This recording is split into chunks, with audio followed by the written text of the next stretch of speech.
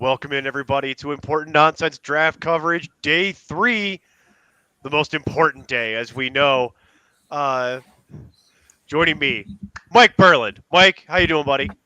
Good, good. This is where men are made, right? Where the good drafts become great drafts, or whatever the cliche is. I'm sure there's something out there. This is where Philip Lindsay's are discovered. Yeah, yeah. And from our Dynasty team, Chris Salazar. Chris, what's up, buddy? This is like Christmas for you guys.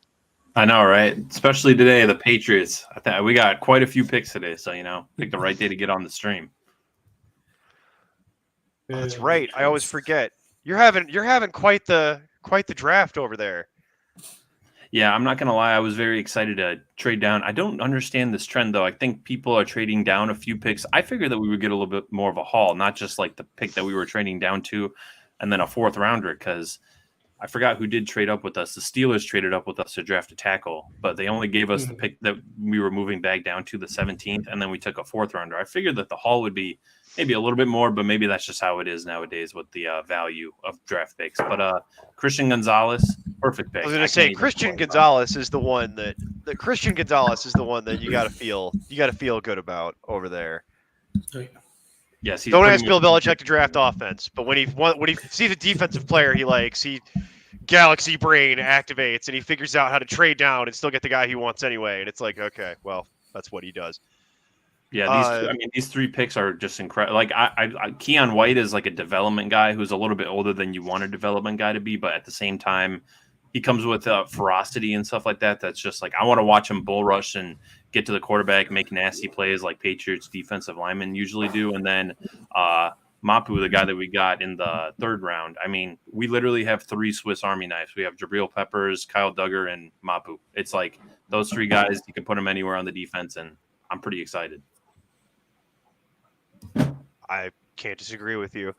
I'll tell you what, we have there was a trade, it looks like, here.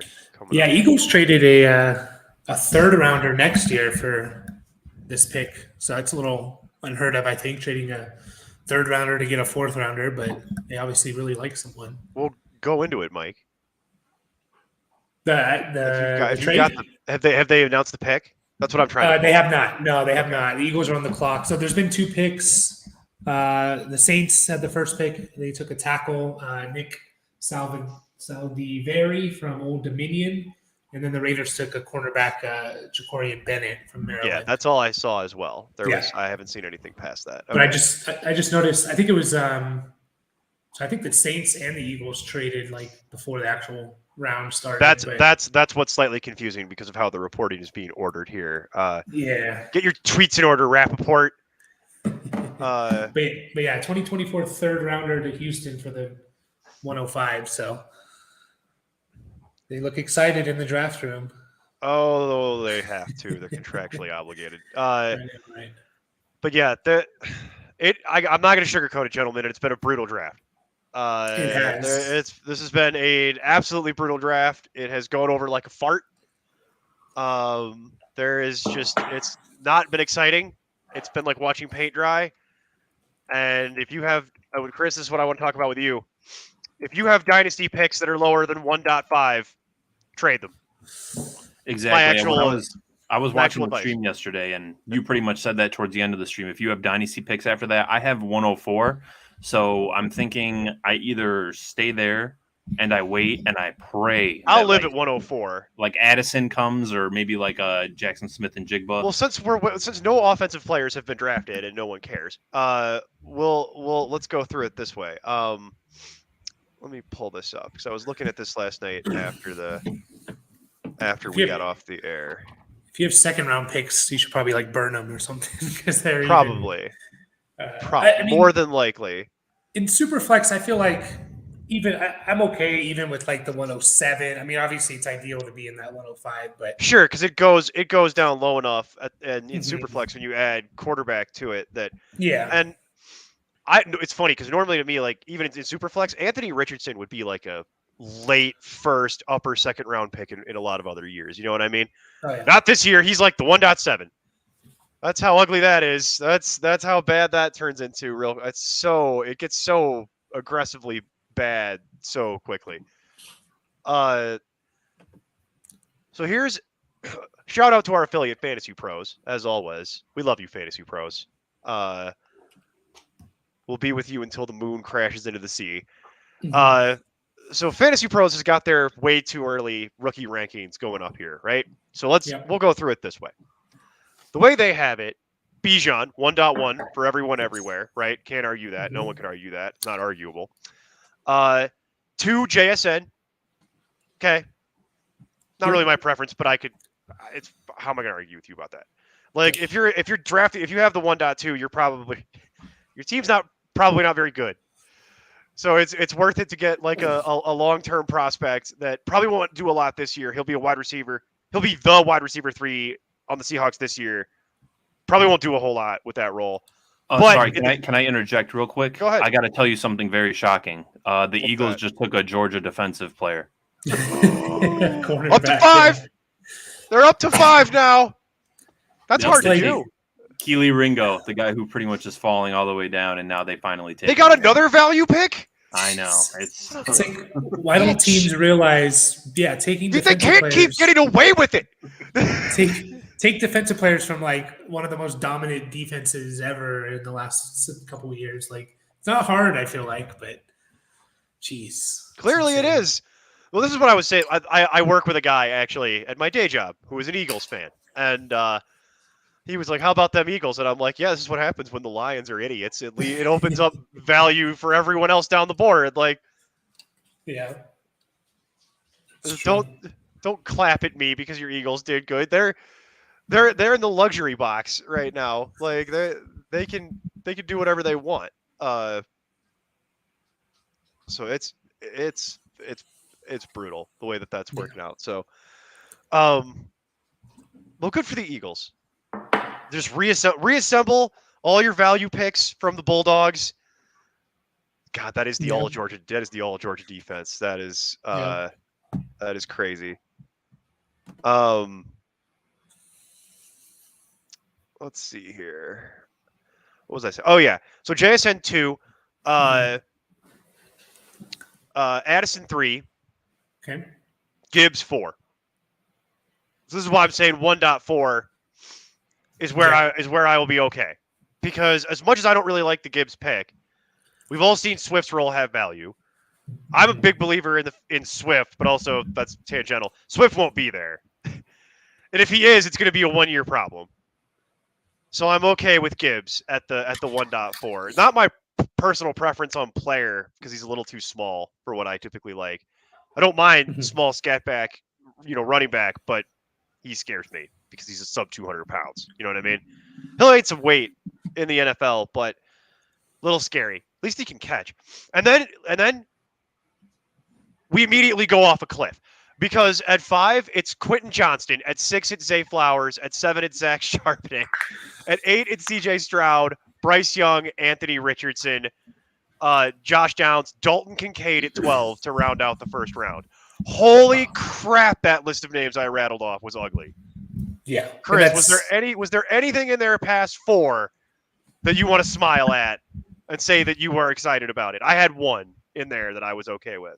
I think if I need a quarterback, obviously there's guys that are like developmental guys that you can kind of go along with, but that's not like an immediate that's pretty much just waiting and seeing. As far as skill position players, I would honestly, it seems as if besides Bijan Robinson that every player and Jordan Addison, every player got drafted into a situation where you're not going to get any immediate results because it's just so crowded. Of those guys, I would have one possible exception. With one possible exception for me.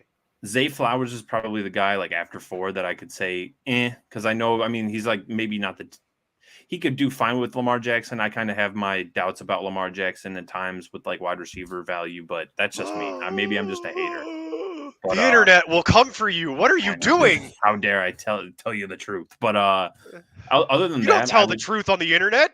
What are you new? Josh Downs is also another guy because that receiver room is kind of like it's pretty much now you're on the trolley. Josh Downs, baby. Pretty much it's Michael Pittman Jr. and then Alec Pierce had a solid year last year. I think that if Josh Downs is there, they could kind of vie for like the number 2 spot or whatever. But Yeah, no. The nerd and I spent all year arguing about Alec Pierce. All year. I don't believe in Alec Pierce. I'm sorry. I just don't buy it. And I'm a Pittman guy. So I believe in the talent of Michael Pittman, and that eventually Michael Pittman will rule the day. But Josh Downs is interesting to me because he was a polished prospect.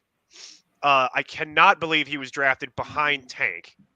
That makes zero sense to me that you would want worse Josh Downs before Josh Downs. That Tank only was 165 pounds. I kind of like what I weigh. Tank. I like Tank. I don't like the 165, of course, but I think if he was like 20 pounds heavier, he could have been potentially a first-round pick. If he weighed 20 pounds heavier, I wouldn't be having this conversation with you. Yeah, I'd be fine with it. Like, no. For sure. I guess I'm under. It's like the Bryce Young argument. Like in a super flex, I think I lean Bryce Young as like my QB1 for Dynasty, just because the only negative about him is his size, and like I'm gonna take a chance on those type of guys. I think the NFL has changed a lot, where these guys can succeed more. So if your only negative is your size, like that, obviously it's an issue, but you know. It intrigues me a bit because it's like, well, you have the talent. He's an amazing route runner, Tank Dell, and you kind of have everything else. It's just the size. And Bryce Young, if he was a couple inches taller or 15 pounds heavier, he'd be, one of the best quarterback prospects in the last few years. And I'll take a chance with those guys. I would think he'd probably still be one of the best. He'll be fine. I'm not overly worried about Bryce Young. Like, in a world where Kyler Murray can play quarterback in the NFL. And that man is built like a fire hydrant. Yeah. If you know what I mean.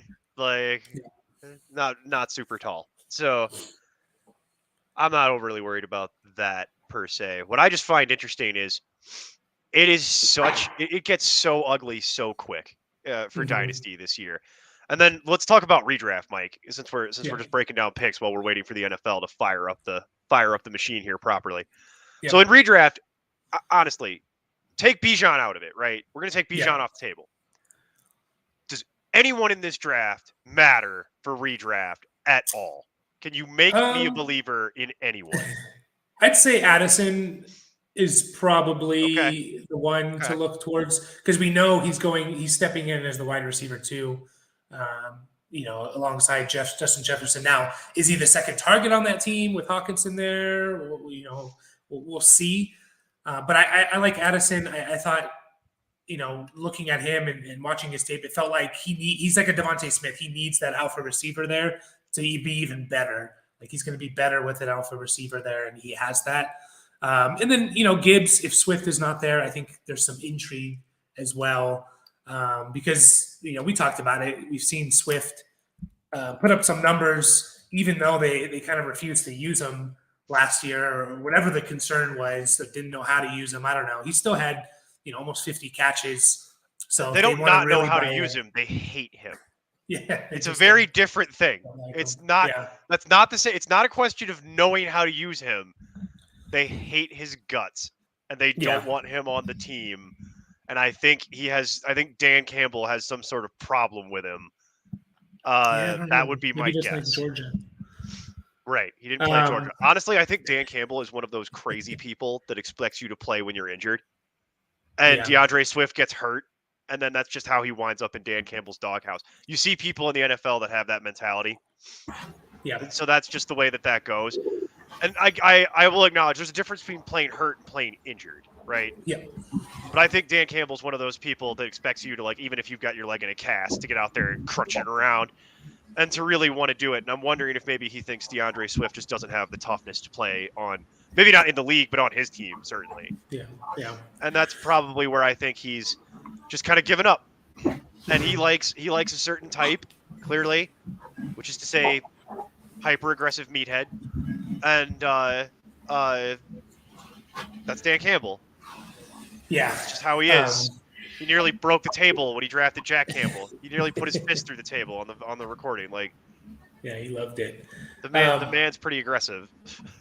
I will say, Anthony Richardson for redraft first year, and even for like dynasty single quarterback, he'd probably be my QB1 just because you go for that That's a waiver claim, though. Is my point. Like, yeah. That's a waiver claim. I'm talking about.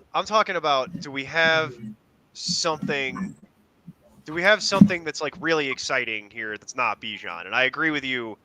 Addison would be the one that at the end of your draft. What are you talking about though with Addison? Probably like a 14th round pick or something. You know what I mean? Yeah, like definitely double digits. Yeah. Way down the list. And then I might be willing to take a punt on Downs, but in redraft, that's probably also a waiver claim. Yeah. You know what I mean? Of this is we get into waiver claim territory so fast, and I'm trying to think of another year. It certainly hasn't been in the last 3 years. Can either of you two remember another year when it got that bad that quick? Normally, there's a handful of rookies that get drafted. You know what I mean? Hell, last year we had like 3 or 4 wide receivers that you were starting to draft in like round 10. They were on the page. They were people that mattered. They were things that you could look at. And why am I blanking on the kid from the Jets? Garrett Wilson. Yeah, Garrett Wilson. I don't know why I'm forgetting Garrett Wilson's name. Garrett Wilson was like a 10th round pick, and he won a lot of people their leagues. You know what I mean? Like, it's fascinating to me that this is how. But can either of you remember a year like this, like where it's just like maybe 5 years ago was maybe the last time, but even that wasn't this bad. Yeah, I'm kind of looking through. I mean, 2018 we had Saquon, Rashad Penny, both first-round running backs, which I'm sure everyone was excited about. Nick Chubb.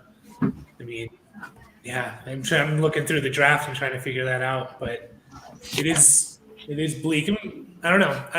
I'm curious. And Chris, from your point of view, from like a dynasty, everyone talked about these running backs. This is deep running back class, and then I went back and looked, and there was only one more running back taken in the first 3 rounds compared to last year. There were 7 this year, I think 6 last year. Do you think that's like a result of there's a lot of good running backs, so teams are pushing it down, or did we overestimate this running back class, or I don't know? I think it might have been a little bit of an overestimation as to immediate impact, because a lot of those guys that were like the, middle round guys probably weren't going to be starters right away. I think that my personal favorite for like maybe not this year, but eventually would be Achane that went to Miami from Texas A&M, because he's essentially he's like a Raheem Mostert type of fast running back. I don't know if he has Raheem Mostert's size, but I think he's a little bit more. When I watch Raheem Mostert he does not have Raheem Mostert's size. We can just clear that up right now. Yeah, no, he's not that big. But what I do like about Achane is that he's a little bit better moving around in the whole. When I watch Mostert run, it seems like it is straight line. He is just going to use his speed to get around. He's fairly shifty, but Achane does have a little bit of wiggle to him. So he's probably one of those guys that when I was watching the tape that I was a little bit more excited about seeing where he would go. And I mean, other than him, I mean, Tyjae Spears would kind of be that. He could slot into that second running back behind Derrick Henry. That I forgot who it was last year, but it's Haskins. Haskins. Oh yeah, Haskins. And then there was Haskins. Hilliard as well. The third, Hilliard. I think that's who it was. Here's what I'll tell you about Spears. He has no ACL in one of his knees. It was surgically removed. Yeah. I'm pass. Yeah. I'm gonna pass. Achane, I'm right there with you. It's funny because Achane in most other dynasty years wouldn't matter. He'd be a very end of the second round, beginning of the third round type of thing that doesn't really matter at all. Do we think your mic cut out? Oh no, my mic didn't cut out. Yeah, I was just kind of agreeing with you. Yeah, I mean, other than that, I think Neil's did. Did Neil's mic cut out? Stupid. Yeah, there we go. Wow, the mute button. Connection. I'd be willing to get it on the Achane train at about 15. Yeah. You know what I mean? Like top of the second, because it gets so ugly so fast that it's like, okay, yeah, I'm fine with that. And in a normal year, I would never be willing to be like, you'd only have to reach like 3 spots to take him at 12. If you have the 1.12, it might be worth it just so you get something. I agree with you. He has none of those guys we talked about this last night too, towards the end. None of those guys in Miami are the picture of health. They have 4 of them for a reason because they're all held together with spit and Kleenex. Jeff Wilson's never played a full season. Neither is Raheem Mostert. Neither is Savon Ahmed, and neither is Myles Gaskin. I don't think any of those guys. I'd have to confirm that, but I don't think any of those guys have ever played a full season in the NFL. Like started the entire season.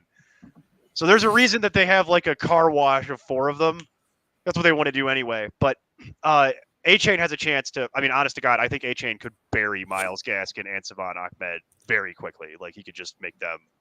He needed to go to the right team, and I think he did. And I think Miami's going to use him properly. He went to the right team to a point. He could have gone to a better situation where he could have played earlier had he gone to a couple different landing spots. He went to what I would call a medium situation here. It could have been a disaster too. So I guess there's always that. But I think they'll put him in the best position to use his skills, and I'm not sure every team would do that with A-Chain. Like they'll use him incorrectly or something. I'll throw a name out there that I'm intrigued by, and that's he was a 2nd round pick to Denver, Marvin Mims. I like Marvin Mims, and I think it's very interesting. We heard all the Judy and Sutton talk, but here's why I find it interesting. Sean Payton needs his guys. You know, he brought in Marquez Callaway. I don't think Sean Payton's very smart. Just throwing that out there. But he wants his guys, right? And they talked about Sutton. They talked about Judy. They have Tim Patrick, Hamler. But this was their first pick. Their expectations are ridiculous. But this was their first pick. This was their first pick in the draft, and they decided that they wanted to go receiver, even though they seemingly have a pretty full receiving room. So that intrigues me a little bit just from that aspect of like, obviously Sean Payton likes this guy, and he's going to try and make it happen, right? So, did you read their comments? I will go pull this up. Did you read their comments about what their process was for drafting? No, I didn't. Let me go find them and read them to you. While you pull this up, I will say that Marvin Mims was a guy that I did a draft profile on for Dynasty. And when I saw that he went to the Broncos, I was a little bit disappointed just because of the depth at wide receiver that they have right now. I know everybody's saying, oh, they could trade or cut, Judy or Sutton. But just when I saw that initially, I was like, dang, like that's probably not one of the teams that I kind of wanted him to go to. I was hoping that he could go somewhere and be like a wide receiver 3 immediately and something like that. Because he has a 2nd, 3rd round talent. He's a lot bigger than I thought he was. But I mean, the Broncos, I'm kind of in between like Mike and Neil right now, where I'm just like, I have some optimism because I really liked them throughout the process, but I don't know if I like. Let me read to you. This is from Mike Kliss. So for those who don't know Mike Kliss, local Denver beat reporter, been doing it for my entire life. Highly respectable reporter out here. Like he is one of the authorities. This is speaking directly to George Paton, the Broncos GM. George Paton on trading up for Mims. All week we had players we had targeted where if they fell close enough to us, we'd go get it. That was the case with Mims and Moss. We didn't want to lose those players. We just felt they were really good values. Paton on Mims from the 2nd wide receiver group. I don't want to say that we felt the strength of the draft was in the 2nd, but we felt the strength of the receiver position. There was a group of 6 or 7, and one week they might be in one order, and then in another week they might be in another order. A lot of confidence in that statement. One thing we found that was different, a lot of these wide receivers we felt were in rush hour traffic Monday through Friday, and this one, it looked like he was, and this one, it's good that you got his name. And this one looked like he was driving on Saturday and Sunday. He was open and it was cleaner, and that's because of his speed. I hated everything I just read. It's the ramblings of a lunatic. And I get his analogy, but ew, that hurt my heart. It was hard for me to read because it was so poorly phrased. Like, that does not inspire a lot of confidence in me that you know what you're doing. Like, you know who you even drafted. And also, they just drafted the KJ Hamler replacement, who's the downfield deep threat. How'd that work out for Russell Wilson last year, Mike? Yeah, but you're bringing in a coach that likes his guys and he needs his guys, and so I think. Do you think that's Hamler, a Sean Payton pick though, or is that a George Payton? I hope it's a Sean Payton pick. I don't know. That's why if I'm going to spend a dynasty, I'm talking about a 2nd round pick. Those guys are all dart throws anyways. I'm going to target a guy like that just because we're sure. If you want to go out and get him in the second round of your dynasty draft. Yes, I'm not talking about redraft Let's or anything. See. Yeah, I guess technically he's slotting in around 16 per Fantasy Pros way too early rookie rankings. So yeah, and it's just it's because of what we talked about. It's just how ugly it is. Trash. Yeah, it's so ugly. I'm just not interested on the deep threat on the Broncos is kind of my issue. Realistically speaking, that's just kind of where I'm at with it, and it's a shame because I don't hate Mims at all, like the prospect. It's just the landing spot for me is gross. And Chris, what were your findings from the write-up you did about Mims? I really liked. I mean, he had, I think it was 18 yards after the catch or yards per reception. He was definitely one of those. He's like the in between where he is kind of like that KJ Hamler deep threat and whatnot, but he is also like, I mean, I've watched him plenty because I'm a Big 12 fan as a Texas Tech fan. He is a pretty good route runner. I would say he was one of the better ones in this class. And he has speed. He just always looks smaller than I thought he was. 5'11" isn't that small. And I think he's kind of projected to play on the outside, especially from what I've heard. But he could kind of line up in either way. I think that was one thing that I saw too in the process that he's too small to line up outside. Well, he ran plenty of routes inside, and he is more than capable of running routes. I never really understand he's just kind of the outside route guy and stuff like that with guys who have those route running capabilities. He's a shifty guy, and he ran some pretty great routes. And I mean, Oklahoma, maybe not the most diverse route tree, but he definitely ran the routes that I was like, oh, okay, like this is more than just like that, like Baylor wide receiver / like air raid wide receiver, run straight, run a slant, run all that. I really do like Mims. I think he's going to be a solid prospect, but I do kind of have the same worries that you do. Yeah, it just scares me. By the way, you might be wondering if you're watching this, why are they not talking about the fourth round? There's nothing to discuss. So far, Ringo went. That's the highlight. Then it's a tackle. The Patriots get a center. Congratulations, Chris. I know how excited you must be to get Jake Andrews out of Troy. And then a guard. The Texans get an edge. The Colts get an edge. I don't know. It's great. I like that edge that the Colts. I can't pronounce that name, but he had an amazing workout. He was pretty good in college too for Northwestern. Yeah. So no, and the Colts. It's not a bad pick for the Colts at all. Yeah. And then the Browns get a tackle. The Patriots draft a kicker. In the fourth round on the right day, at least day 3, if you're going to take a kicker, at least that's the right time to do it. Traded up for that kicker, by the way. And then a corner and a guard come off the board. So no offensive players, really. Nobody that we care about for fantasy at all. We keep waiting for this run on running back to happen, and we got a couple last night, and it's just not happening. That tackle from the the tackle that the Browns actually selected, DeJuan Jones, he was one of those guys, I think, earlier in the process. I think he was maybe rated a little bit around where Paris Johnson was, maybe a little bit more. But then I remember his big knock was that he didn't test. I know that's what they were kind of talking about in different shows in like the main ESPN and whatnot. The kind of scouts were talking about how he just decided not to go to the combine, not do any measurables and anything like that. And scouts kind of took that as, he doesn't care. Like he's kind of thinking that he already has it made out. I don't know if he's committed to football. That's that's pretty much a story that's been going around with him. He was supposed to be in like the second round at least, but I don't know. That was something. Oh my God. It happened. Oh, here we go. Yeah. Rashawn Johnson to the Bears. The other my God. They did it. They absolutely did it. I like Rashawn Johnson. Yeah, that he was. I mean, back to our comments about Mims real quick. It's a Peyton pick. Yeah, Mike's, and also he's got to get his kicker alert in. It's not as funny, Mike. It's day 3. It's not as funny as when it happened last night in the third round. But anyway, back to Rashawn Johnson here. I'm fine with this. Yeah. I'm fine with it. The Bears need to fill out the running back room Khalil Herbert cannot do everything for you. And their backup plan was Travis Homer. Ew. We get D'Onta Foreman as well. Okay, I like that. I forgot about him. I like that a little more, but he's also never been the picture of health.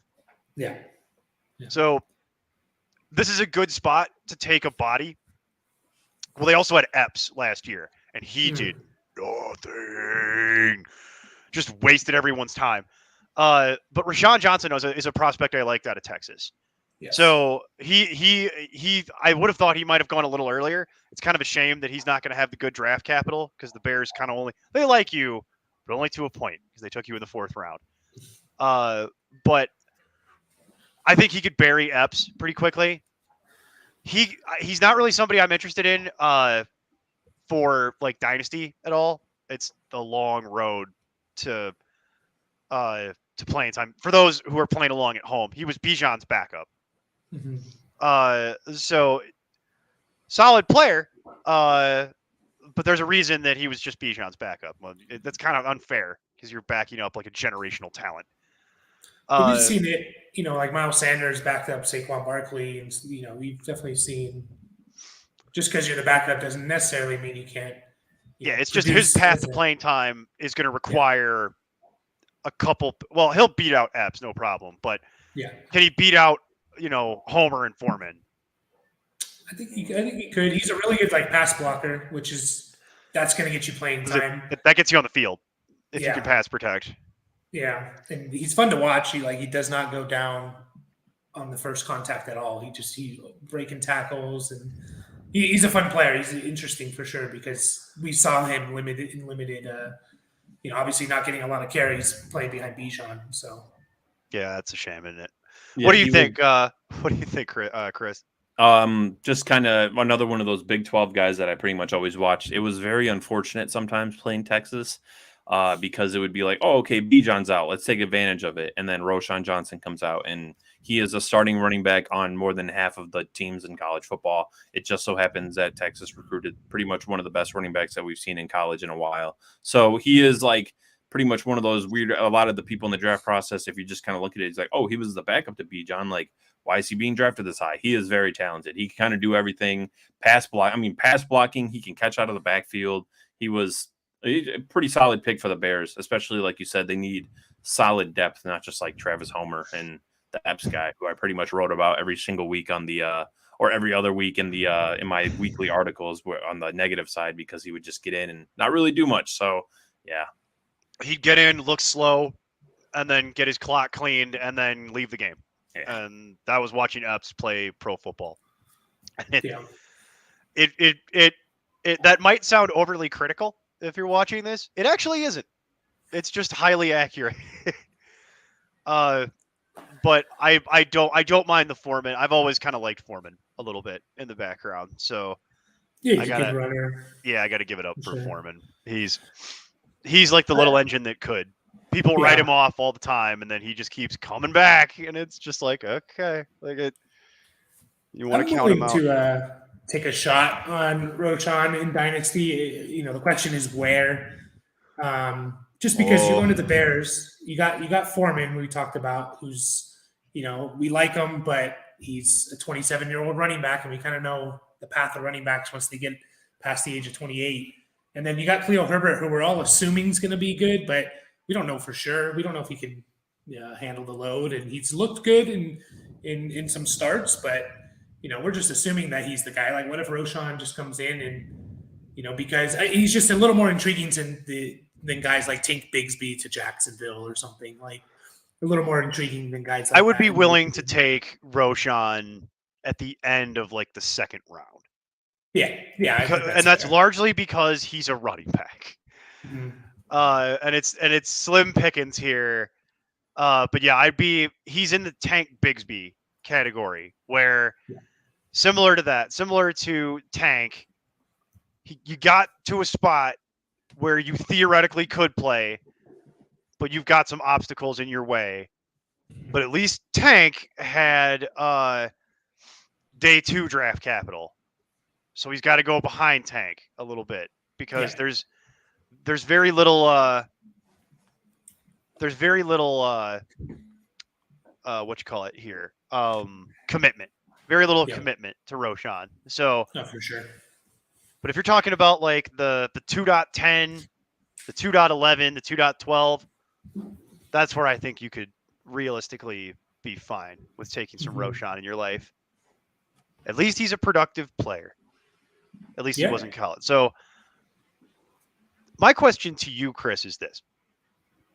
Remember yesterday, Jonathan Mingo was drafted by the Panthers. Where do you think Jonathan Mingo is slotting in on the rookie rankings here?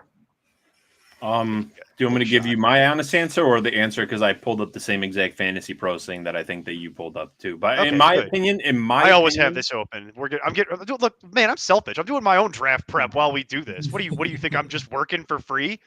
Like I started doing this on day 2 when we ran out of offensive players to talk about. I'm like, all right, I got my own drafts next week. I got to figure this out. Like, they've got to. Well, then screw it. We won't bury the lead. They put him at 29. I feel like that's way too low. Yeah, I was looking around the same area that like Marvin Mims was, and he wasn't around there. And I'm like, wait, he is probably going to be one of the top 2 or 3 wide receivers on that team. They don't have, Adam Thielen, and then they put him behind Darnell Washington. No. It's too early for me to start drinking, guys. I can't. I can't be. It's 10 a.m. in Colorado. I can't be starting now. I'll pass out by noon. Like, I also got to point something out real quick. So yesterday in the chat, when Darnell Washington was picked, I mentioned Jimmy Graham. I just want to clarify that was solely based off of Jimmy Graham being like the only tight end who is like that tall. Like that's just solely a size and weight comparison because I think they're literally both 6'7". I like how you had to save that and wait until you were actually on the broadcast to address Mike and I taking you to task in the comments. All right. But not from athleticism. I mean, Jimmy Graham played basketball. He was very athletic, much more athletic than Darnell Washington will ever be like that. That was more so just to base off of, 6'7", 265. Like, that's pretty similar. He defending myself just a little bit. That man is like 2 human beings glued together. It's ridiculous. But yeah, I just thought that Jonathan Mingo thing was really interesting that they had him that low. A guy who has a actual theoretical like path to playing time is going behind Cedric Tillman, who I will be shocked if Cedric Tillman sees the playing field at any point this year. Yeah, I disagree. I'm not a huge Tillman or Hyatt fan, to be honest. I'd rather Hyatt. If you want to have that conversation, I don't know how you feel about this, but I'd rather Hyatt because we've seen Darius Slayton in that role have some kind of value. And if that's Hyatt's job, then I will accept it. But I don't see how Tillman's going to get on the field. He's gunning for Donovan Peoples-Jones' job, and there's 3 guys on that team that want that job. David Bell is still there. He wants that job. And it's like, well, as long as Watson's the quarterback, Watson has made it pretty clear that he likes to throw it to DPJ. Yeah. So I completely agree there. I guess it was more of a why is Mingo so low? Like he has a chance. And a lot of these receivers are very specialty. Like, okay, he's like a slot guy or he's a deep threat. Mingo, it's like, okay, I can see him developing into like an all-around receiver on the team that he was taken as Carolina's taking him as their first. He was the first receiver taken in day 2. He should be the flanker in theory. Because they have multiple guys who can play slot on that team. Yeah. In fact, they have too many guys that can play slot on that team. Let's just assume it's Laviska Shenault, right? That Shenault wins that out. And they also have Hayden Hurst to patrol the middle of the field. And then they have Terrence Marshall who can play inside or outside. But this is put up or shut up time for Terrence Marshall. This is it. Like, if he gets hurt again and misses the whole year, that's probably it for Terrence Marshall in a very real way. I mean, he's got 1 year left on his deal after that, but they're going to lose confidence in him. They're already tipping their hand that they're losing confidence in him because they drafted his replacement. So Mims to me is the one that I think has the real shot with his size and speed and just overall frame to play on the opposite side of Thielen. That's the guy that's the one. So for me, it's like you got a guy that I know he wasn't like the world's best draft prospect for a lot of people. Yeah. But 29? 3rd round in your dynasty draft in this class? Yeah. When it's just gross? In a world where Tank Bigsby is 19. I will say Jalen Hyatt. Funny enough, when I was kind of doing the last article, that's not the word with F that I thought you were about to say. Oh no. But he when I was doing his, I was about to hit the dump. I had my hand over the dump button. I'm like, oh, hang on, I'm gonna put Chris in the penalty box already. We've only been on the air for 40 minutes, and Chris is already going into the penalty box. No, don't worry, I'm not that. But this is being broadcast on YouTube, sir. Yeah, so PG-13 swearing only. Gotta be careful with what we say. But no, I had him actually replacing. Like when I was kind of projecting a team for him, I had him replacing Adam Thielen in Minnesota. I thought that would be a good fit on the outside alongside Jefferson, but funny enough, he just ends up being with Adam Thielen in Carolina. Right. So, right. Yeah. Right. Exactly. It's funny the way life works out like that, isn't it? It's kind of. And you might also be wondering at this point, why aren't they talking about the current picks? Well, because we're back to the same schlock that we've been dealing with for the last 3 days. The Packers get an edge from Auburn. Who cares? Patriots got a guard. They actually got Sidy Sow out of Eastern Michigan, which no one has ever heard of. But if you go look him up, it's a large individual. His parents are probably thrilled that he no longer lives in their house because feeding that child would have been economically devastating. You'll never recover from it. And then the Commanders get a tackle. The Chiefs got another safety, Shamari Connor out of Virginia Tech. So I'm not knee Wallace Bruce, so I'm not going to sit here and pretend like I know defense all the way into the 4th round. But so we're still waiting on fantasy relevant players here. The Jets are on the clock with the 120th pick, and I got to tell you, don't think we're getting an offensive player here either. Jets don't need offensive players. We've covered this on previous shows. They've gone edge and center. Yeah. Yeah, they don't need offensive skill position in there. Seems taking a tackle. Yeah, it's just not what they need. And then Jacksonville's coming up right behind them. They don't really need offense either. They got a crowded wide receiver room already, and they already got another running back to fill that out. I mean, they don't really need. Yeah, there's the tackle you mentioned. Yeah. Yep. And then Cardinals, Seabags will do anything. They might take another running back just to make you laugh. That'd be fine. I'd be fine with that. Yeah. Who do you guys like? I mean, running backs. Chris, I guess for you, like dynasty guys, there's a couple guys I'm interested in, like Israel. Abanikanda is intriguing from size and speed and his youth. Is there any other guys you're guys left on the board? Yeah. I mean, I know they're not going to get great draft capital, but I did write down a few names. One guy I did a profile on, Chris Rodriguez Jr. He's kind of that bulldozer. He's a little bit smaller than like the typical like 230, 240, but I mean, that's just the way that he plays. He plays pretty big. And he would be that kind of like just a running back that you kind of put in to pick up yard. Pretty much with Tyler Algier, I kind of comped them to him because they were pretty similar size, and I figured they would kind of have a similar role. But another guy, kind of the local guy to me, Chase Brown from Illinois, I feel like he has the potential. He's pretty much just find the hole and run through it. He's going to pick up yards, always trying to pretty much just you can guarantee him picking up yards because he just is a smart running back. I don't think he would have that much of an impact in the passing game. He was scarcely used there just because Illinois was more so of a power running team this year, but I do like him. I think that he would be the type of guy, maybe not like Philip, maybe kind of like the Philip Lindsay role where it's just running back. I always thought Philip Lindsay had that size to be like a scat back, but he never really produced that much in the receiving department, at least as much as I thought he would. He was kind of just that running back. You put him in, he's going to get you yards. That's kind of Chase Brown. So I think that those are two guys that maybe decent flyers. As far as pass catching running backs, I will say the guy from Pitt, I don't want to try and mispronounce his name, Israel, but definitely. Yeah, it's Abakan. I see now. I already did it. Now I had it, and then I rattled my own confidence. Abaconda. Nope, I did it wrong again. Where's Mike Manning when I need him? Yeah, where's Mike Manning when I need him? Like, go ahead, Mike. You got it. I'm not sure. Abanikanda or Abanaconda? No, it's Abanaconda. Thank you for prompting me. It's Abanaconda. Now I got it.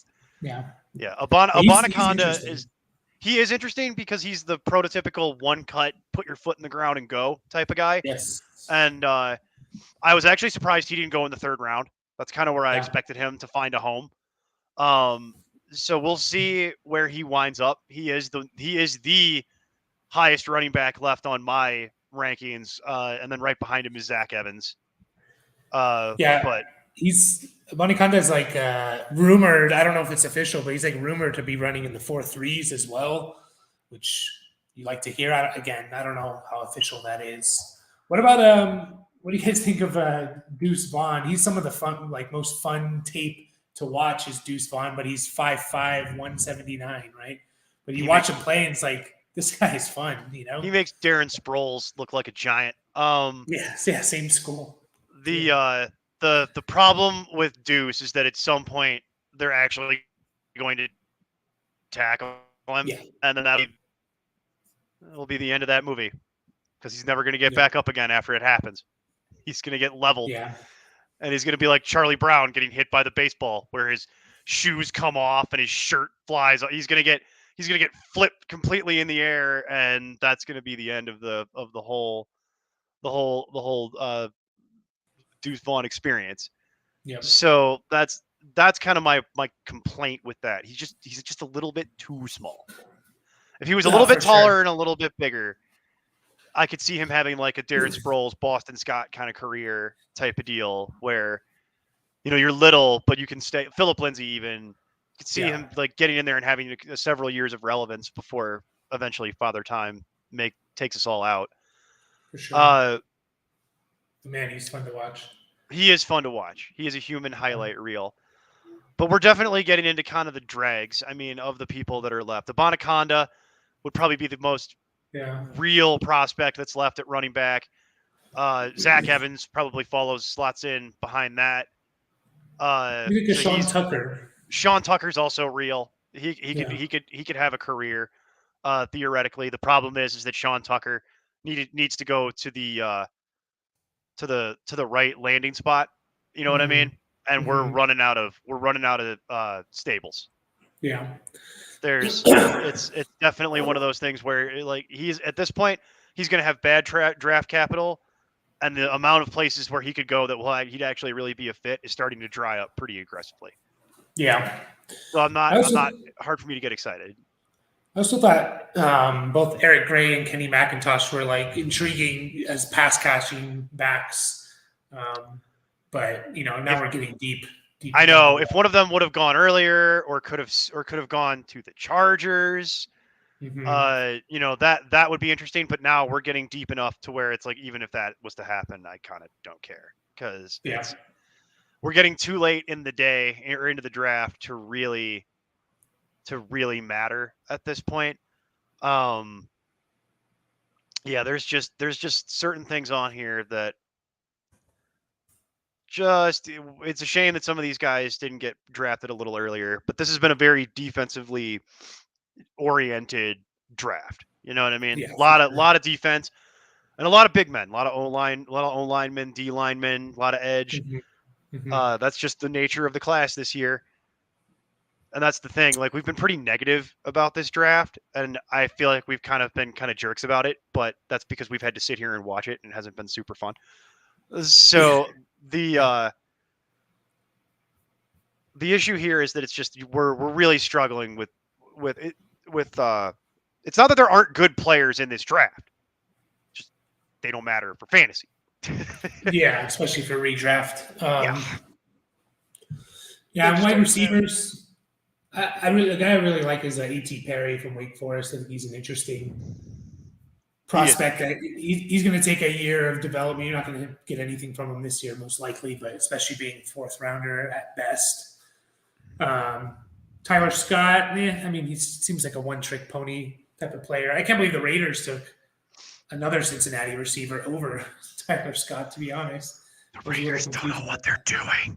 I know. Never have. Tyler Scott's their kind of guy. He's like a 4.3. I think he's like a 4.3 40 type of player. I know. So. That's what was shocking is that they didn't take the super fast guy.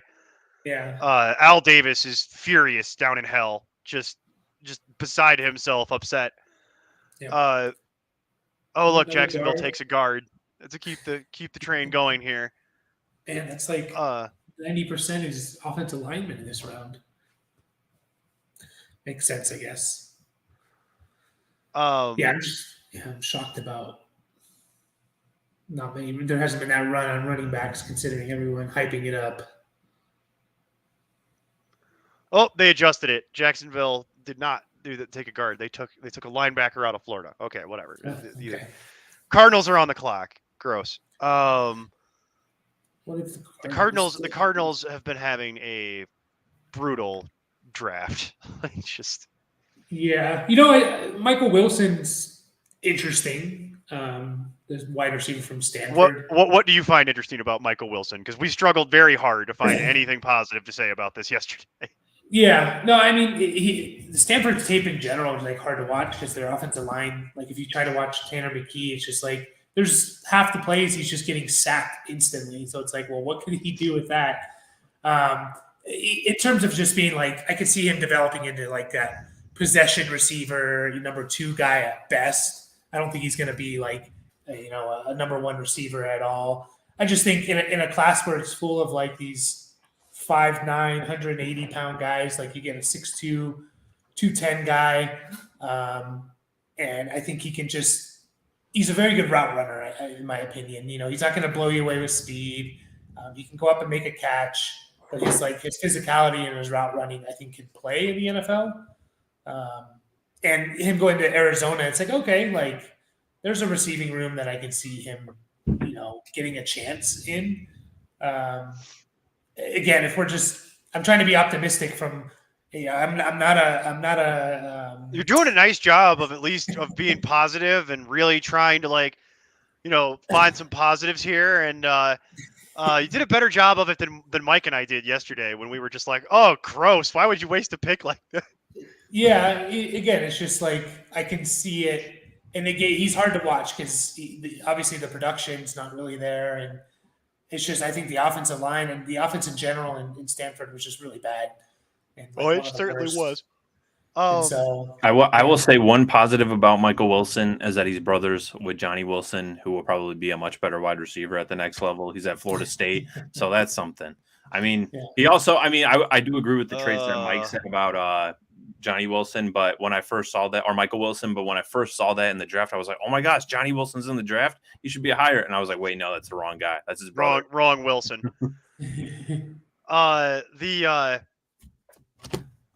So all we've missed in the draft here is the Cardinals took a guard out of UCLA. Hooray for them. And the Seahawks took a defensive lineman, Cameron Young, out of Mississippi State. So awesome. Nothing. We've had one offensive player taken in the 4th round so far. So the Bears helped us out. The Ravens are on the clock at the moment. And they just took an edge. All right. Good. So we'll go to the Chargers now. Cornerback, my guess. Maybe they need a corner. They got a linebacker yesterday. They needed a linebacker. They got an edge. They need another. They took a wide receiver. I would argue they probably need another wide receiver. Yeah. To be honest, they probably needed 2. Yeah. Keenan Allen and Mike Williams both have $35 million cap hits next year. So yeah, Mike Williams' knees are made of porcelain, and Keenan Allen is 31. And I like Keenan Allen quite a bit. Really good player. It's a shame what happened to him early in his career, because we never really got to see the full apex of it.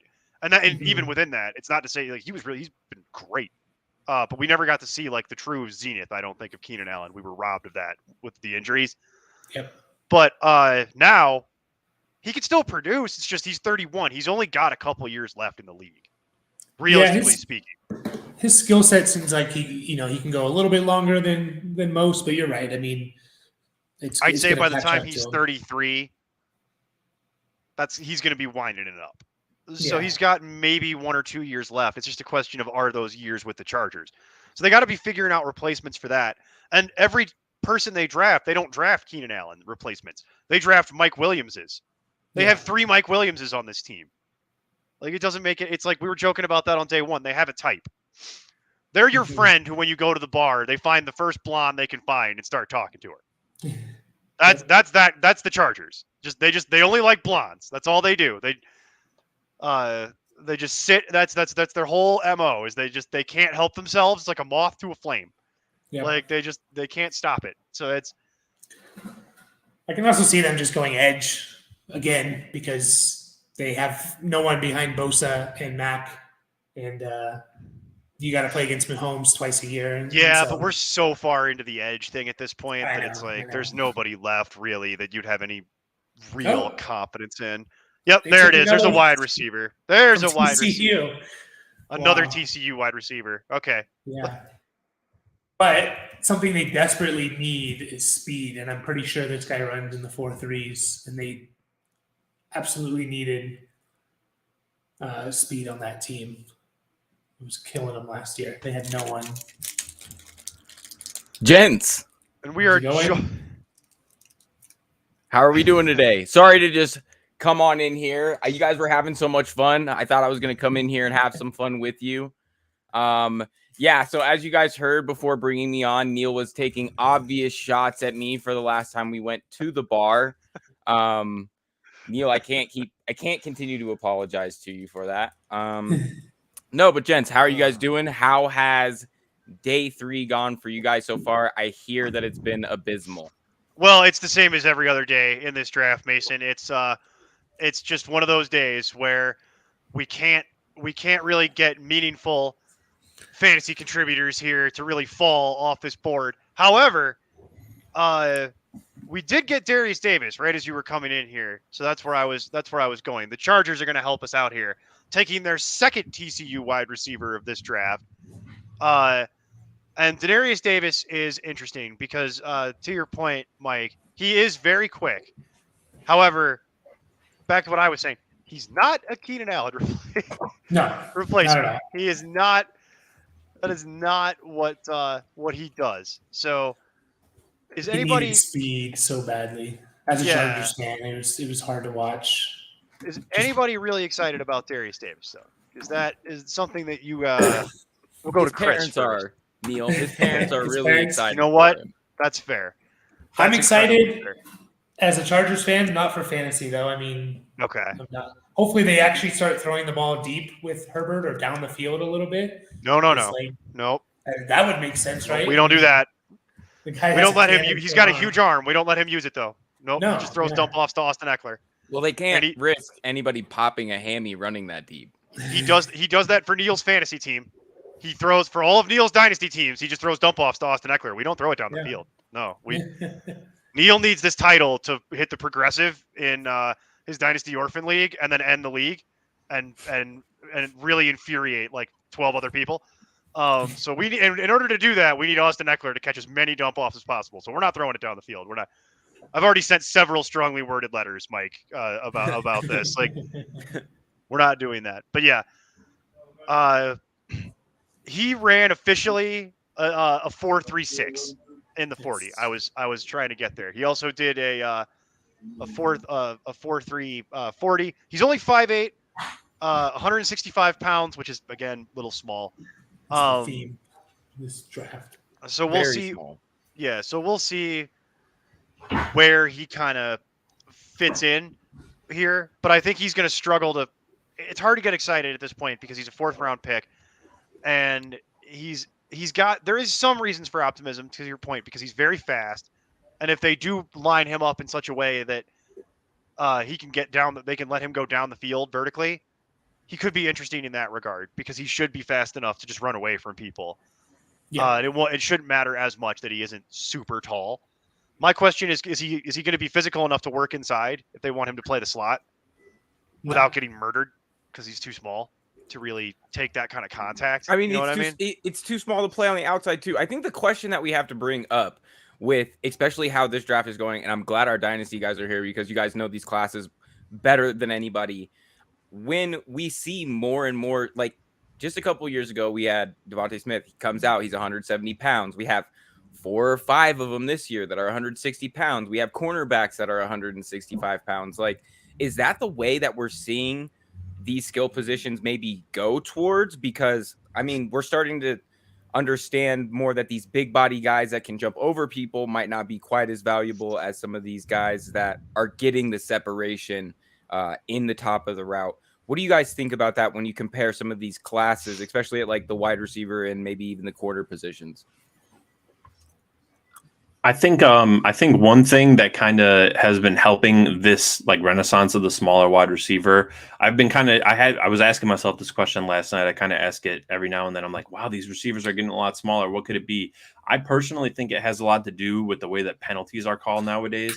Because you're not just getting, I mean, you could get cracked over the middle technically still, but realistically, you're not going to see these headshots and these big brutal hits down the middle, because especially the one rule that they kind of implemented a little bit recently, the one where I don't know the exact name of it, where you got to catch the ball and you got to get at least a few steps in, and then if you get hit before that, it could technically be a penalty. People aren't getting hit as hard nowadays. And honestly, separation is key. Guys are going to get their hands on you. Cornerbacks, pretty much defensive players in general, are just so much better than they were in the past. I mean, obviously we have a few legendary defensive players that we can point to, but as overall things go, defensive players are getting a lot faster. So you could be that guy who's like, that 6'3", 6'4" jump ball specialist, but if they get their hands on you and if they can kind of run with you, you can't really do much. If they can force you out on the boundary, there's not really much of a role for you. So when you have these guys who are a lot faster, a lot speedier, I mean, Ja'Marr Chase is like 6 foot. I mean, he's a little bit taller, but he's like 170 pounds. Like that was kind of his, like he's not that big, but he is elusive. He's elusive. He's fast. He has amazing hands. That's the thing I was going to say about Darius Davis. He's probably one of those guys that he's going to have to run underneath the ball, or you're going to just have to dump it off to him. He doesn't have the biggest hands, not the best hands in the class, but it is what it is. Guys like Ja'Marr Chase and like Devontae Smith, those guys might be that size, but they are just incredibly talented. They can run the entire route tree. They are fast, and they have, I don't know if they necessarily, I think they both have pretty big hands, if I'm not mistaken. I actually, that was the thing with Ja'Marr Chase. He doesn't have big hands, or not big enough hands, so drop issues. Devontae Smith, I think he has pretty big hands, but they just have the traits. But the other guys, like these middle round guys that are kind of that size, they're going to rely on speed, and they're going to rely on running underneath the ball and beating the cornerbacks off the line of scrimmage. Yeah. Go ahead, Mason. No. Go ahead, Mike. I was just about to ask you your input. Yeah, I was just going to say, I mean, if you look at like the top finishers in fantasy in last year, Justin Jefferson, Tyreek Hill, Stephon Diggs, CeeDee Lamb, St. Brown, Waddle, Devontae Smith, all these guys are listed under 200 pounds, So it's like, it used to be, you want your receiver to be 205 plus. It's changed. It's not like that anymore, and you're seeing it like all these receivers. Now they're even a lot of these guys are even smaller than these guys. We're getting guys under 170 pounds, and Nathaniel Tank Dell. Tank Dell was one I was thinking of too. Yeah. But it just shows like Chris was saying, it's just the NFL is changing, and it's about getting off the line of scrimmage. Like you can kind of a way to neutralize, the press coverage. And if you're not a big, strong guy, is can you get off the line of scrimmage and just burn your guy? Because if you can do that and show you can do that, guys are they're going to be hesitant to play press coverage against you, right? So that's one way of neutralizing it, is you get off on the line of scrimmage. Well, the NFL is changing because the college game is changing. The NFL game. Hold on. We have something. You got a quarterback that came in a moment ago. No, the DeAndre Swift going to the Eagles. Oh, gross! Is this real? Yep, it's just coming through now on my side as well. The Lions are trading DeAndre Swift, sending him to the Eagles in exchange for draft compensation. Is all that I've said so far. Howie a statue. I was going to say, where is the Howie statue going to be, needs Mason? A statue. We were talking about this. So where are we putting that? Like, is that right in the on the 50-yard line in the middle of the field? Make guys play around it. That's how good of it. This draft has been amazing for him, and it's so funny because I can't remember who I was seeing on Twitter that said this, but a lot of everybody was down. When Nakobe Dean came out, everybody said, Nakobe Dean played well, but he's not going to have all these pieces around him. Like, he's not going to have that Georgia D line in front of him. And what do you know? Lo and behold, he has that exact D line in front of him again, if not better with the options that they already have. And then they go out and get a piece who extremely athletic like Kali Ringo. So give him the trophy now, I guess. Well, I mean, this has gone about as well as it could possibly go for the Eagles. The Eagles running back room now: DeAndre Swift, Kenny Gainwell, Boston Scott for $1, Rashad Penny for however long that lasts, Trey Sermon if he even makes the team, and Kennedy Brooks, who probably won't make the team. So, wow. Wow. DeAndre Swift, poor Kenny Gainwell. Pour one out for Kenny G. That hurts. I know they love Kenny G, but now, and also that pretty much just relegates Boston Scott to nothing, right? He'll struggle to see the field at this point. Not when he plays the Giants, though. What's that? When he plays the Giants, he'll score like 4 touchdowns. Right. They'll have him in for those games specifically. Yeah. But Boston Scott now kind of goes all the way to the back. Realistically speaking, you're looking at Kenny Gainwell. Probably they try to give him the Boston Scott job, I guess, and then DeAndre Swift is your primary pass catching back, and then Rashad Penny is your between the tackles guy for as long as they're healthy. And then when Rashad Penny inevitably gets hurt, everybody jumps up a spot. Kenny Gainwell takes on the Swift job. Swift goes up to be the true running back for as long as that lasts until he gets hurt. Yep. So yeah, that is fascinating. We have had, while that's going on, and we'll get back to it, we have had just a brief update here. Jake Haener from Fresno State was just drafted by the Saints. So they needed a backup, got a backup. Quarterback this late doesn't matter. But it is a body to fill out the room. And the Rams just took Stetson Bennett out of Georgia. So they also got a backup quarterback for Stafford there. So Haener's fun. I mean, Haener is fun. He's a go watch his. I think it's the UCLA game, and I want to say 2021. Pretty awesome. He'll be like. He's going to be like a fan favorite backup. He's going to come in and play a game. He's going to pull scrappy win. It's funny you bring that up. I was going to say Jake Haener is the kind of guy who will be wearing a baseball cap and holding a clipboard for 20 years in the NFL. Yeah. He's going to be Blaine Gabbert. He'll be patrolling the sidelines of NFL games until I'm in my 40s. Yep. Like that's just going to be how that goes. That's an all Fresno State quarterback room now. Derek Carr and they have a type down there. Fresno State quarterbacks. Yeah, they like their Fresno State QBs. I will say real quick, I am happy about this DeAndre Swift trade because unfortunately last year I started off. Yeah, shares. Yes. Yeah, I do. I have a lot. I have a lot of them. We did a startup dynasty draft going into last season, and he was my first pick because it was like the end of the first round. And I was like, you know what, DeAndre Swift, like he had a good rookie year. He's young. And then now this is a little bit better, a little bit more. And then my second pick was Kyle Pitts. So in a tight end premium league. So we'll see if that ever comes to fruition. I might be drafting at the top of the first round for a while here, but we'll see. No, the DeAndre Swift thing, this is obviously preferable to what we were going to have to endure if he was going to be stuck in Detroit. Oh my God, thank you for not making me have to live through that reality, because I also have a team that has DeAndre Swift on it. And it is brutal, to say the least. If you were going to have to sit there, you were going to get nothing, realistically. I mean, he was never going to meaningfully play for the Lions again. They made it very clear that they don't like you. Like, they don't want you here. They went out of their way to draft your replacement way earlier than they had to. And then they came out and said they were willing to take Gibbs as high as 6, and that makes me question your judgment. Yeah. Like, your actual brains. Like, it makes me wonder if you got hit in the head a couple times, if that's like what your evaluation process is. But no, back to the Swift thing. That is, Chris, you and I were spared here today by this, because there are better landing spots you could have gone to than the Eagles. I'll be the first to say that. But as far as like disasters that could have happened, this is not that. No, it's it's a you little. Have to think of it with your usual trading. You should have sold the Swift shares a long time ago. For what? Off of the promise that he was going to sell them finally, to? you would have found some sucker, Neil. I know you better than anybody. Okay, that's true. I know you would have I found. probably would have found. I probably would have found give you some something. Sucker. I usually do that. Like, and now that he's on Philly, you can sell him on the promise that, hey, he's gonna get more work than he really is gonna get.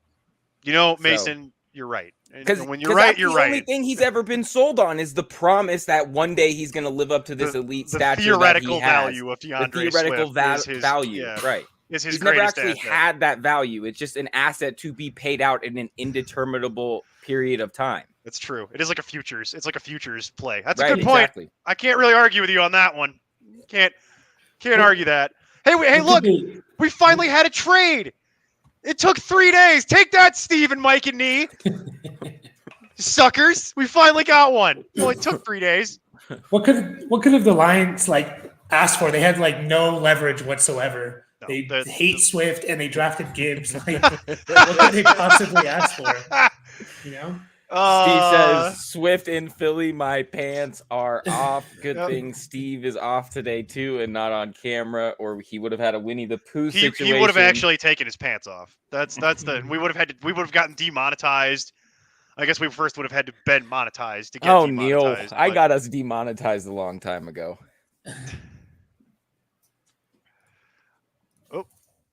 Yeah. No, you're fine. They gave him... There you go. A 2025 fourth round pick. Is so you don't even get it next year. Nope. There you go. Fourth round pick is wow. I mean, damn, I thought a seventh rounder or something, you know? Nope. They did swap seventh rounders though. They swapped seventh rounders and essentially gave them up for a 2025 fifth. Yeah, there it is. It's a 2024 fourth plus moving up in this year's seventh round. Is the full compensation. And thank God for this. We were spared, Chris. To Mason's point, it at least makes it possible to trade DeAndre Swift, even if you're not sold on the landing spot and you just want to get off the bus. It makes it possible. Some value. Yeah, it makes it possible to do that now. Whereas if he was stuck on the Lions, you just had a dead asset. Yeah, absolutely. He's just nothing. Yeah. There you go. Yeah, huge sell if you can bank him in the mystique around the situation. Yeah, 100%. Yeah. That's exactly what I was just saying, Mike, is that you sell him on the promise that he's going to be good in this new situation when, I mean, who really knows? He's shown nothing to warrant that value, but you'll get somebody every year. Penny use the Howie Roseman quote that's going to come out about Swift here in the next several hours, because they're going to say something that's going to get everyone excited. Use that in your trade. Look at what Howie Roseman said. Look how loves him. Yeah. You think Howie's giving up a fourth rounder for somebody he's not going to give the ball don't to? mention that it's a 2025 fourth rounder though. Just don't just say fourth rounder. Don't give him the year. Back to what Mike was saying though. If you don't want to get out, which I'm probably going to try to. I'm going to be floating around trying to get out. I'm just going to tell you right now. I kind of want off the ride, but if you can't, Mike does make a good point. Look, Rashad Penny has never been the picture of health here, ever, and we could very easily see a situation where DeAndre Swift could be the RB1 in Philly. And he doesn't need many touches to actually score meaningful points. When he has had value, it's because it reminds me of a better version of CJ Spiller, to go back in the time machine a bit, where it's he only had 7 touches, but he had 120 yards and a touchdown. And it's because he just ran away from everybody at some point during the game because he's literally that fast. So if you are stuck and you can't trade him, My greater point here is if you do get stuck and you can't trade him, at least it's not a disaster like it would have been if you would have been forced to endure him being on the Lions all year, because that was going to hurt. You were going to be stuck with literal thanks, nothing. Neil. Keep inflating the Swift price for us so we can unload him. For me. Yeah, I'm for in the all same of boat. us. For all of us. Like, because I mean, realistically though, I know that we can talk about him with Penny. Okay, he's going to end up potentially being in there. Swift is a guy that gets hurt too. Swift misses 4 games a year. Minimum. Like, we have to realize that too. So it's like, where is the value on him through the pecking order of running backs versus the capital that you have to take to absorb him? I mean, from a standpoint, I would not be a buyer, but I would definitely be a seller, in my opinion. It's kind of funny. Like, that is a good way to put that. Like, I'm not really in the buy market, but I am in the sales. I am in the sales. But I am gonna sell the product. So. Yeah, I absolutely will get in the sales bus with you. But Steve has got making a good point here. So it's the same thing we talked about with Miami yesterday with A-Chain. It is broadly similar to that. Swift was never going to be a bell cow, and he won't be now. But this gives him 40% of a good team.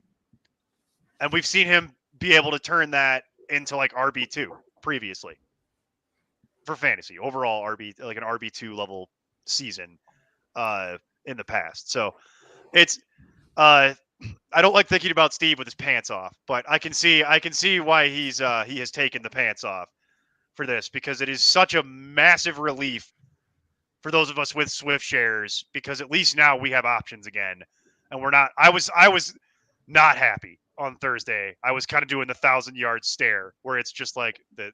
This could not have gone worse for me and several of my dynasty teams right now. And Chris, I know you're in the same boat.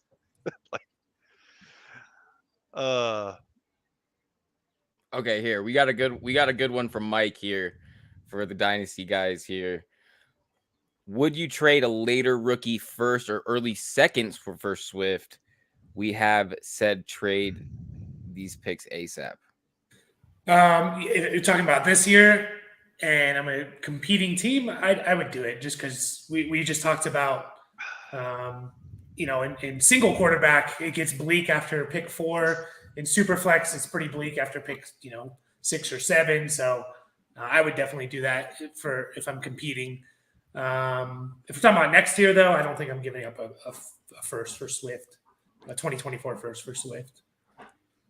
Yeah, I'm in the same boat, especially like you said, because you're competing. Those later round picks are competing.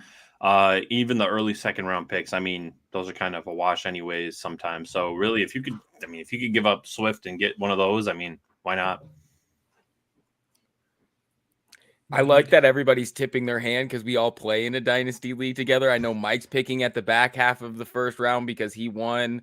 I know me and Steve are picking at the front half of the second because we were terrible and had no wins. So I'm just taking notes on you guys right now. Right in the middle of our league, Mason, that we play in the background, that we have our rookie draft coming up next week.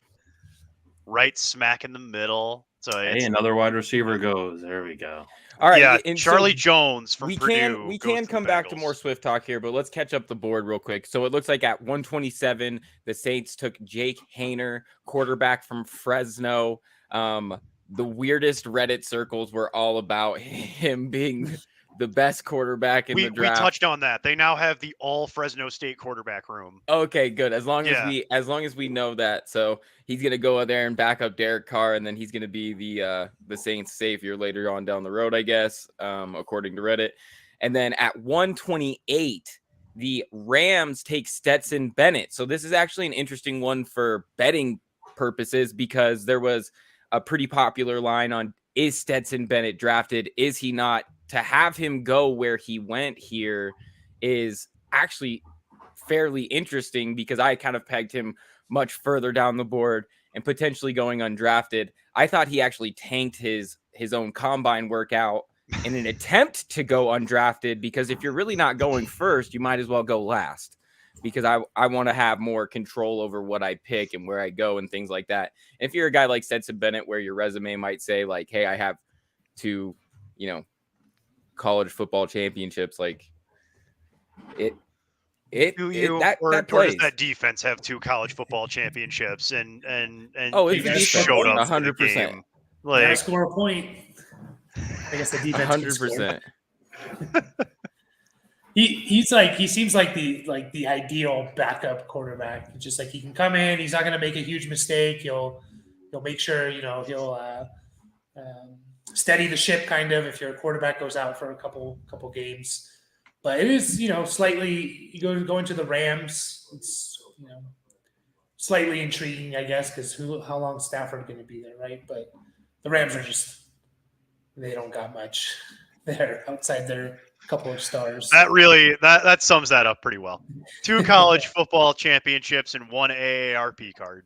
That is Stetson Bennett right there. So yeah, is he older than Hooker?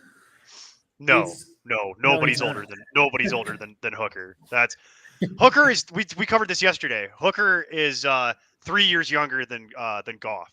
Yeah, actually, I looked that up too. As a rookie. Yeah, that's really sad. Like, but yeah, that catches up the offensive side of the board. So Mason, I'm sorry, no, it doesn't. We have one more.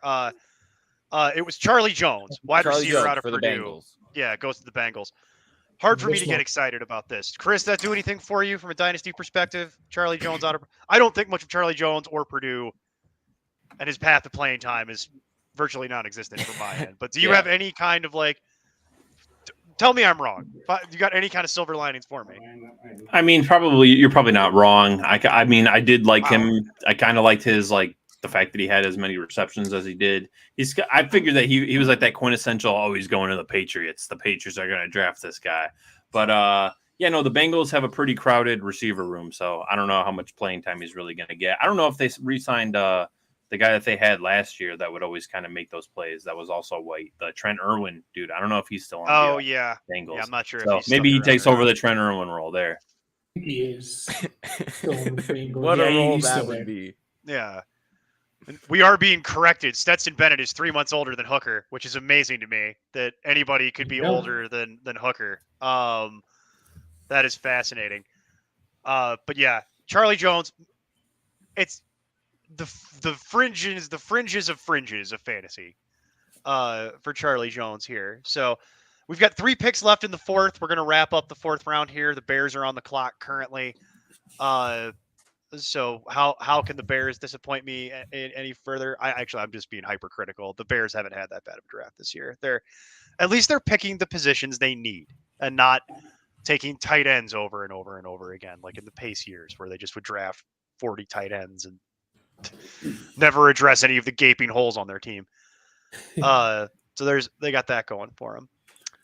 Yeah, the Charlie Jones, just to go back to him real quick, in order for him to be fantasy relevant, he's going to need a Cole Beasley 2020 year with Buffalo where, you're catching over 80 passes and almost 1,000 yards, but it's going to be hard to get to that level. I think he'll be a solid slot guy, much better for your team than actually fantasy relevant. So. Oh, and just like that, we have another fantasy relevant player. The Bears have selected Tyler Scott out of Cincinnati. Interesting. Why didn't the Raiders take him? Considering they took a Cincinnati receiver. He's an interesting guy. Super fast. It's going to be a burner, that's for sure. He's going to be a vertical threat. So I like it for the Bears. I mean, they're actually building a receiving room and giving Justin Fields some weapons. I think it's a lot better for Fields fantasy-wise than anyone else. That is pretty funny. Oh, my God. All right. We got to find some kind of levity here today because there's not a whole lot to go through. Mike is so happy to not be on the camera right now. I know. I told Mike is the happiest person that because I know that we talk about it all the time, but it just lives in my mind, the picture of him on the last day, because that is exactly how we all felt. The Mike is actually going to a beer fest later today, and I told him to take a picture of himself while he was there, and we'll put that up on here, and that'll be his new profile photo. I told him to wear a wife beater and go and do that. So we'll see if we actually get a photo. Packer Reds, exactly. What do you think, Chris, about Tyler Scott from a dynasty perspective? Like Mike said, he's kind of that burner. He's probably going to be slotted in behind, the Darnell Mooney, DJ Moore. Pretty sure they re-signed Dante Pettis. I mean, he could probably and Chase Claypool. So you have kind of the big 3 in Chicago there. as far as wide receivers go. They're still going to be a little bit more of a run-heavy team regardless. So I think they're going to pretty much feed Darnell Mooney, DJ Moore. Chase Claypool will get a little bit of his, but I don't see any immediate fantasy impact. And maybe he'll eventually grow into like a slight role, but I mean, he's like a late second round, early third round guy for rookie drafts. Nothing to be too crazy about right now, but maybe a solid flyer if a guy gets injured ahead of him. I mean, I think this brings up an interesting point, Tyler Scott aside, and I'm sure he's a fantastic player, but the Bears have made quite a few significant moves this offseason. We've all seen they got Chase Claypool, they have DJ Moore, they already had Darnell Mooney, so they have some of these pieces to go along with a good ground game. I want to know what you guys think about when you see this roster, because when I see it and I look at this board for MVP next season, I see Justin Fields at plus 2,000. It looks like he's about 10 names down behind guys like Tua, Trevor Lawrence, Lamar, Rodgers. Is that a good value to you guys when you look at the additions that they've made to this roster? Maybe we'll start with Chris. So I'm kind of in like a middle ground here as I am like the resident Illinois guy. So I am also a Patriots fan, and I do root for the Bears very heavily, but I also am very real with my Bears fan friends around here, and they don't like me for it. I think that the way that unless Justin Fields changes the way that he plays football, he's kind of doomed to get injured at some point. And I just want to preface, I never want anybody to get injured. I'm not saying, oh, blah, blah, blah, like that. The way that he played football last year, it wasn't like somebody that would be able to sustain a full season. Like, it's just not sustainable, regardless of who they added. I think that he could improve as a passer with DJ Moore there. I think that he has a lot of promise.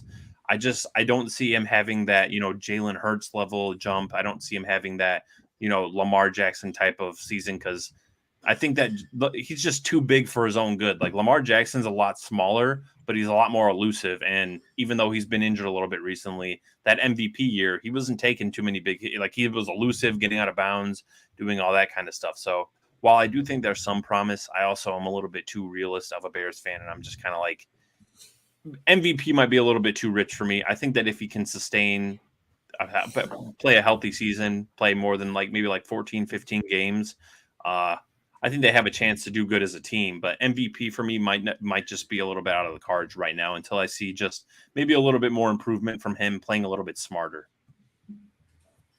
Definitely makes sense. Yeah. And, Chicago is, I think, doing the right thing in that they need to give Fields all the weapons possible, kind of like what Green Bay is doing with Jordan Love. They have 1 year to kind of decide, do we want to pay this guy or not?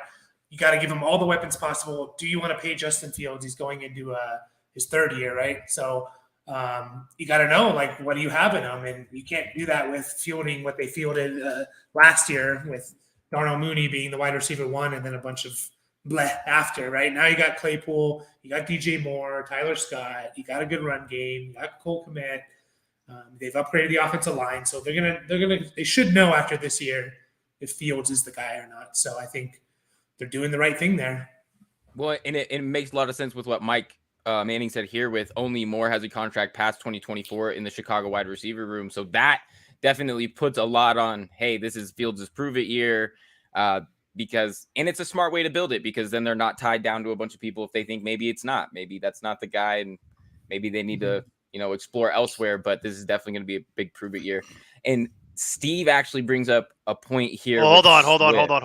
Let's go back. If we're gonna go back to the Swift thing, let's do it. Let's do that in order, because I've been waiting for that to come back to that. But okay, go off, Neil. Go off. Because so if we're gonna go back through the comments here to talk about Swift, some of the interesting things are, I mean, obviously it's a little bit of a crowded room, but Penny, Swift, Scott, all of them are kind of, I don't want to say injury prone, but they've all definitely dealt with injuries, and shouldn't be as much of an issue here if you're going to spread it around a little bit. So that's definitely something to keep in mind if you were going to actually be on the buy side of the Swift equation. The other thing that is fascinating is, where did DeAndre Swift play college football, folks? Georgia. Yeah. So I just keep coming. I've been looking at that in the background. I was like, wait, something something seems familiar about this. So yeah, we've got another Georgia Bulldog, not through the draft, but through trade. And then Mason, back to your build Howie his statue at the 50-yard line. There you go. Per Adam Schefter, if Swift leaves after the season, because this is the last year of his deal, the Eagles would get a compensatory draft pick in 2025, which is the year they traded their 4th-round pick. They got him you for traded free. Nothing. You traded got nothing. him for free. You got it. You flipped a 7th-round pick to get. Bravo, Howie wins again. The rich get richer. You got DeAndre Swift for free. Just sure, pure profit. I mean, Lions had no leverage. I mean, how can you even? You basically went to him and was like, "We know you don't like Swift, and you drafted his replacement, and the 12th overall pick. Give him to us." There's no. How can you even argue from the Lions side? But yeah, that's pretty impressive. It's unbelievable. It is completely unbelievable. But yeah, if this is the type of news though that I feel like comes out, like somebody says, "Oh, and it's like the Eagles were privy to this information, but the other side of the deal was not." So like somebody in Detroit's front office is like, "Oh, whoops. Oh, crap. Maybe we should have thought about that." Type things. Crap. Exactly. Because they seem to do this a lot with a lot of deals and a lot of players and a lot of things that they do. They seem to be playing chess while everybody else is playing checkers. Yeah, I was gonna say. Well, I thought you were gonna say the Lions. You were talking about the Lions embarrassing themselves. They do that a lot too. Oh well, that too. Sure. I mean, this is the funny thing is through mock draft season. If we're on the topic of the Lions, through mock draft season, we've seen a lot of. If you venture around the just dumpsters of the internet of NFL Reddit and NFL Twitter and things, Reddit is a dumpster. You see. I've pretty much guaranteed we'll never get sponsored by them, and I'm fine with it. You see all sorts of takes, and Lions fans were never happy with their drafts, but loved their draft picks. And then it comes out, and they did exactly what they ended up doing. And I mean, I think it's just a question of how certain teams operate. I think some teams operate with the market value very much in the forefront of their mind, like positional value, draft capital value, things like that. And others just draft Jahmyr Gibbs in the top 15. I mean, would have gone as high as 6. Yeah. So, real quick, just to interject, just so we don't totally lose track of it. The last pick of the 4th, the Raiders actually traded up to get it. And they went ahead and drafted Purdue quarterback Aiden O'Connell. Aiden O'Connell. So, Chris, we'll go to you first here as the Dynasty resident here. Anything positive to say about Aiden O'Connell? I have very little to say positive about Purdue in general, so we won't start with me. Understandable. I think that Aiden O'Connell is pretty much just destined to be a backup, but he's also here's the thing. As a Patriots fan, when I've seen Brian Hoyer trot out on the field the past few years, I've had zero hope for this team. Aiden O'Connell doesn't strike me as that type of guy. I think that he's a guy who could actually do some stuff as a backup if he were to be called into action. No, I don't think he's going to be some great quarterback who comes out of the woods and is essentially something amazing, but I think he's a fine backup quarterback. I could see why the Raiders would want to trade up for him and kind of establish that position, but he's nothing fantasy relevant, nothing like that. But I do like Aiden. I think Aiden O'Connell is probably one of the better Purdue quarterbacks of the recent years that have gotten drafted. Well, an interesting tidbit is who knows if he might end up having to see the field at some point or another, because Jimmy Garoppolo really does fail to see the field for significant periods of time. Mike, what's your thoughts on something like this? Is that maybe a talent? I mean, he was a talented player. He did have a lot of praise during the pre-draft process, and to see him go right here to the Raiders, I know that we were kind of talking about it on night one and things like that, that is kind of a spot that they may have needed, and it makes sense that they spent this capital a little bit further down their board than right at the top. Yeah, I kind of put him in Haener in the similar bucket of just they're fun to watch type of players, and you can see why teams are going to value them. You see flashes, you see them being able to come into games like a Taylor Heineke and they pull out the win and everyone loves him and that scrappy player. But Aiden O'Connell definitely has he has the things that I think teams are looking for. He played in like a pro style offense, which is going to translate. He started for 4 years. I just don't think his overall, his arm talent and, his accuracy, kind of, the tools of a quarterback, it's lacking, which I do think it limits him to kind of that backup role. But if he's on your team, you're okay with, your quarterback gets hurt for a couple games, Aiden O'Connell can come in, and I think he can steady the ship kind of if you have a good enough team around him for sure. But it is intriguing going to the Raiders. Garoppolo's there, but we all, like you said, Garoppolo gets hurt every year, and how long is Garoppolo going to be there? So, yeah, very, very intriguing for sure.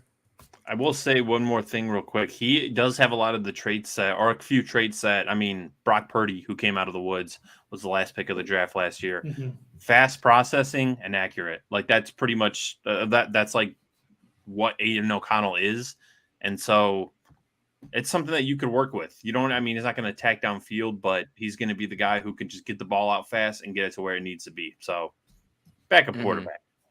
Mm-hmm. Yeah, and Mike Manning here says O'Connell equals Winston 2.0 light. I really like that evaluation, Mike. That does make a lot of sense to me. And I think a more interesting question now that we're on the topic of the Raiders with that quarterback room. What's your guys' take on a guy like Davante Adams, who had an amazing season? A lot of people in Dynasty were selling their Adams stock prior to the season because the perceived downgrade in quarterback from Aaron Rodgers to Derek Carr. Derek Carr didn't have his best season as a passer, but he still finds Adams at a high clip.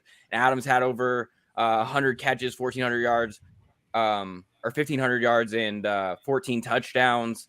Like, what do we see with his value moving forward? Because he's been a huge asset and probably a league winner in a lot of leagues too. I think he's one of those receivers that I don't really care who the quarterback is. He's going to put up numbers, and we saw that with Derek Carr, and Derek Carr's a solid quarterback especially for fantasy receivers and things like that. But I don't see anything. I don't see, just because Garoppolo is the quarterback, I don't see any drop off in my opinion. I think he can kind of fit. He can go out there, he can catch 10 passes for you, or hopefully Garoppolo hyper targets him a little bit. That'd be nice. But yeah, I still see him as a top 3-5 fantasy receiver for redraft and on your dynasty team as well. So you're not looking to sell him at all? Maybe sell him high? In dynasty, if you're rebuilding, I can see it. But he's the perfect type of player that I want to go out and trade one of my first round picks for if I'm trying to compete. Yeah. But if you're rebuilding it, and you get a haul for him, I can see that for sure. Yeah. Yeah, that definitely makes a lot of sense. I'm not going to lie. The quarterback situation scares me. So as an Adams manager, I'm happy you took me away from the edge there a little bit. So that definitely makes sense. I dropped my headphones as I always do. I need some new headphones. I'm definitely going to pull them out at least 2 more times before we end the show here. So that's an interesting tidbit. We have more picks coming off the board, but don't worry, everybody. They're all defensive players. So I was going to say nothing of note has come down. The Commanders are currently on the clock, unless they've made their selection. They have made their selection, and it's not an interesting one either. Which they've had such a questionable. Are they trying to drive down? Oh, it's KJ Henry. Okay, that's not fun. Well, I'll tell you what. We will have some fun. We will have some fun. Since the NFL won't provide it, we will have our own. We will have our own fun here. So, Mason, you referenced the meme of the 2022 draft, which is the progressive time. No, I've had it in my back pocket. Wonderful. I don't have that one. I have the new one. We're into 2023, Mason. We have a new meme for 2023. Oh. So we had last year we had the meme that you referenced of Mike becoming progressively more undressed. I could pull that up if we wanted, but we have a new meme for 2023 because we're into the future here. So the new meme for 2023, ladies and gentlemen, is this. This year, it's all about Knee Wallace Bruce. This is the 2023 draft meme. Oh no, poor Knee. That really sums it up. That's great. No, and I know Knee's feeling because, I mean, it's bad enough to take a kicker, I guess, as early as they did, but I was of the thinking also, being from Denver and, rooting for the Broncos here, but to have no picks until late in the draft and then to do the type of things that, like these type of things, is really, really tough to get behind. And I know how Knee is feeling in that one for sure. Yeah, so this is we're all about, we got to stay current, Nation. We can't dwell on the Mike Manning meme from 2022 forever. We got to have new ones for every draft. So I'm sorry, Knee. I'm sorry. That's all I can say. I'm sorry about yesterday. I'm sorry about this currently happening, and I'm sorry that this image will live on the internet and on our site probably for the entire year. Because, but Knee is all of us, because watching that Jake Moody pick. And then the puns that Mike Manning was making while it was happening were not helping. Wait, did I miss Mike puns? Oh, Mike has jokes. Mike was immediately into his jokes at Knee's expense. Just from jump. He had them in his back pocket. Like, he had many, many Moody puns to keep us entertained for about an hour. It entertained everyone but Knee. So this is the new official meme for the draft for 2023. And I feel bad because we got Knee on. He put a jacket on for us. He's been working the last 2 days. He's been killing it because he's the only guy that can really break down the defense on our staff. He's been busy as hell. And then we do this to him. And this is what he has to deal with in the background. As if it isn't bad enough watching Kyle Shanahan draft a kicker in the 3rd round. Now it's immortalized here for everyone. So there you go. That's the official meme of 2023 here. So that is that is the wrong button. There we go. By the way, we did many have beers allowed for many puns. Yeah. Love that, Mike. Love that. Mike's just happy that he doesn't have to be here today, so he can just hang out in the comments and talk. And also he's happy that he's not the meme. Again, yeah. he's off the hook. He did his time in 2022. It's someone else's turn, and it's fantastic. So while we've been going through that, we did get an actual thing here. We'll wait for Chris to get back, but we'll do it ourselves while we're waiting for that. So in the 5th round here, the Cardinals actually did draft a quarterback. They drafted Houston QB Clayton Tune. Yeah. Somewhat interesting. Yeah, I think he was isn't he the all-time leader in passing yards in college or something? He is interesting. I mean, he's 6'2", 220. He can move. I don't know if the way he runs. He ran a lot at Houston. I don't know if that's going to play in the NFL. I just don't think. He's not Josh Allen size. He's not fast like Lamar, but he has an arm. That's for sure. He has a hell of an arm, and but he kind of plays that hero ball a lot, which I'm sure a lot of NFL teams don't like to see. You want to just take that layup sometimes instead of going for all or nothing. But he's interesting at least. He has the arm. He can sling it. Going to Arizona, so they need someone besides Colt McCoy there, right? Like, geez. What year is it? Like, where? What year is it really? Okay, and then so real quick, we'll go through it with Chris. Chris, I don't know if you saw, but yeah, the Cardinals went ahead and drafted at the top of the 5th here, Clayton Tune. Yeah, I watched him quite a bit at Houston, especially since they're going to be joining the Big 12.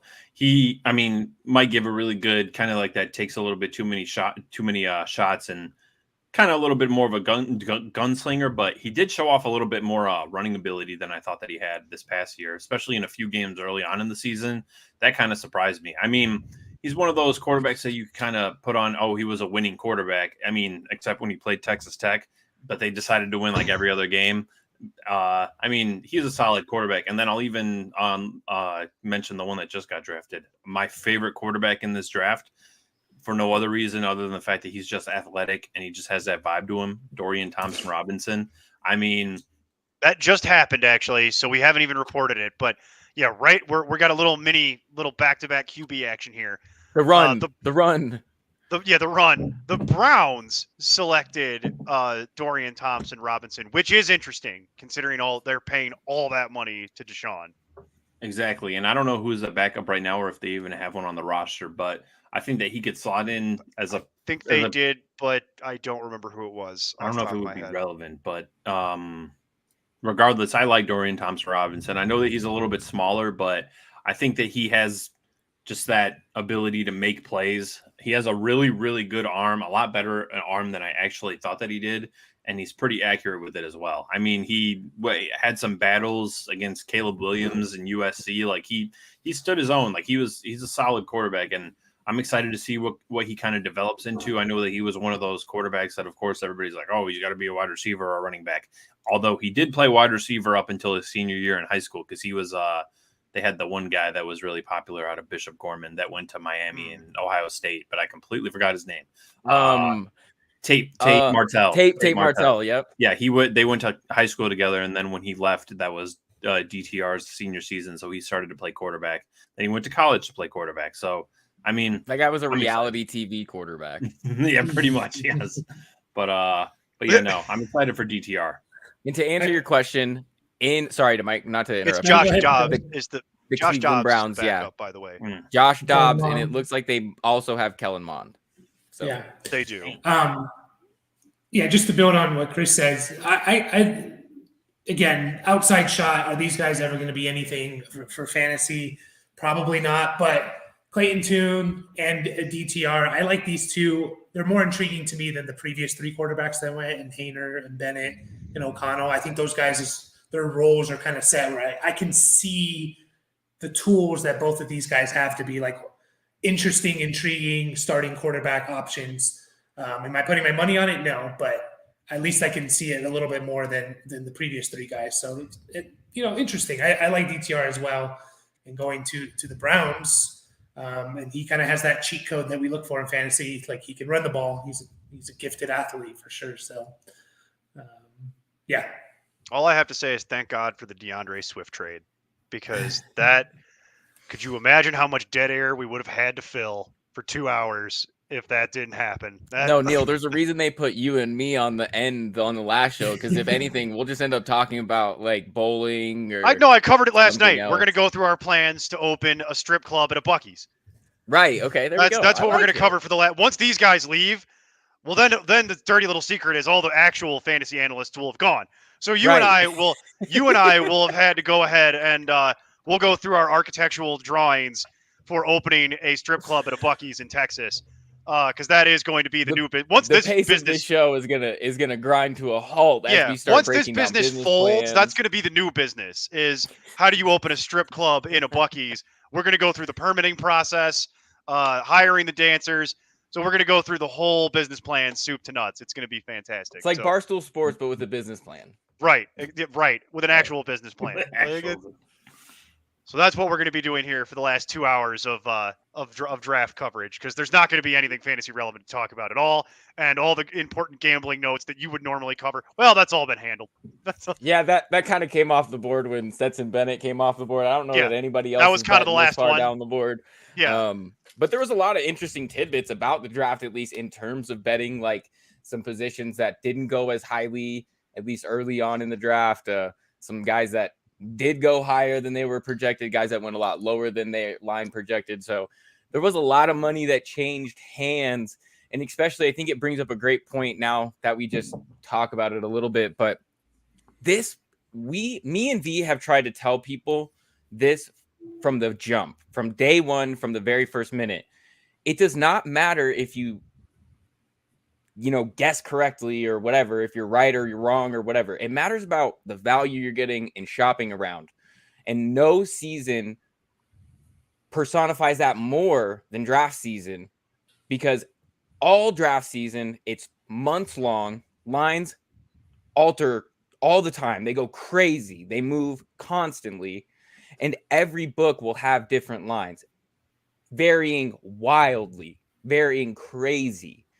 So go out there, shop, get an account with every book that you can, and put some money on those accounts so that when the time comes, you are able to go out and get much better value. So like when Bryce Young came off the board at number 1 overall, like all of us knew for a long, long time, and like pretty much everybody was telling you forever, besides one random dude on Reddit, like you would have made big money when he fluctuated down and was plus 200 at one point. You'd have made a mint. So it's all about finding the value. And I think it's an extremely interesting aspect of draft season, which not a lot of people talk about 100%. Yeah, it definitely matters where you shop. Just like with anything else, like you gotta kind of shop around and make sure you get the right lines and get the good values, and don't just sign up with one account and hope that book is going to always take care of you. Because let me put it to you this way: casinos don't make millions and millions and millions of dollars because they're your friends. They don't do it on accident either. Yeah, it's not on accident. It's similar to insurance companies. Right. It's they gotta take as much money in as they can, and the dirty little secret is we don't pay out very much. That's how we become a $1 billion company. Like that's how this is meant to work. You got to pay out some, otherwise people lose faith in the system. Also, because you got to have people on the signs, on the billboards, on the highway, holding up big stacks of cash to give hope to everybody else. But you don't want too many of those people.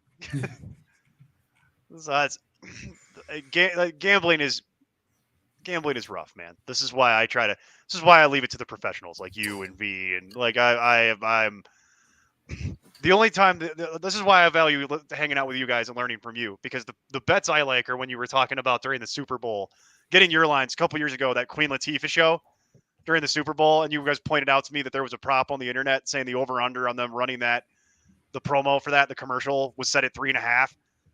I made so much money on that bet. Right. I'm like, have you never watched the Super Bowl?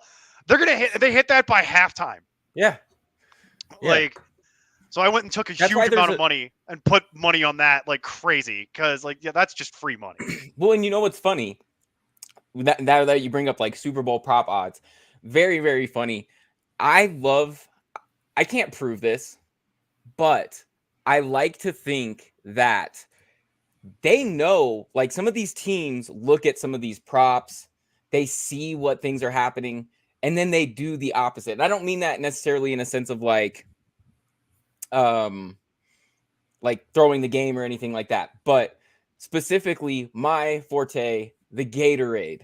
So I have a scientific method to picking the Gatorade color, and I had actually hit it the last 2 years prior. I did not hit it this year, but they hit purple, which if anybody was following along, purple was the longest odds. It was the lowest. No teams really used purple in their championships, and both teams had not used purple previously this season. And then they came out and they used purple because it was one of the lowest. It's funny because now that betting becomes even more mainstream, I think teams even like meme about it, and they're like, oh, somebody's gonna make a bunch of money, let's use the purple Gatorade type thing. So it's really funny because betting not only isn't about like knowing the sport, but it's about knowing like human psychology and how humans operate and things like that. So it's a really interesting intersection between that. It very much is. It very much is. And you might be wondering, if you're watching this, why are they not talking about the draft? Well, because nothing has happened at all since we had the little mini run on quarterback there. So if we want to catch up the board a little bit, we can, but it's not what I would call fantasy relevant or even sports betting relevant or even dynasty relevant. It's just a couple guys have kind of ticked off here in the background. Nobody really of note, unfortunately, here. Yeah, I mean, not a whole lot going on. You have a lot of edge rushers coming off the board. It looks like Dallas has taken an edge rusher. It looks like Jacksonville took one additionally a little bit earlier. The Steelers add another one. Looks like the Vikings get a corner that they've been after. Jay Ward, corner from LSU, kind of a toolsy player. The Jags add multiple edge rushers. Yasir Abdullah from Louisville. KJ Henry comes off the board to the Commanders as well. And then another player that I really like actually came off the board to the Colts at 138, Darius Rush, cornerback from South Carolina, who a lot of people started to kind of fall, liking a little bit more from a defensive standpoint as kind of a press man corner. I think my guy Steve Palazzolo over at PFF kind of pushed that narrative a little bit, and I really do like the fit there. And then we had that run on quarterback that we were talking about previously. And then just to wrap up the board, we do have some fantasy relevant players coming off the board, so I promise there is payoff at the end of this. But we have the Vikings again take an interior defender from LSU, Jacqueline Roy. And then the Browns take a corner, Cameron Mitchell from Northwestern.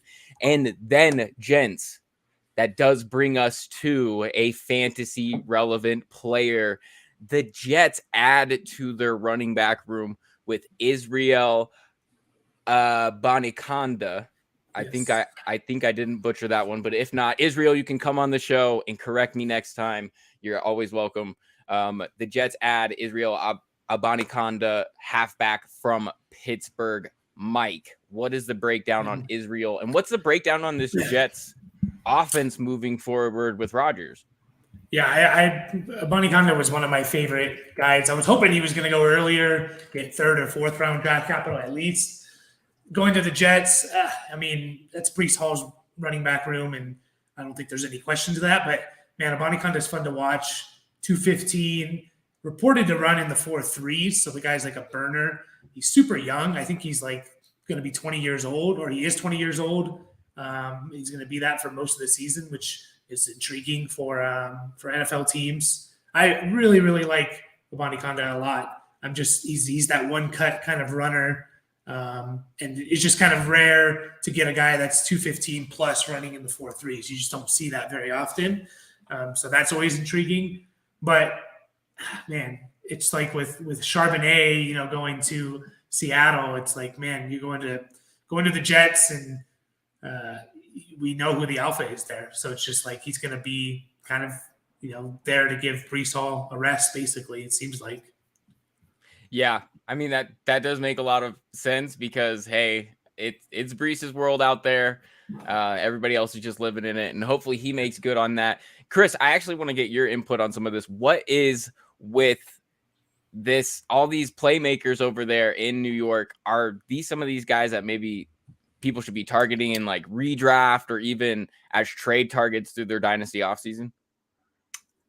I mean, this guy, just looking at the Jets backfield right now, it's a little bit crowded as far as a few names that you might know. I think they still have Michael Carter, Ty Johnson, so he can kind of slot in, maybe take over that RB2 role. But as far as some of the other guys that the Jets have, I mean, wide receiver, they're a little bit thinner than I thought. I mean, they obviously have, I'm blanking on his name, not Chris Olave, the guy that they drafted last year. Why am I completely?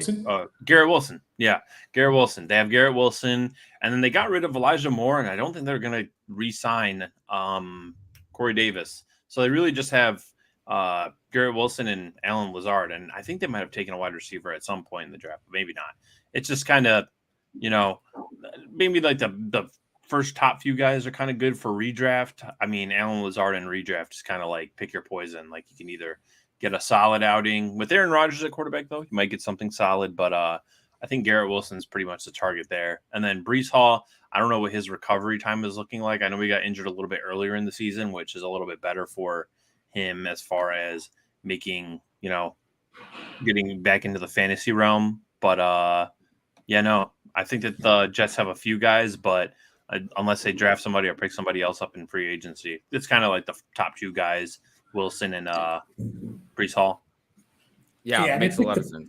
McCole Hardman as well, I think they signed. But, I mean, no one's going to be drafting him in fantasy, I don't think. But, yeah, just another People weapon. fall for that every year. I have a buddy who has drafted McCole Hardman for like 4 straight years, and every year he's convinced. And, Mike Manning brings up a good point. Close on pronunciation. Okay, so thank you, Mike. I know that Mike's definitely always got the good pronunciation for us. A great player, one-cut runner with breakaway speed. Think early Tevin Coleman or Miles Sanders will be the RB2 sooner rather than later there. So that's good news. That might be some added value, especially this far down the board. Like, that's a really great draw. But, gents, I think that about does it for our time with you today covering the draft. It's been awesome. It's been great. I've loved having the time to talk to you guys and pick your brain about how I can finally overcome both of you in our own Dynasty League. And, you know, it's going to be a good draw. So thank you guys for coming out. Mike, do you have any parting words for the people at home? No, just appreciate it coming on. And yeah, it wasn't the most exciting draft from a fantasy point of view, but you never know. There's always guys that pop up 4th, 5th rounders. So we'll see who pops up this year. Definitely couldn't agree more. And Chris, do you also have any parting words for the folks at home? No, just whoever stopped in and watched, thank you very much. I mean, obviously we were kind of talking about more fantasy things, and there weren't many fantasy impact things happening so far today. And there probably won't be, just because the 6th round is usually a crapshoot. But, you know, it's good to chat with you guys. Good to be on this, and hopefully talk to you soon. Yeah, absolutely. And thanks, gents. Thank you guys both. It was great to have you guys. And until next time, we'll catch you guys again later. All right. Okay. So now that they're gone, we can have the party. It's just me. Neil's out somewhere, but Neil will be back soon. So it's okay. But until then, we keep jamming on. I know Mike's still here holding it down for us. Mike, I wish I would have gotten a chance to talk to you yesterday, because I would have loved to see all those puns firsthand. Those are amazing. And man, what a draft it's been. It's been an interesting one. A lot of interesting fits for players on the board coming off so far. We did have a couple extra picks come off.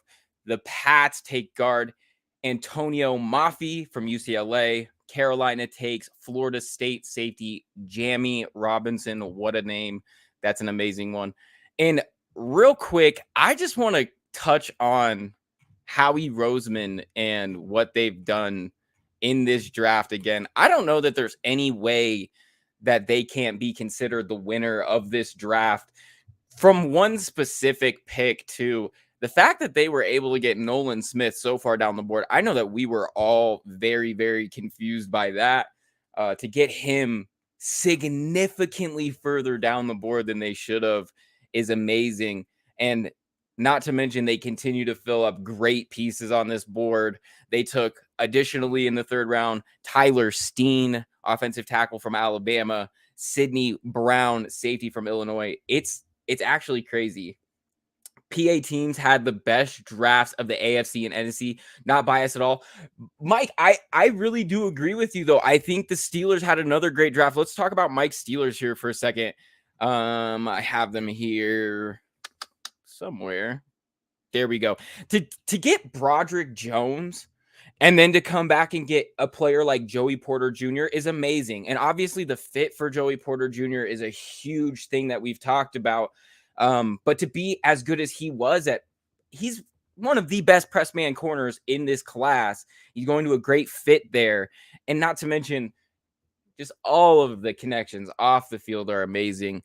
You continue to add great players to that team. I mean, they have some stuff. And when, you know, me and V talk about this a lot of the time, when we talk about how we project like futures for certain divisions and things like that, and coaching really does come into account. And with Mike Tomlin, it's just like, it's hard to bet against him. I lost a little bit of money doing that last year, but then you could tell that he quickly figures things out, quickly puts guys in the best position.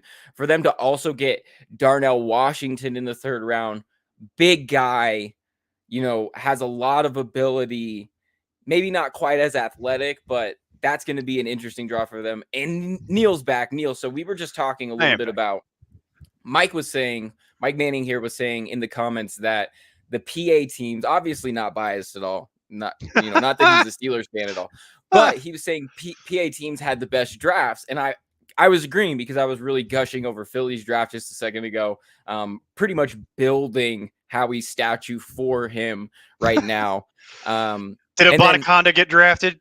Abanaconda did get drafted. We were talking about that a little bit. We had the guys break that down right before they left, which you would know if you didn't just leave off and not tell anybody. No, I'm just kidding. Well, I had to go do what you had to do earlier. I had to I had to go drop the Browns off at the pool. Drop the Browns off at the Super Bowl. That's right. As the kids say, apparently. So, yes. So Neil, what's your take on like Israel Abanikanda went to the Jets, and we were talking a little bit about the Jets. And Neil, I know that you're our trading guru. Yep. What of these pieces on this team with Aaron Rodgers coming in are you really excited about? Are you maybe looking to target in some of your trades or even like redraft? So who are these guys you're targeting? I'm all in on Breece Hall and have been since he came into the league. I'm actually very interested in trying to acquire Breece Hall if anyone is interested, is scared by, let's say, the knee. You know what I mean? If they're scared off by the ACL, if they're not sold on it, the problem is that since they actually did go and get Aaron Rodgers, the price tag on this little expenditure went up. When it was still in question, he was actually kind of being viewed as maybe a little bit of a risky play. I don't care if they have Rodgers or not. I'm all in. Breece Hall is a generational talent. I'm not afraid of the knee. And if anybody's scared, I'll be more than happy to take him off your hands. So, and then there's obviously Garrett Wilson and it's just a shame because Garrett Wilson last year in redraft, you could have had him for a 10th round pick. He was also widely available for trades early in the year because he was dealing with horrible quarterback play. Well, those days are over. Wins offensive rookie of the year with the worst quarterback play in the league, and it's not close. And then this year he'll be like a second, third round pick. So you're not the value play days are over. The one that's interesting as a real value, is Allen Lazard. Allen Lazard is going to be flying way under the radar, but that's Rodgers' boy. He's going to immediately slot in as probably more than likely the wide receiver 2. He'll leave a lot of these other guys for dead because Rodgers is just willing to throw it to him. You know how Aaron Rodgers works. If he doesn't like you, he don't throw you the ball. If he doesn't trust you, he don't throw you the ball. Well, I'm not worried about that as it pertains to Garrett Wilson because Garrett Wilson has proven to be, not to pat Mike Manning on the back, I already had to do it earlier this weekend for this call. He was right, and we kind of weren't sure as a site, and I wasn't sure, but that got settled. Garrett Wilson's really, really good. Oh, we're big fans of Garrett Wilson here. Garrett Wilson won myself and V more money than any player or team last year. So shout out Garrett Wilson. If you're watching this, Garrett, I'd love to have you on the show sometime. And yeah, that's gonna work out. I give that shout out every time I come on air for Garrett Wilson to come onto the show. One of these days it's finally gonna hit and we're gonna have Garrett Wilson on. So you guys can thank me later, but yeah, I'll let you handle doing that. But yeah, they have yeah. If you've got Garrett Wilson as a God, get this off my screen. Get out of here, Mike. Get out of here. Go to your beer festival. But yeah, as it relates to them, Lazard is the value play. That's the one that I think people might be a little like, kind of iffy on, if that makes sense. I think they will throw enough to support 2 wide receivers. As it relates to Abanikanda, one cut runner, right? Put your foot in the ground and go. That's really what his style is. He is fast. He's relatively elusive. Going to be hard for him to really have meaningful value as anything other than just a handcuff to Breece.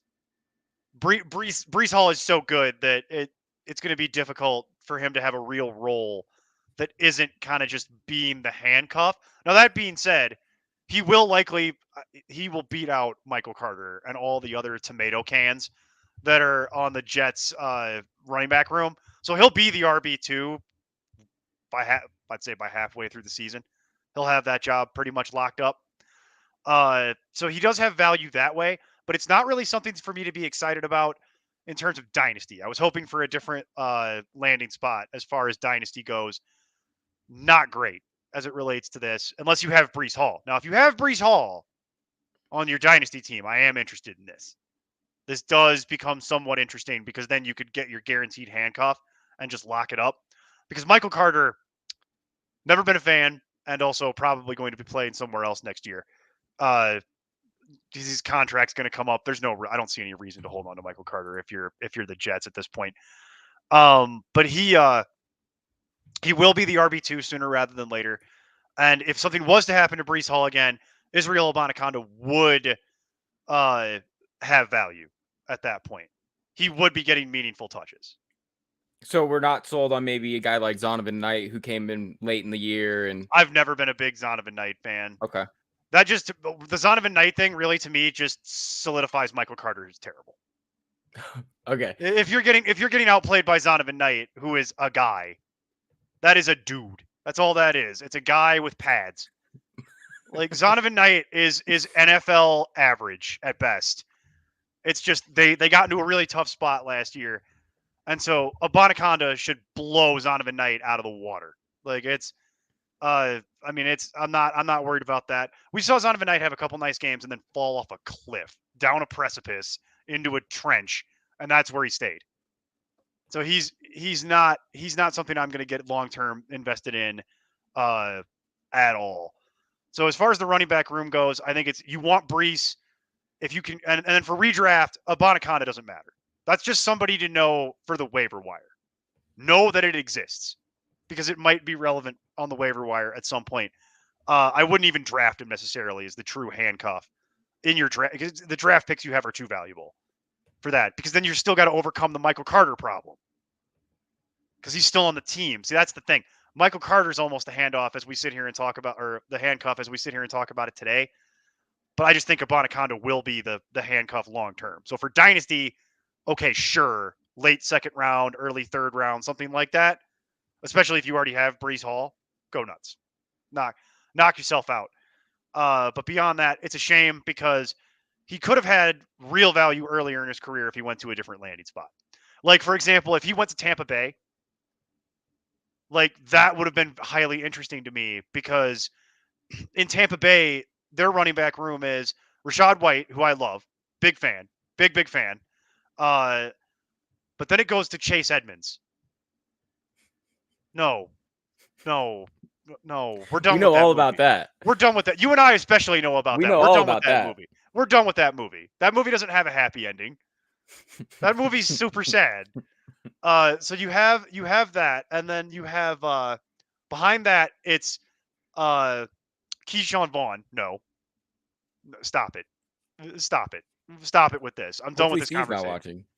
Not watching. What's that? I said hopefully Steve's not watching. I mean, Steve's over it too. Oh, is he? Okay. Oh, he got burnt last year to a crisp I know. on that, and then I think he's done with it too. He'll tell us in the comments. And then the other one they have, their other running back is Patrick Laird. That's right, NFL journeyman Patrick Laird. That's your Tampa Bay running back room. So if Abanikanda could have gone there, you know what I mean? What, you're not going to outplay Rachaad White, but any of those other guys, yeah, he could bury him. And then the other part of it too here is draft capital. He went in the 5th round. The Jets love their 5th round running backs. Michael Carter was a 5th round running back. A lot of their guys that they've had historically, they take in the 5th round. And that kind of sucks for them because there's no commitment at that point. Your draft stock is too low. You're easily replaceable, is kind of what I'm saying. So shame, actually, because he could have been a contender. He could have been somebody. He could have been somebody if he went to the right spot. This ain't it. Yeah, this ain't it. This kind of hurts him to the point where, but the Jets are only interesting in that regard. And by the way, like total, that's kind of how I feel about it. You're probably going to somebody in your league will wind up drafting Rodgers. Whatever. Garrett Wilson's going to be a 2nd round pick more than likely in your redraft, type of stuff. Your realistically though, then you got Breece, and then you got Lazard. And then past that though, it gets kind of ugly. It's hard for me to recommend anybody for fantasy past the big 4 there. You've got 2 wide receivers, you've got a running back, and you've got a quarterback. And then past that, it's like, I don't know how I feel about anybody. You're better off else. watching the camp news wire on who Rodgers likes or whatever. Yeah. Because that's going to be the random that'll be the guy that's going to get some sort of production that you're going to be able to get off the waiver wire. That Can they re-sign Braxton Berrios? Like, it'll be something like that. So I'm 100% with you on that. So that's the Jets as it comes down there. We did have a fantasy relevant pick a moment ago.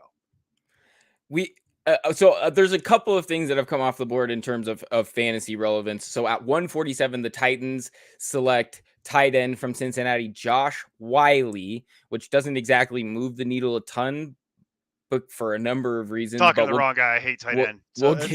Exactly. I mean, for anybody that doesn't know, Neil and I collaborated on the Abolish the Tight End t-shirt and catchphrase of the website. So we are all for that. Such a waste of time. At 149, the Green Bay Packers select Penn State quarterback Sean Clifford. Not really a needle mover either. Hold on. The same age as Love, and that is bad, huh? Yeah, exactly. That sums that up pretty well. Yeah, Mike puts it perfectly. Hilarious. Man, the Packers they sure do know how to draft, don't they? That is an interesting. If you're into drafting badly, right? Exactly. If you like bad drafts, if the you're Packers, a masochist man, like both of us, Neil, I'm sure that you love it, right? Oh, they got multiple tight ends. You know, I love that. You know how I feel about drafting multiple tight ends. Absolutely. And they take a 5th round quarterback. You know how I feel about that. That's such a good choice historically, long term in the draft. I should obviously do that. The only thing they did that I actually did like this year was Justin Ross. I like their second round wide receiver. Not even so much him as a prospect, just thank God you got a receiver that you're actually like, if you're happy, Packers, I'm happy for you. Okay. Like, if that's the guy you wanted, at least you did something, because holy cats, that wide receiver room is scary. It's their positional value kind of board is just so interesting. I get that they why continue to take the players that they do? I mean, I can understand why they're thinking, maybe they think like, hey, with Rodgers, we don't need to invest this type of capital into offensive players and he's going to make them better. And he proved that over and over for a number of years. Like, maybe it wasn't enough to get them over the hump, and that was a huge issue, but you could tell where their team building strategy was. And they were always just that 1 year, we just need everything to come together. But then they continue to do it, even though they don't have that extremely valuable piece at quarterback. And it's like, how much do some of these things actually do move the needle? Because what's Jordan Love going to be able to do? And as Mike puts it here, now you draft a quarterback that is the very same age as Love. I don't understand. They're going to run the ball. Here. That's what I'm hearing here. They're going to run the ball. Yeah. It's going to be a lot of running the football in Green Bay, because that's where the strength of your team is at this point. You still have Aaron Jones. He restructured to stay with you. And then you have A.J. Dillon, who's still, it is what it is. He's pretty good. He's not great, but he's pretty good. Like, he's fine. So you have 2 decent running backs. Your wide receiver room scares the crap out of me. I know all the Christian Watson truthers will be on my door talking about that, and that's fine. They can stand outside with their pitchforks and torches. I'm not a fan. I haven't been very open about the fact that I'm not a fan. And especially now with Love, like, where is this confidence coming from? Like, I have no idea what they're doing. But we've beaten the Packers to death enough. I think there were a couple other fantasy relevant moves that have popped in since then. I believe. Yes. I believe there's a wide receiver off the board. Yes. But there might be something at 150. No. Sean Clifford at 149 to the Packers was the last one, and then the next fantasy relevant one is at 150. The Buffalo Bills select Florida wide receiver Justin Shorter. Yep. So we've been waiting for this.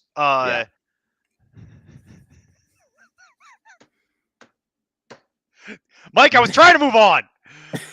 I'm trying to move on here, sir.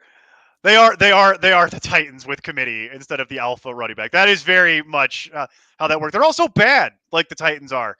So it's very, very accurate, because I knew V brought this up in our Discord chat a long time ago, but it's always stuck with me. If the Titans didn't have Derrick Henry, they would be the worst team in football. And he is absolutely right about that. Yep. He is 100% correct. If the Titans did not have Derrick Henry, they would be the worst team in football. It is shocking how accurate how the mighty have fallen. Also, it goes back to my argument historically from years gone by, long before you ever joined us, Mason. I wrote a love letter to Derrick Henry that still gets published around and bandied back up back when he was sharing with Dion Lewis of all people. And I wrote an article about like, how is this even possible? And guess what? That gentleman who made those decisions is now the coach in Green Bay. So to bring it all full circle, there's a lot of like incest that goes on with those two teams. But back to the Bills. We've been waiting for the Bills to draft a wide receiver all draft because you knew they were going to. They need a slot. They desperately needed a slot. They've been trying to figure this out post Cole Beasley. I should say COVID Beasley. Oh, wait, is that joke too old? Is that joke? We can't do that joke anymore. Wait, hang on. Hold on. My. Oh my gosh. Yep. We lost him. They took him off the air, guys. We knew it was going to happen. Neil can't be trusted live, and Steve had to come in here and cut the feed. It makes a lot of sense. But anyway, I made a deal in the background. I'm back. I'm not allowed to make that joke anymore, guys. I learned that the hard way. I'm not allowed to call him COVID Beasley. And there he goes again.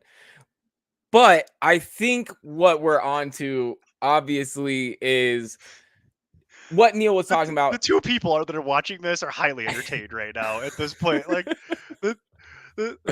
Mike's somewhere laughing really hard. We've got to make our own fun here at this point in the 5th round, guys. There's not a lot left.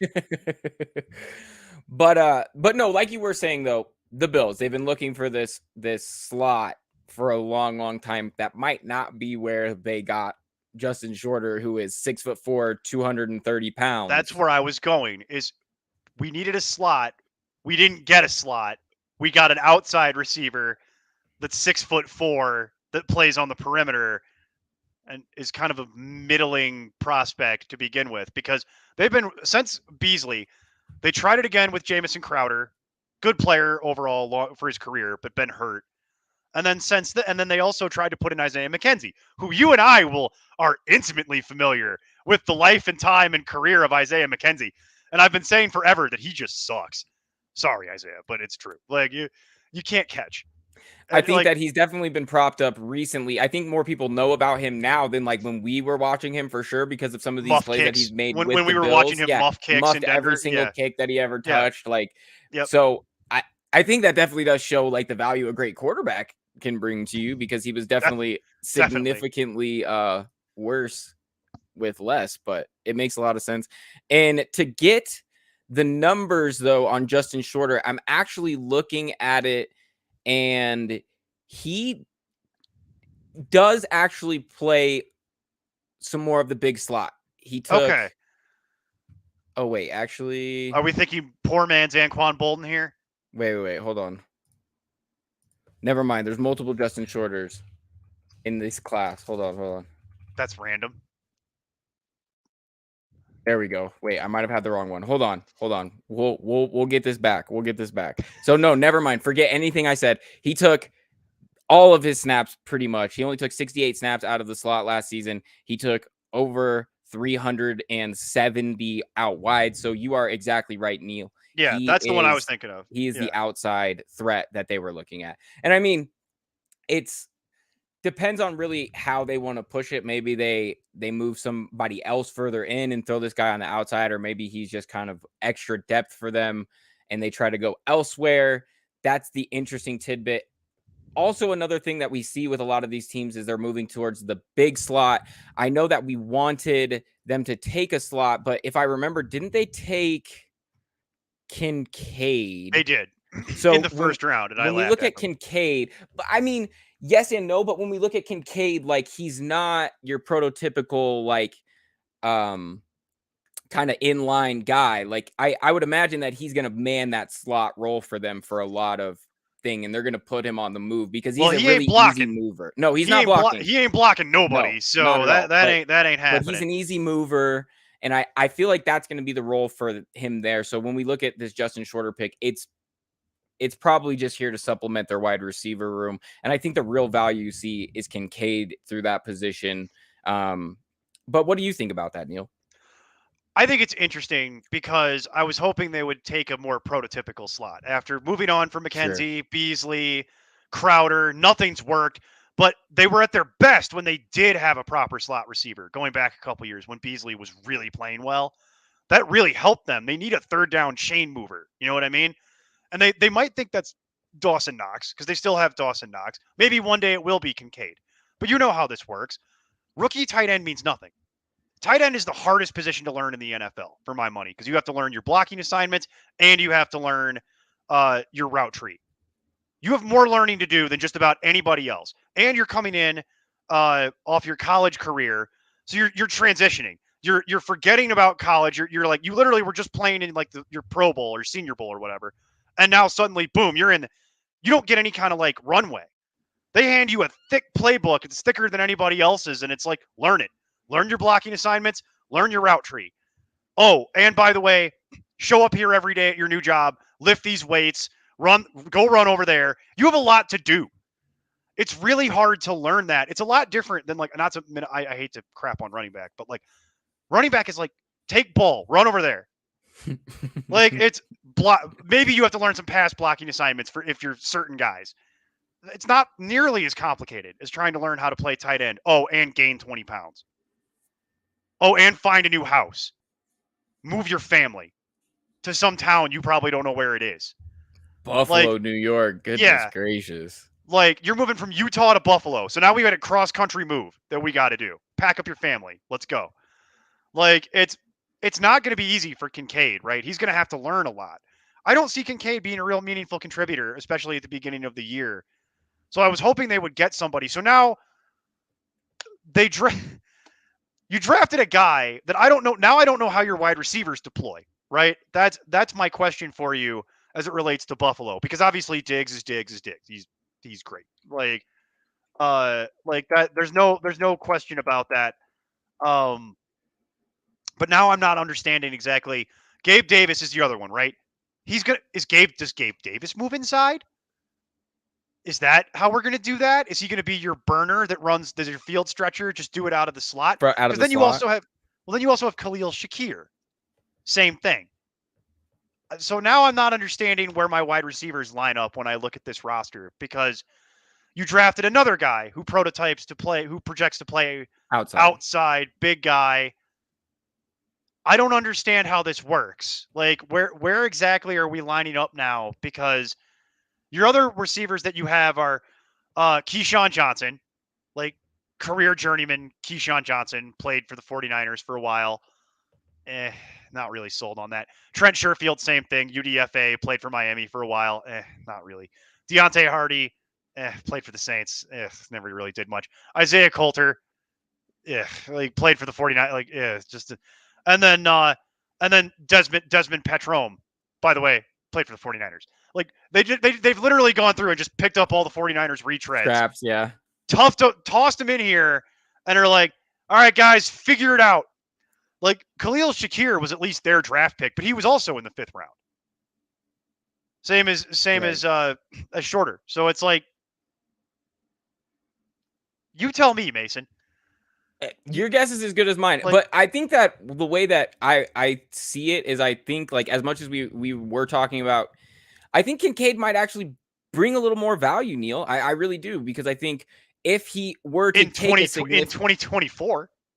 I mean, but if he were to take you're right. It's a lot for him to learn. He's not going to come on. He's probably not this pick that you're going to take in your dynasty league high enough. But I think at some point he might be a pickup for you off the waiver wire once he does start to get more comfortable. I'll concede that to you, Pat Freiermuth style.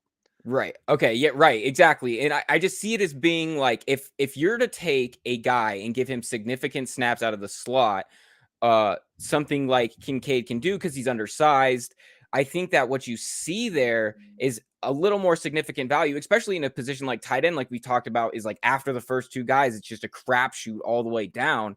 And we're penny pinching for any type of value. I think this I think this needs to be a guy that stays on people's radar throughout the year and they kind of watch him progress, because if you're getting a guy that's taking significant snaps out of the slot for one of the top offenses in the country or in the league, you're going to you're gonna get some hidden value there. Well, that's why the conversation's worth having, is because there's such a prolific offense that. Right. So Mike's weighing in here. He views it as Diggs, Davis on the outside. He's probably right about that, because that's what we've seen. And then you've got Shakir and Kincaid working out of the slot, when depending on the personnel, 11 or 12, right? 11 personnel or 12 personnel that's on the field at the time. That kind of makes sense. Hardy has experience doing both. I refuse to believe that Deontay Hardy is a thing.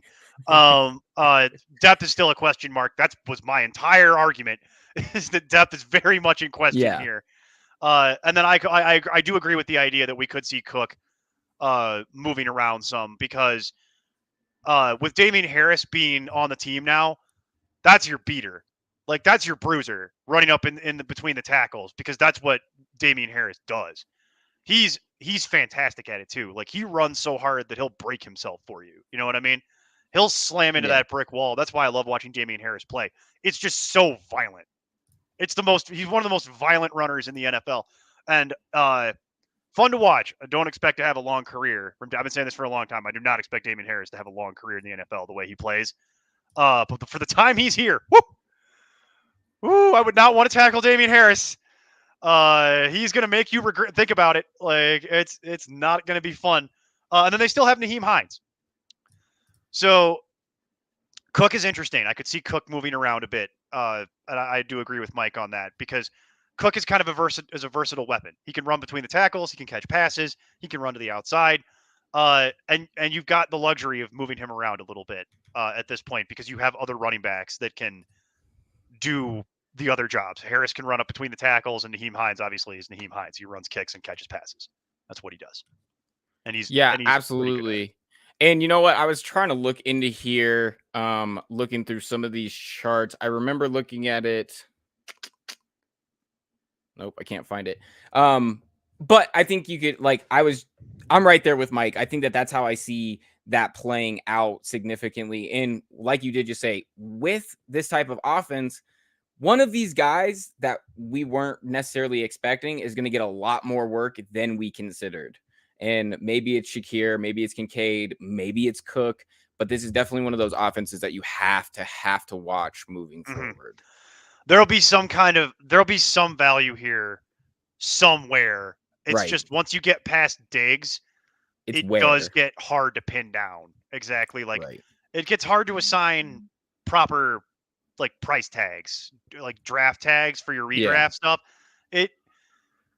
Like, Gabe Davis is going to be one of those ones that's going to be really hard to pin down. I don't think I'm going to roster a lot of Gabe Davis, is my point, because I think there's always going to be somebody in a 12-man redraft that's going to value it more than take him way more than he should, because he always pops off in the last 3 games of the year or whatever. They're going to be a lot more interested they're going to be a lot more interested in that potential 3 for 120 in a score than I am. Yeah. Because I'm not willing to tolerate the 1 for 20 games that you have to endure to get to the 3 for 120 in a score. I don't like receiver in that way in PPR. In standard, in as Steve calls it, no point, the math changes a little bit, because you're just trying to pick on touchdowns at that point. Like, so it makes Gabe Davis a little more attractive, but in PPR, which is what we usually talk about and play, obviously, I'm not super interested in Gabe Davis historically, nor am I super interested in Khalil Shakir. But Shakir does become interesting because it's his second year now, and if he does have that slot job locked up to the point you were making a while back, Shakir would be interesting in later in your redraft, because no one he won't be on anyone's radar. Right. No one will care. Like, you could get him at the end of your draft or even off of waivers after the draft, and no one will care about it. But you could find your way into a meaningful producer. The only thing that scares me is that the last couple of years, they've really been targeting Dawson Knox over the middle of the field, but not enough for him to be consistently relevant even. And that's even with tight end being an utter tire fire as a position. So it's hard to pin down. And there hasn't been anything I've seen that we can do some housekeeping here, though, because we're talking about shorter. we have some more edge rushers coming off. Seattle with 151 takes Michigan edge defender Mike Morris. At 152, the Lions take William and Mary tackle Colby Swordsdale. At 153, the Tampa Bay Buccaneers select Pittsburgh linebacker Sir Vokia Dennis. That I don't know who that is, but that is an amazing name. That is an amazing name. That is a blue chip name right here. Seattle at 154. 5th round pick, but first round name. Seattle at 154 takes Michigan center Olu Oluwatimi, who I want to take a second and talk about. That's a very Seattle pick for them. This is the guy that won the Remington and the Outland trophies for Michigan, which is the award for the best center and the best interior offensive lineman. He's not necessarily the most stellar pass blocker, but he's a point with when we look at like protection and guys that are going to help these playmakers make some plays.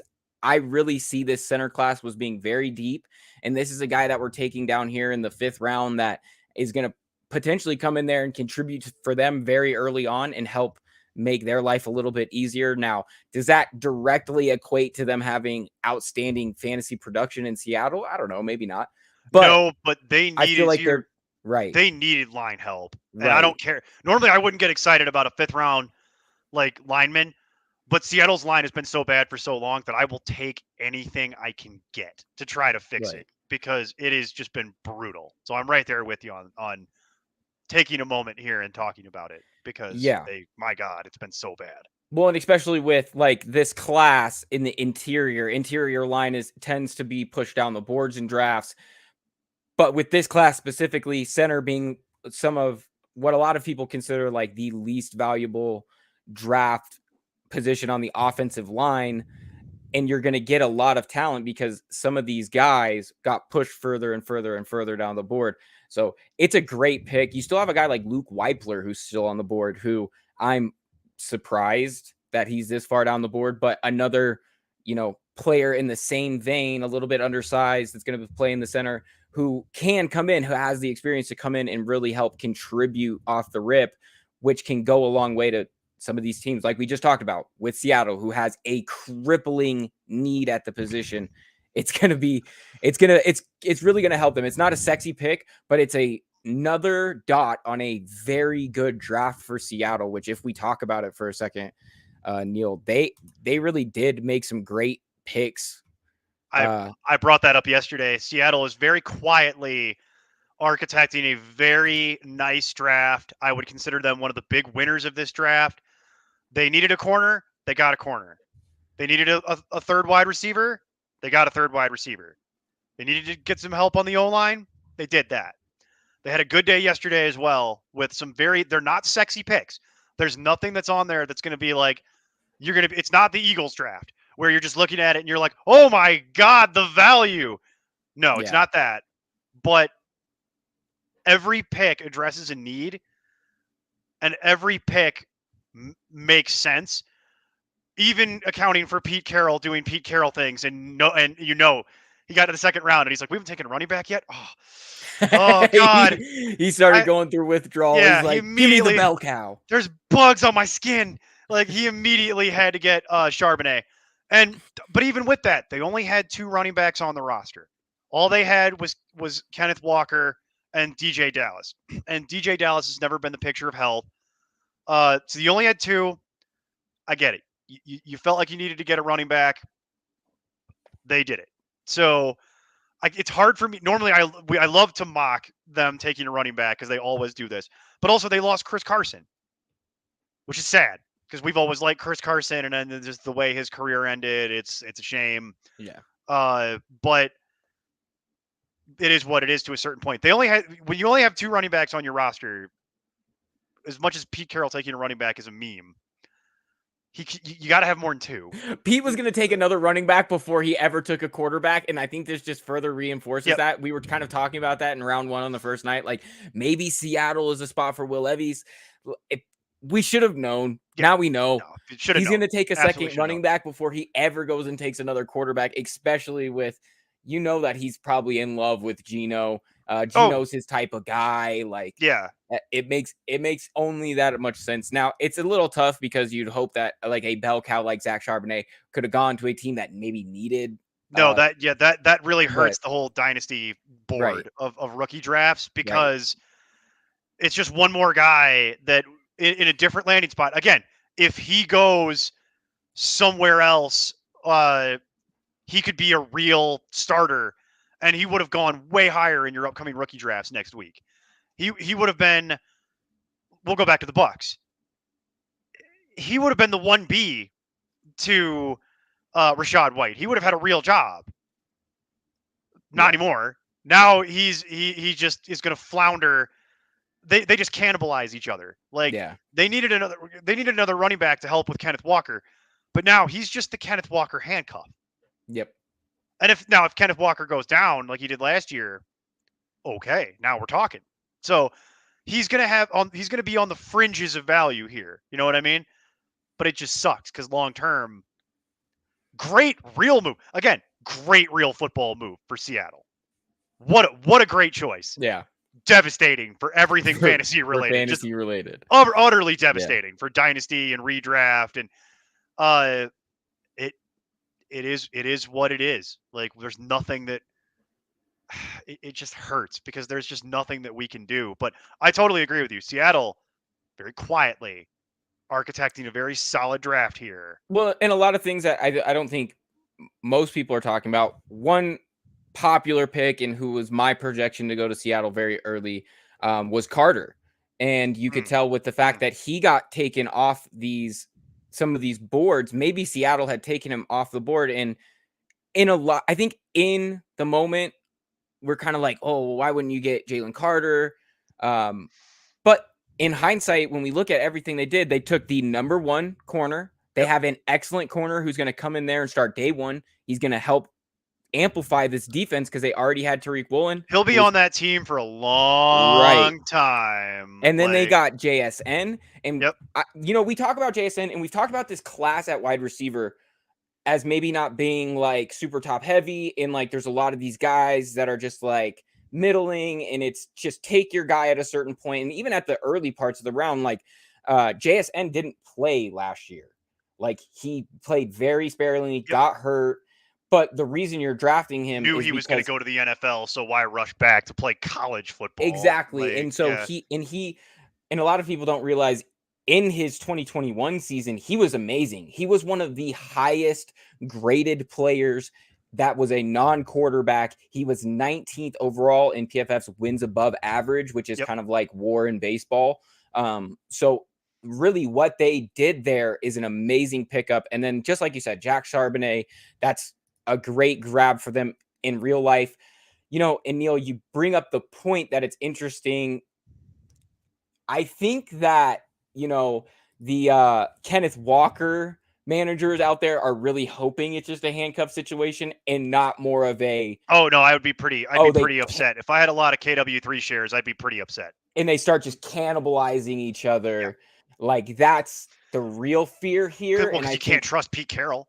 Yeah, exactly. He'll do things like that. He'll just start random running backs for no reason because he wants to, because he does. That's just what he does. It took forever to get Chris Carson to be a bell cow. Remember that? Yeah, he read the one time that Bill Belichick like sat Noah Gray after like a 270-yard day or whatever because he was late to a workout the next week. Like he's like, that's the dream. That's how I roll. Yeah, what a great idea. That's what we should absolutely be doing. So it is interesting though with JSN because we covered this a little bit. Tyler Lockett's functionally in the last year of his deal. They have an out year on Tyler Lockett at the end of this year. He's going to be on the wrong side of 30. He's never been the picture of health. He's been great for them, but I don't really see a scenario where they're going to be able to afford it. So JSN for redraft, not super sexy, right? He's going to be the wide receiver 3 on a team that doesn't support 3 wide receivers historically. They don't throw enough to cover that for fantasy purposes. So it's not super interesting for me for redraft. For Dynasty, though, if your team, let's say, isn't very good and you're picking near the top of the draft, JSN's my 1.2. because you're going to have to wait a year. You're not going to get a whole lot out of JSN this year, more than likely, but you will get something out of JSN in future years. He will be highly touted.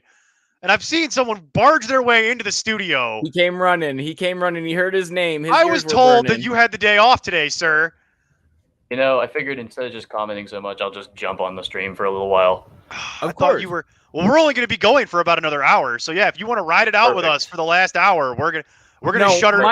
Mike, you could be honest. You got tired of hearing me and Neil just bullshit the whole way through. Well, and shit. I figured I'd give some expertise in this and some real expertise. some real analysis. Give us some cred here. So, Mike, I'm punching above my weight class. I'm on with PFF's own Mason Cameron and PFF's own Mike Manning. I'm well up outside of my weight class here today. That weight class might not be as high as you. Never mind. You calling me fat? You calling? So anyway, Mike, we've been talking about it a little bit. Actually, I want to backtrack just a little bit because we were talking quite a bit about Justin Shorter, what's going on in Buffalo with their wide receiving core, and some of the guys to target here. I really liked what you were breaking down in the comments. And for anybody that missed it, this was Mike's take earlier from the comments that Diggs and Davis outside, Shakir, Kincaid in the slot. Hardy has experience in both. The depth is the question mark. Cook could potentially move around. Mike, take us through kind of what you see for that team and who maybe guys should be targeting, because me and Neil were definitely going back and forth on it a little bit. So I think that they think highly of Hardy. They paid him more than they paid McKenzie. They paid more than any other. Why they think this? He was really explosive in his time in New Orleans. Like he was a deep threat. He was a deep threat that he also was electric as a punt returner and getting the ball in his hands early, like at the line of scrimmage, and let him do his thing. He was great at forcing missed tackles. So he's a type of wide receiver they don't have. So I think they do like him more than you're leading on a bit. But no, is he going to be the leading third target getter? Let's be clear about something. They might like him. I don't. Right. That's what we're talking about. Like him. Well, that's what matters, Neil. That's what really matters here on this show right now. But Shorter, I mean, he's obviously massive. I think they're just looking more at because they didn't have the best red zone success really in terms of passing last year. They usually relied on Josh Allen to scramble and get it in on his own, or they had more success when it was inside the 5 than it was 20 to the 5. So I think they're trying to improve that area and just getting big bodies. Some players that could also they only have 2 picks left. So do I expect them to pick another wide receiver? Probably not. I think they'll have maybe some UDFAs come into play at the end. But if they were to go another wide receiver, like you're looking at Kayshon Boutte would be an interesting one. Out of LSU, he had his phenomenal season 2 years ago, was banged up all year last year. Bryce Ford-Wheaton, the athletic freak out of West Virginia, who's like 6'3", 6'4", but was in like 99th percentile in several speed and vertical categories. Like these are the type of guys you would think, because I think they're fine with the slot now. I think they're okay with it between the triplet of Shakir, who they liked last year, now Kincaid, who if they want to do small, they want to go big, either one will work fine then, because Dawson Knox can hold the inline in. And then, like I said, Hardy has experience in the slot as well. So I think they're just going to try and get they're trying to get more deep options that are not Gabriel Davis. They're trying to improve at least the depth there. They're fine, obviously, Stephon Diggs, one of the best wide receivers in the league. So they're just looking at somebody that can help be at least an option other than Gabe Davis on the other side. Because also Gabe Davis's contract is coming up. Yeah, that was something I was going to get to at some point when we talked about 32 teams in 32 days. How much longer is Gabe Davis really going to be on the Bills? Are they sold to give him a real contract extension? I'm not sure that they actually are, that they view him as a long-term piece. You know that some GM out there is going to give him more money in free agency. That's kind of than he's worth. Somebody's going to give him promise a lot of money. That he's going to stretch the field for them. And I think that, that just reinforces kind of what we were saying, Neil, is that, that's always been the question is Gabe Davis, and the Gabe Davis truthers are probably in shambles right now. But yeah, so I mean, there's not It has been a bad draft for the Gabe Davis Troopers. I'm not gonna lie. That's taken a little bit of a beating over the last couple days. Yep. He's gonna be what he's gonna be, which is a deep threat. That I mean, he had a 98-yard touchdown last year. Yep. And it was where he just plain beat the corner with no safety help over top down the middle of the field. That. Which he can do that. He does. And so if he's gonna, I think he's top 6 in the league in the past 3 years in terms of like 20+ yard touchdowns. Yep. Which, hey, that's great. No team's going to be against having that, especially with how few targets he's doing it on. That's why I don't mind him in standard fantasy, because it's I wouldn't consider him, a stellar. But in PPR, I stay away. I don't want to deal with the headache that, because you're going to have those. Deshaun Jackson, for several years, he was a great option that you always had on your bench. But were you ever really confident in putting him in the lineup? No. I would only ever start him. You'd only ever start him if you thought you were going to lose and you needed like a 40. Yeah. And you just pray that this is the week that he's on your best ball team. Yeah, or on your best ball team. Gabe Davis is a great best ball player. Oh yeah, he's a best ball. He's elite in best ball. That's the one thing he probably is elite at is best ball. And so, we have another one. Not to skate off too quick on the Bills. We have a few more. We should do some housekeeping, I think, here, because there's been a few more picks. Right. Yeah. We're gonna do some housekeeping. So we were moving down. We were talking a little bit about Seattle in their draft. I know that you guys probably talked a little bit about that yesterday. But so at 155, we have the Niners. They took South Alabama cornerback Darrell Luter Jr. 156, the Bolts take Clemson tackle Jordan McFadden. 157, the Ravens take Stanford cornerback Caillou Blue Kelly. 158, the Colts take Cal safety Daniel Scott. And at 159, the Green Bay Packers select a Virginia wide receiver, Dontavion Wicks. Another interesting thing, Mike, I want to bring in, we talked a bunch about Green Bay, we talked a bunch about the Jets. I want to hear both of you guys. What's the value? I know we're talking about they're going to run the ball a lot. Neil is not a believer in my guy with the quads.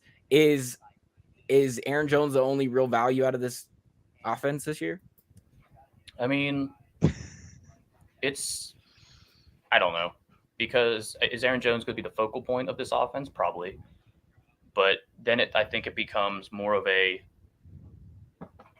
I'm just laughing because your dogs have decided to join us on the stream here, and our viewership immediately goes up whenever the dogs get on camera. Yeah, both of them are hanging out down here now. I didn't think it mattered as much if I'm jumping on here to not worry about them. No, we're fine. We're good here. To be honest with you, even Twitter is giving up again. Like everybody is getting into their Saturday, and I'm noticing people are exiting here in the background. So it's like, okay, we got some people hanging out, but yeah, as we get later into the day on Saturday, especially East Coast time, people are like, okay, bye. Like we need to corner the cute dog clips market. That's what I'm saying. We'll do better if we just have the cute dogs. We're good. Like, yeah. I was just say, there you go. One's hiding, and one's just curled up in a ball. So just curled up in a ball. One's behind me and one's in a ball. So they're just trying to be around somebody.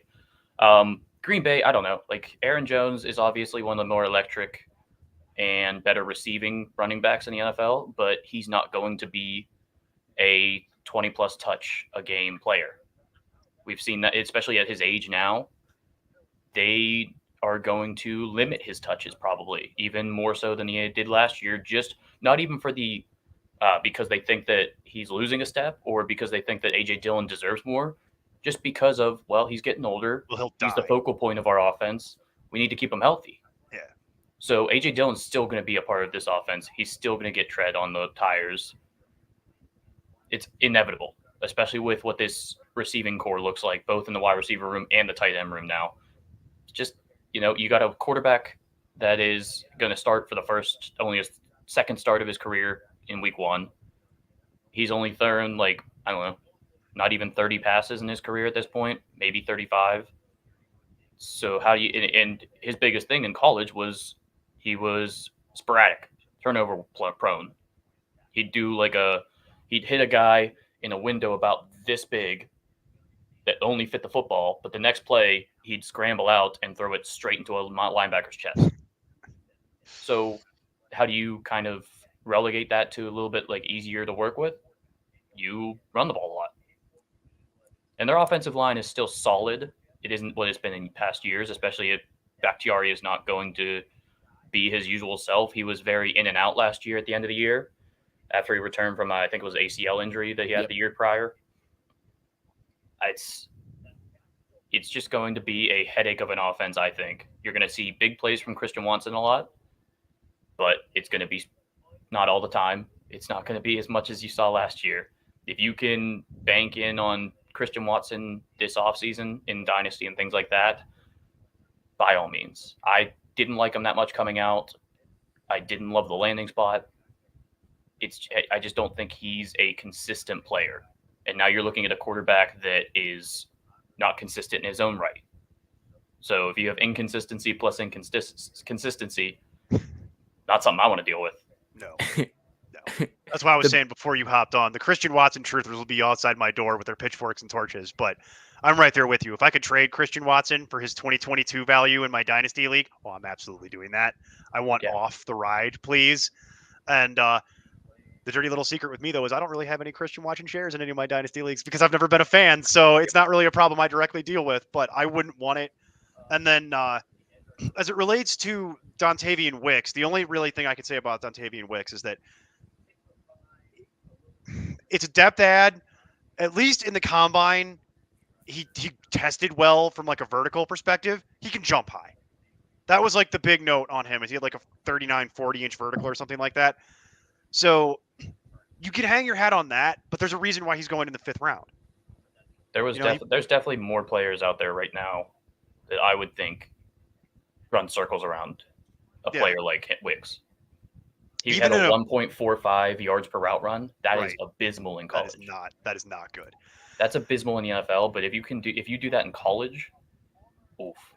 Yeah, it's ugly. So no, there's not a lot of optimism around Wicks. It's kind of just another name to throw on the scrap heap for the Packers as it relates to their wide receiver room. And so he's even in a worse spot than Torrey was last year. Mm-hmm. So the 7th round pick last year, Samori Toure, who was fine, actually had some kind of upside with that because he made plays in college that you would see flashes where he would, show the deep presence of a deep threat and everything else. I expect him to play way more than Wicks does. I expect Reed to be the one that you're going to try and jump on if you want to try and get a value this year, because Reed's just a very good route runner. He's good at jump ball situations. I saw that whenever Michigan State played Pitt 2 years ago in the bowl game. Reed was the one that was making catches over cornerbacks in the end zone. So he's a good player. I didn't think they would draft him that early, like we said, whenever it happened, but he's the guy that I'm going to look at. I think Romeo Doubs, if he can stay healthy, he's going to be like a 3 for 50 per game type player, because this passing offense isn't going to be able to support that many things. Honestly, I don't think they're going to be able to support more than really in redraft fantasy. You're going to support one guy. It's probably going to the first players you're drafting in the Green Bay offense are the running backs. Yeah, both running backs, because I think they are going to be a contender for most run-heavy team in the NFL. Did I miss that they took 2 tight ends? You may have. I brought that up briefly earlier. They took two tight ends. They're wasting picks left, right, and center. They took 2 tight ends in this draft. One is a very good receiving threat down the middle of the field, Musgrave. Yeah, out of Oregon State. He was the first one they took. Yeah, he was injured all last year, so it's hard to tell about his And the other one is a blocker. Is Tucker Kraft, tight end, South Dakota State. Yeah, so they took a blocker. He's going to take over the tight end 2 role as an inline guy and just be like the Mercedes Lewis. He's a big boy. Yeah, he is a big boy. So I do know of Tucker Kraft. That's an interesting team building exercise that I don't think I understand the philosophy behind, frankly. But yeah, you guys are right. The cheese curds over there with this draft. I don't know what's going on with them. They're not making that. Their draft is honestly, it's been confusing to me from jump. Even their first round pick was confusing to me. Everything they've done has been confusing to me outside of taking the wide receiver in the second round. Everything else I've been kind of raising my eyebrow at, where I'm like, what are we doing? Something leaked into the cheddar out there. I'm surprised whatever their Gutekunst has had his job as securely as he has this past tenure, because it's been a while. Yeah, he's been there for a long time. Well, it was Ted Thompson. Yeah.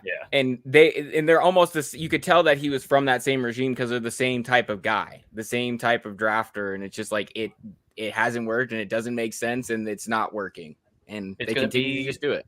Similar to whenever the Steelers like Big Ben retired for the Steelers, as well as Kevin Colbert, their GM. So it's going to be, was this driven because you hit on your quarterback and your quarterback was able to carry the rest of your team for a decade plus? Is that what has kept your job safe? Because has he really drafted that well in general throughout his tenure, especially the past few years? No. Past few years have been something it's really been pretty brutal. Well, and when you look at like the ways to win in the NFL, like a great quarterback is kind of a solo variable type like way to win in the NFL. If I have a better quarterback than you, I stand a much higher percentage shot of beating you regardless of the rest of my roster. But when you build a team around like a run game, you still have to have a great defense or none of it matters. And the Packers defense was kind of hit or miss last year. Like they have some great players, but I mean, they're made up of like 50% first round picks. Right. And so like it should be better. That's a problem for Gutekunst then, because you didn't pick the right guys. Right, exactly. So it's harder to win like that. And I think, I'm going to ask you guys off the rip, Mike and Neil, is Green Bay picking first in next year's draft? No. You don't think so? They're not that bad. The Titans exist. And the Texans. And the Texans exist. And the Cardinals. Like, there's... The Packers would be...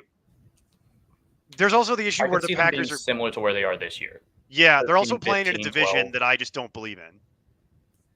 The Vikings is the worst 13-win team I ever saw. That's a miracle that they won 13 games. The Bears are going to be bad again. They should be less bad, but they're still going to be bad. And then the Lions, I was expecting to take a big leap forward and then have architected one of the worst drafts in the modern era. And they love it. They love that draft too. You see? They're thrilled about it, but they're delusional. Banging on the table. Yeah, they're super happy, and that's nice. But I'm glad you're happy, Detroit, because I'm looking at this and I can't fathom what you're doing. You just made the Eagles better. You just gave them DeAndre Swift for nothing. Because if he leaves the Eagles after one season, they're going to get a compensatory pick, and all you're getting is a 2025 fourth. Yep. And a flip flop of 7th round picks, which don't matter. So you just gave away. Pretty much gave him away. You just gave away your former highly touted running back for nothing because you love Jahmyr Gibbs, whatever. Like, you love Gibbs so much that you were willing to just give away DeAndre Swift for virtually nothing because you tipped your hands so bad that you didn't want him anymore. Yeah, the there Lions has been some kind of falling out behind the scenes that we didn't. I think I called that.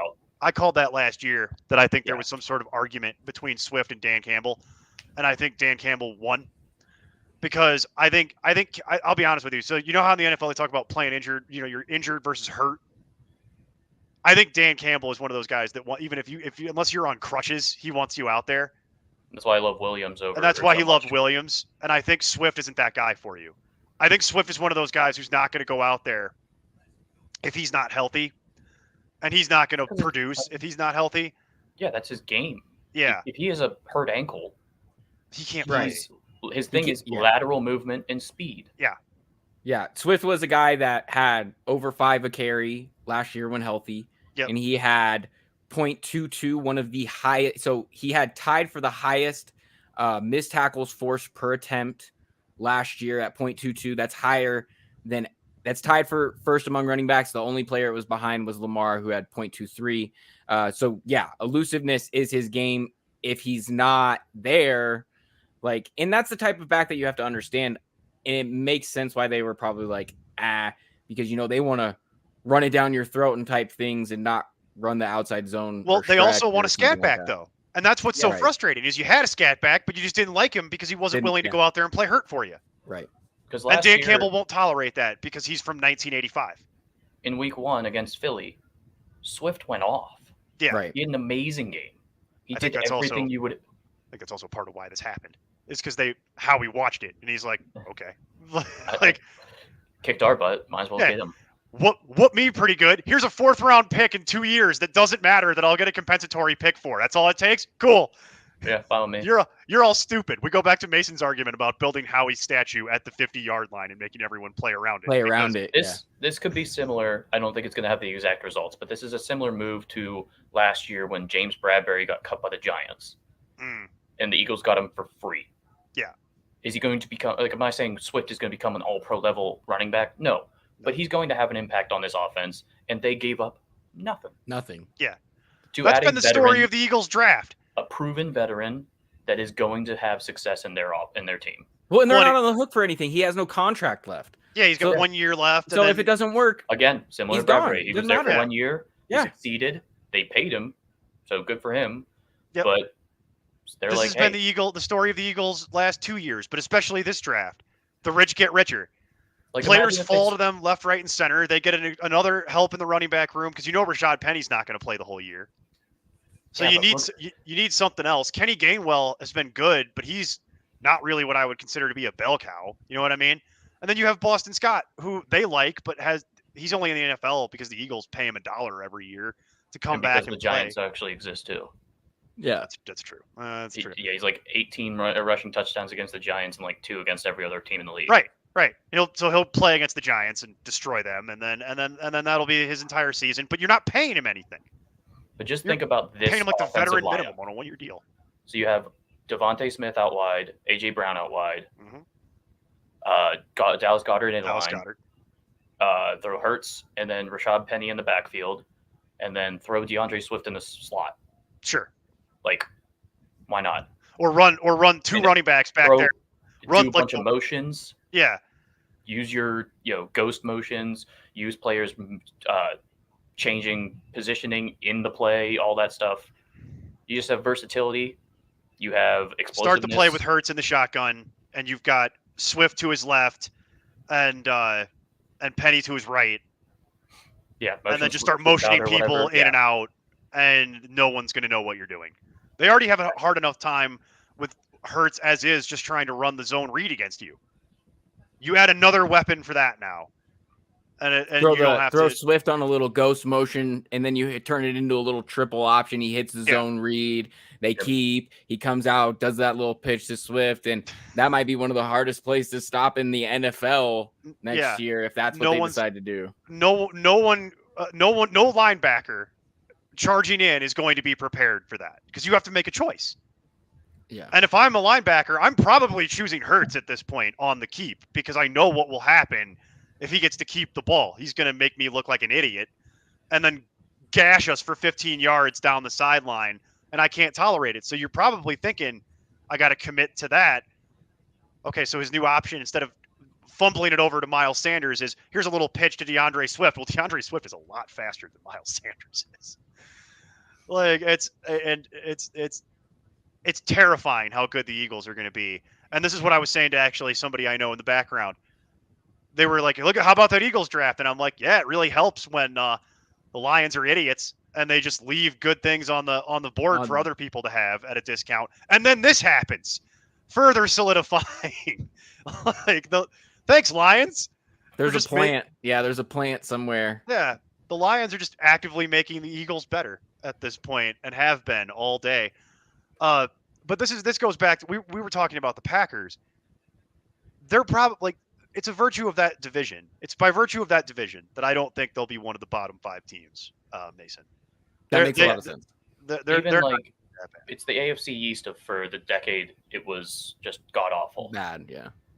Where the Patriots, by virtue, were guaranteed, even if the team wasn't considered like they had Tom Brady. Of course, they were going to be solid and good, but they weren't considered a top number 1, 2 seed type team.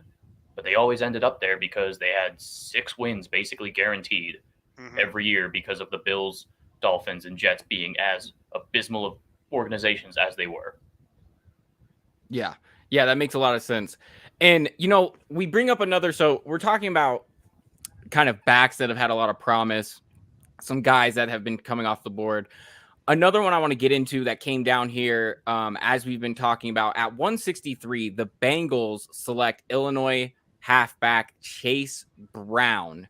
Now, this is obviously much further down the board. The draft capital doesn't mean a whole lot for them in terms of, maybe immediate playing. But I know that the Bengals were kind of rumored to be interested in running back even earlier. In the first round, they were hoping a guy like even Gibbs might fall to them. To see them taking it back now, not quite as interesting. But I want to get your guys' take on what's up with Mixon in this Bengals backfield. I know that there's some kind of split. There's some contention on what his future means in terms of he doesn't have a lot of time left on his contract. They cut him post June 1st. They could save $10 million. And that's going to go a long way to them signing T. Higgins, Jamar Chase, and Joe Burrow. So what do you guys see maybe playing out with Mixon, this backfield, and even the rest of the Bengals contributors? Go ahead, Mike. I'll come in behind you on that. I mean, what their running back room looks like behind Mixon right now is not going to be acceptable if they do get rid of Mixon this year. So they would probably look to a veteran of some sort that's on the market right now. Because behind Mixon, it's Travion Williams, Chris Evans, and now Chase Brown. All very similar style running backs in terms of their smaller stature, pretty good receiving ability, very good for Chris Evans, and then speedsters, good athleticism to them. So they would obviously look. I don't think that Mixon's going to be there this year because they are tired of the legal trouble they've been having with him. And it's not the first legal trouble they've been having. They've had multiple legal issues with him in the short period of time he's been in the league. He seems to have decision-making issues off the field, and also his family seems to have decision-making issues off the field that he gets pulled into.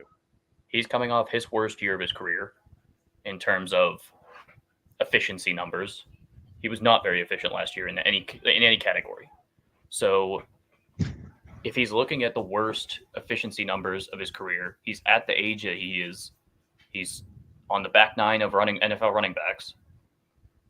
I think that they're going to, as you said, with T. Higgins, Jamar Chase, and Joe Burrow coming up. They picked up Burrow's fifth-year option, but as we see these quarterback contracts keep being signed, it just keeps getting higher and higher. So they're going to want to sign a contract sooner rather than later. They're going to want to beat Herbert. They're going to want to beat I don't even know who else might be up at this point. I think just Burrow and Herbert are really the big names left right now. Those are the next two that are coming up. The Chargers and Bengals are going to look at each other and be like, who's going to sign first so they can pay slightly less than the other team. And T. Higgins obviously needs to get paid. Joe Mixon, they probably regret the Mixon contract every day ever since last year. Yeah. So I don't expect him to be there this year, but I would think that if they were to cut him, I'd say it's about a 50-50 chance they cut him, maybe 60% chance they cut him, because they had already said if he doesn't take a pay cut, we're probably going to – there's been reports if he doesn't take a pay cut, they're probably going to cut him. So they really – it was interesting to me because I thought this was all going to get dealt with differently. I thought they were going to figure out some way to get Mixon out earlier and then find a way to retain Samaje Perine. And then they didn't do that, and now that's our problem. Signed so quickly, it was crazy. I know. That's our problem now, Mason. Yeah, he's in Denver now, and to be honest with you, I don't actually hate that. As far as the move they made in the offseason, I don't hate that move because they needed something for when Javonte can't play, right? Yeah. And to be honest with you, I don't think Javonte is going to be ready for week 1. I bet he hit popped. He destroyed his knees so badly with like a lot of ligament damage, and it really is not looking good. And they didn't have anything in Denver once Javonte Williams went down because Melvin Gordon is de facto retired at that point. Like, he was washed up, it turns out. That's a shame because we've always loved Melvin Gordon here on this website. But everybody's career ends the same way, typically. You get old, and we just saw it with Gordon last year. So I thought that was going to be more the plan. We'll figure out how to get Mixon out of here. We're going to keep Perine. He's younger. He's cheaper. And then Denver was like, nope. Like, we're taking that out of the equation. So now they're kind of stuck. because Chris Evans hasn't really proven that he can be like the guy. I agree with Mike's supposition that what they have behind Mixon would not be sufficient NFL wise. You don't have enough people in house to really run the ball effectively the way that they need to. And we saw what happened with the Bengals.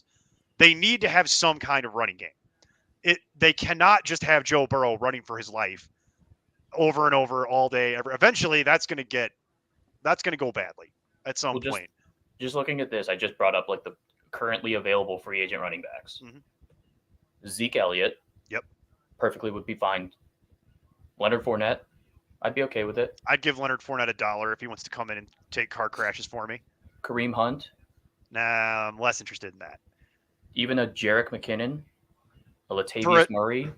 I would pay Latavius Murray $1 because he could do it. We saw Justin Jackson have some success last year in Detroit. I think if you just look to turn it into a committee instead of doing the Mixon one, like number one, that's it, as the alpha, then you'd have a solid running back core. I don't think it would take you long to be able to. We saw in Tampa Bay 2 years ago, teams are going to cut running backs to get rid of some money, even after the draft. So you're going to have options that you didn't even see coming. And they threw together the LaShawn McCoy, Gio Bernard, and Leonard Fournette backfield like that. Yeah. In Tampa Bay. Well, there's other guys that are still available you didn't even list. Kenyon Drake is unsigned. Sure. Yeah. Kenyon Drake isn't good, but he cobbled together some decent starts for the Ravens last year. Can he average 3.5 yards a carry? I don't really need you to be that great. I just need you to show up and put on this jersey and go run through that brick wall, please. That's kind of what I need you to do. Leonard Fournette would probably be the dream, but that's probably too expensive. Zeke, same thing. Zeke's gonna. I don't know. It depends. Like it depends what these guys' expectations are. I think Zeke wants another real contract, and I think he's gonna be bitterly disappointed when he gets to the reality of the real world that he's now in. I think Zeke's gonna be pretty upset because apparently he's already not happy with the offers that he's receiving from teams. And I'm like, buddy, I don't know what to tell you, man. Like he did list the Bengals one of the teams he wanted to go to. Yeah, I just don't know that it's gonna be a hard mental reset for Zeke because he's gonna want a. Yeah, that'll eventually come up. Be like, hey, look, we'll give you a contract, but we're not going to give you the contract you want. And if he doesn't get anything coming to his way from any other teams, then pick. The Zeke thing reminds me of the 5 falls of Le'Veon Bell. Post when he was cut by the Jets. Yeah, remember the saga that is Le'Veon Bell. He had the same issue where he was like, no, I'm used to making X amount of money. I don't want Y amount of money. And then eventually reality set in and it hurt. Then he ended up on Tampa Bay, KC, LaShawn McCoy did the same thing. Yeah. It hurt. McCoy accepted it. Yeah, they eventually accept it. They eventually get there because I think somebody close to them they trust pulls them aside and goes, buddy, I don't know if you look at the calendar, but it's not 2016 anymore. Yeah. And you're old. I know you don't want to hear this, but you're old by NFL standards, and you need if you want money, like this is what you're going to get. You're playing right now for your retirement plan. This is your retirement plan season. You need you need to figure out what your next move is going to be. I don't know if it's going to be your next life move. I don't know if it's going to be running Brothers barbecues or owning car dealerships or doing shopping market openings, but you're going to have to pick something because this is going to be over soon. You've only got a couple more bites at this apple, and then you kind of need to take your little contracts here and cash them while you can because soon you're not even going to get these. That's what McCoy did at the end. He was jumping from Tampa Bay to Kansas City, and that's what Bell eventually learned to do. He was like KC, Tampa Bay. Let's pick just winning teams. Even Baltimore was a successful team at the time when they signed him. They just had God knows how many injuries in the backfield. Yeah. So they were just getting lower down the depth chart, and they were like, fine, we'll sign you. So I know the Bengals want to get rid of Mixon. The issue with that, though, is going to be who's going to take that from you. Like, you're just going to have to cut him post June 1. Well, no, yeah. No one will take that. You post June 1st because I think you get a substantially lower cap hit for this year, and you're going to save over 10 M's just by doing that post June 1st than prior to June 1st. So that's the obvious outlet for him, where they can get out from under his deal that they obviously hate. And I think you guys bring up a great point with Zeke.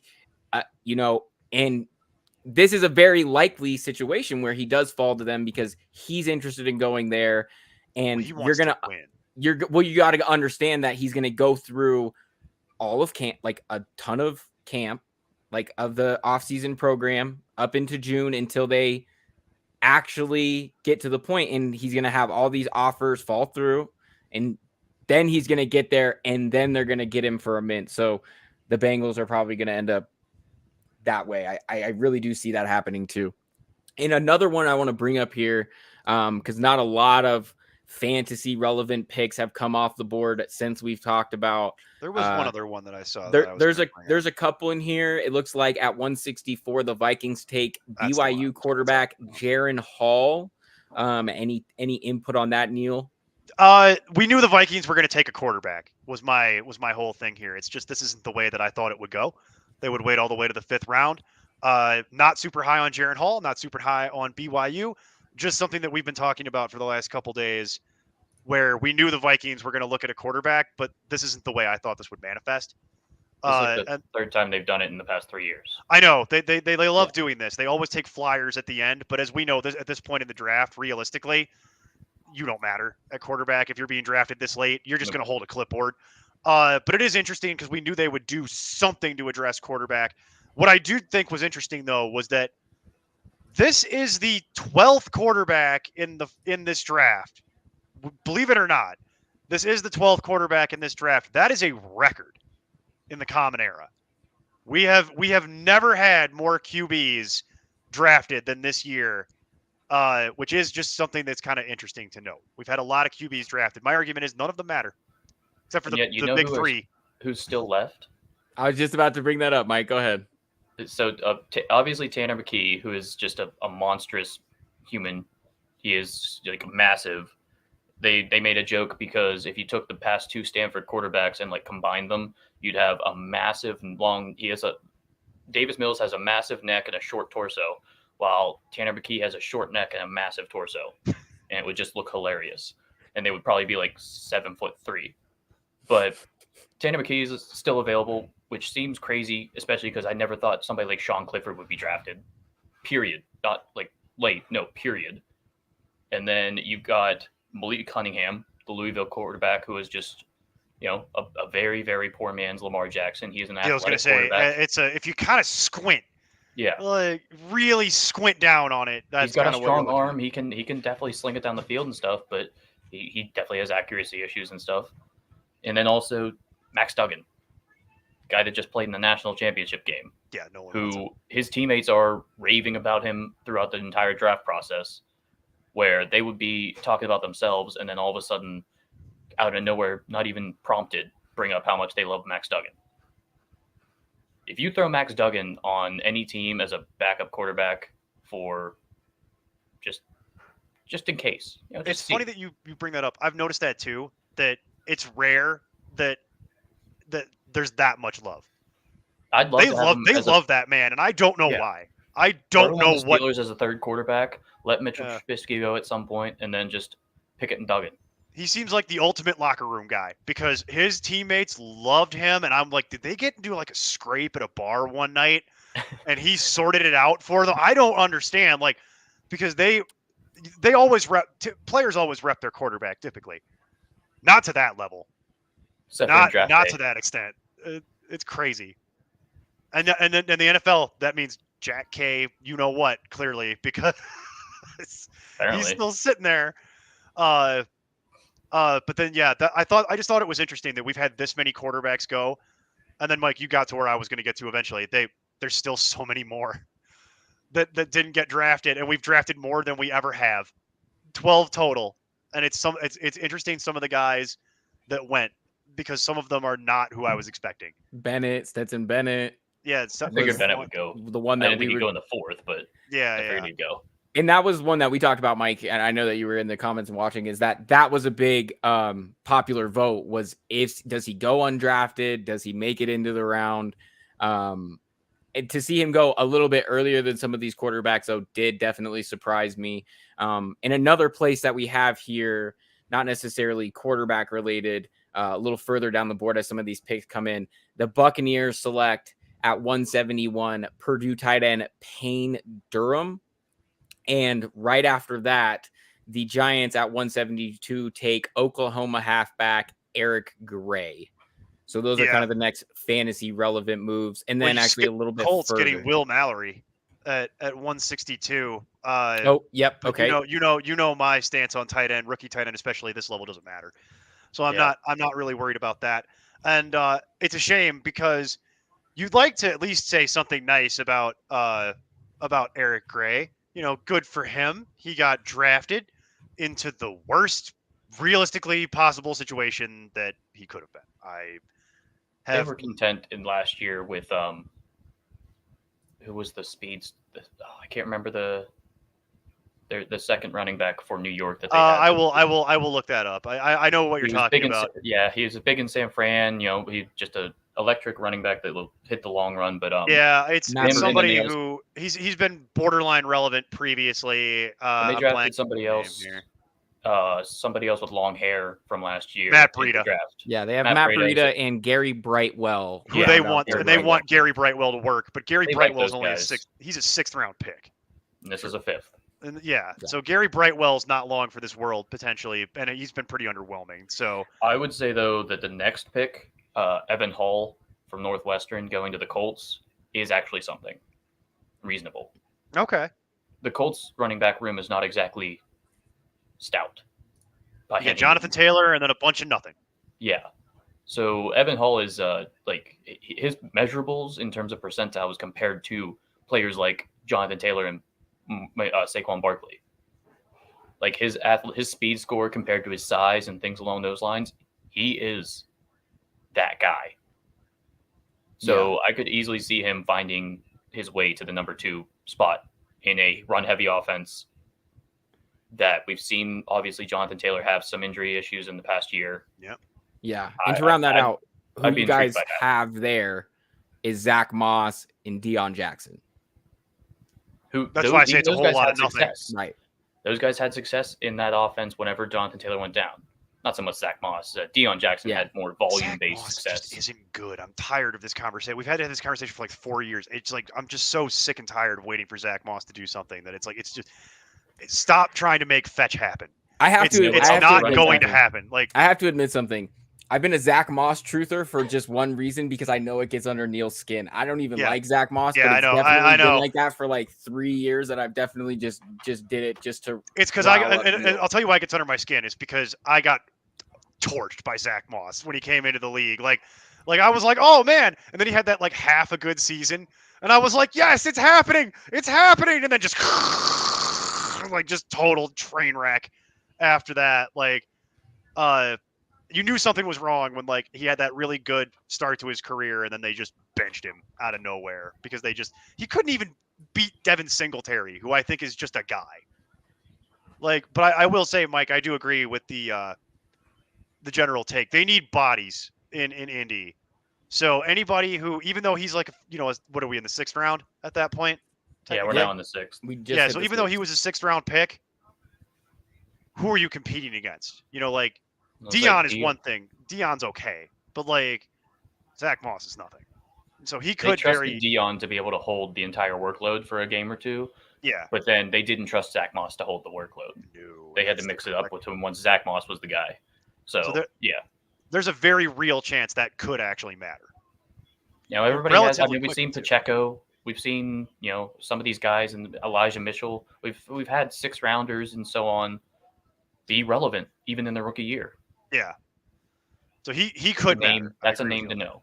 Yeah, it's not something you're going to draft in any level, dynasty, redraft, no, but it is a name to know for the season, for the waiver wire, because he could actually matter as we get into the season. Right. Yep. Right. And it's rare that that we're still talking about things that could actually matter, because it's funny. It's like Eric Gray, who we talked about right before. That's not one that I think will matter, because something would have to happen to Saquon, and then he'd have to outplay Gary Brightwell, who I don't think is good, but Gary Brightwell's been in the league for 2 years. So you got a 2-year veteran, and then you got to play, and then you'd have to compete against Matt Breida, who I also don't think is good, but the Giants do. The Giants like him, and bringing him back. Yeah, and I will say he was better than I thought he would be at the job they're asking him to do. So, well, Neil, if you want picks that don't matter, I mean, I have plenty of them. The Rams select Clemson tight end Davis Allen. If you want to talk about things that don't matter, too. Sure, I mean, yeah, we can talk about that. We have plenty of things. Literally doesn't matter. We can talk Rams about pick 2 rounds or 2 picks later is more important. Puka Nacua. Yes, so the Rams pick 2 picks later, wide receiver from BYU, Puka Nacua. So what's our take on any of them, or even this offense moving forward with the Rams? You know, not far removed from a Super Bowl and some elite talents that didn't really play, and a lot of question marks over there. So what do we think about that, Mike? Well, the wide receiver room is nothing to write home about behind Cooper Kupp. I think now at this point we're doing Van Jefferson, Bennett Skowronek, and then Tutu Atwell. So yes, that sounds embarrassment correct. Of riches. Yeah, so I mean, could have just stopped at embarrassment. Could you see him finding his way to even all the way up to wide receiver 3? Yeah, honestly, could. Because Puka was considered a sleeper by a lot of media personnel and front office guys, it seemed like. Had a great career at BYU. But this Rams offense is all going to depend on one thing and one thing alone. Is Stafford going to look like he did last year, even before the injury? If so, it's Cooper Kupp and nothing. I'm not running game, not anything else. You're not going to be able to do much of anything successful in that offense if Matthew Stafford plays similar to what he did last year. He's got 1 foot in the retirement. So it just depends on if he's going to come back healthy or if he's going to come back and still be kind of like a little bit hobbled or something along those lines. He got his ring, man. And if I was him, I would have had that ring gauged for my middle finger and not my ring finger, because that's where I would wear it. I trust him to play this year and want to play this year.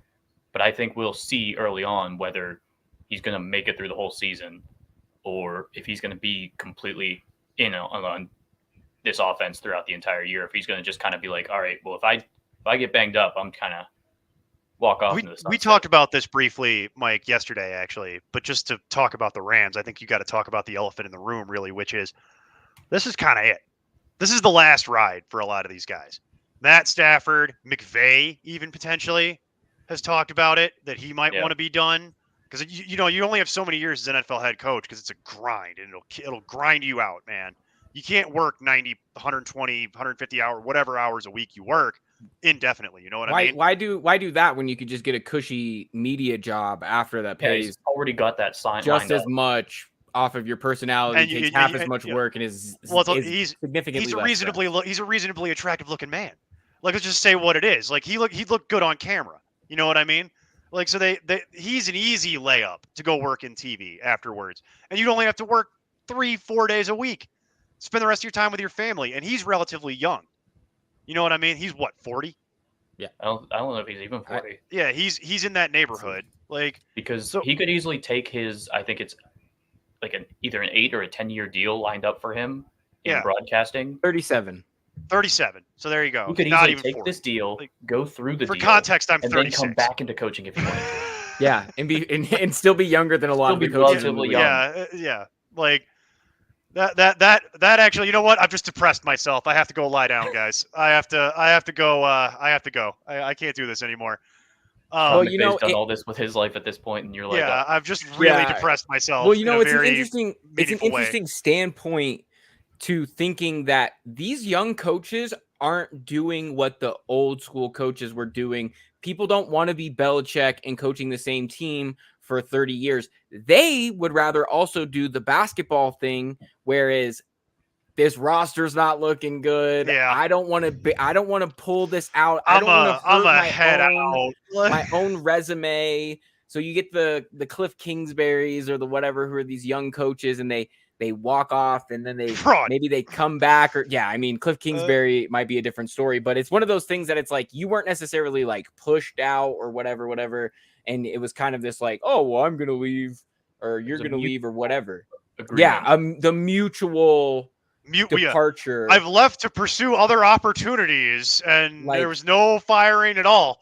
Right. That happened in the background. When you look at it with like McVay, if McVay looks at his own marketability, if he doesn't fall off the cliff as a coach, he can do kind of the Sean Payton thing a little later on down the road and be like, oh, I come back. I'm going to go to a different team that looks a little bit better. He could go work on the broadcast booth for a couple years, take some time to spend time with the family, still get paid. And then if he decides he wants to come back to coaching when he's like 50 or whatever, or 45 or whatever, like, yeah, sure. Someone will hire you.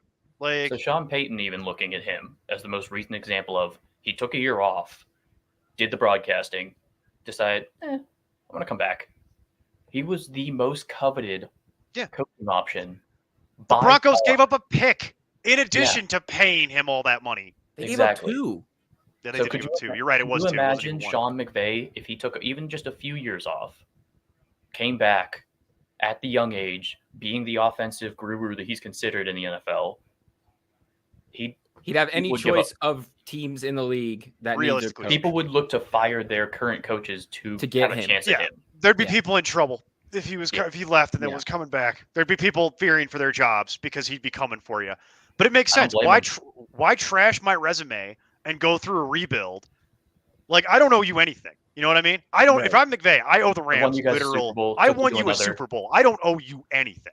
I got to take care of myself and my family. So, toodles. Like, I'm not. I wouldn't feel bad about saying that at all to those people. It'd just be the way that it would be. So yeah, if he left to go work in TV he didn't even work the whole 8-10 year contract. Let's say he only works like 3-4 years of it, and then gets out. Comes back at a ripe old age of 41. 41 or whatever it is. Like, oh my God. Like, yeah, you'd be giving up. People would be all about giving up whatever they have to give up: arms, legs, testicles, like whatever you got to give up to get McVay to be your coach. Because why would I want to go through the rebuild, especially when? Okay, let's just break it down. If Stafford goes, the dominoes start to fall, right? Aaron Donald, gone. Not going to want to deal with this anymore. So you're out Stafford, you're out Donald. You're out the glue on both sides of the ball. Your defense is 29. What's that? Kupp is 29. Yeah, Kupp is 29, but Kupp can go play somewhere else.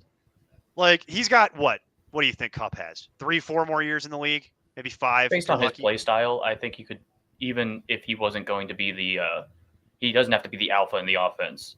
He can be the dependable slot that wins in his routes, right? For years. Yeah, similar to what Steve Smith did for years in Baltimore. Yeah, whenever he should have been done, but no, he was a solid receiving option that helped the offense. He could. I'm saying he could probably play until he's like 34, 35. He could be like Thielen, but like actually like good. Yeah, yeah. Right. I was actually gonna say he'd look good in a Panther uniform. The Panthers would be all about this idea once in a couple years when Thielen's actually gone. I'm not sure where Kupp is in his contract. I know they gave him that extension with a lot of guaranteed money on it. Yeah, he got a big dollar. So I'm not sure where he is in that extension, but I could see a scenario where, Kupp will leave. He'll go play somewhere else. Someone will be interested in that. You know what I mean? But that's going to be a total rebuild because anything you have left, running back doesn't matter. Akers will be done. Like, they're going to be starting completely over on both sides of the ball. You won't have any veterans that want to stick around. So if I'm McVay, why would I want to go through that? Yeah. So why would I want? So it looks like Kupp. Or did you have that, Mike? Go ahead. Oh yeah, Kupp has this year, then 2024 with cap hits around 27, 26 mil, and then there's a just $10 million dead cap hit to be cut. So he has one more year functionally on his deal. Well, yeah. So this year and then I'm not counting this year. Next year. Because this year doesn't count. Because this year the chessboard is set this year.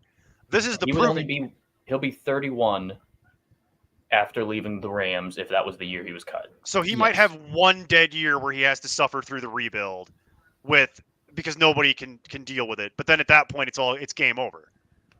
But if you're telling me that's the case, someone will trade for him. Yeah, I mean 26 isn't obviously ideal, but you'd have the out year, you'd be absorbing the contract.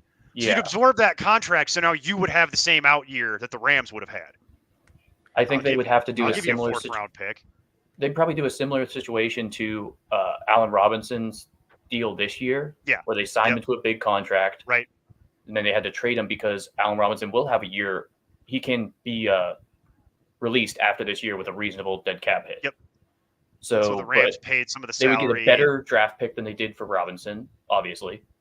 And then they would just probably take on some of his signing bonus. Yeah. Exactly. Right. And it's not really tying them down because, I mean, although he's going to be 31, 32, 33 through the end of that contract with over 25, $26 million cap hits, like you just said, they aren't on the team that picks that up isn't on the line for that. I mean, they're going to be able to, if say it doesn't work out, they can cut through him. Cut him for $10 million or whatever it is at the end of the year, and then you move on, and it's not really that big of a deal. And then he's a true free agent, and then he can go get an appropriate contract from someone else to go play slot for the remainder of his career.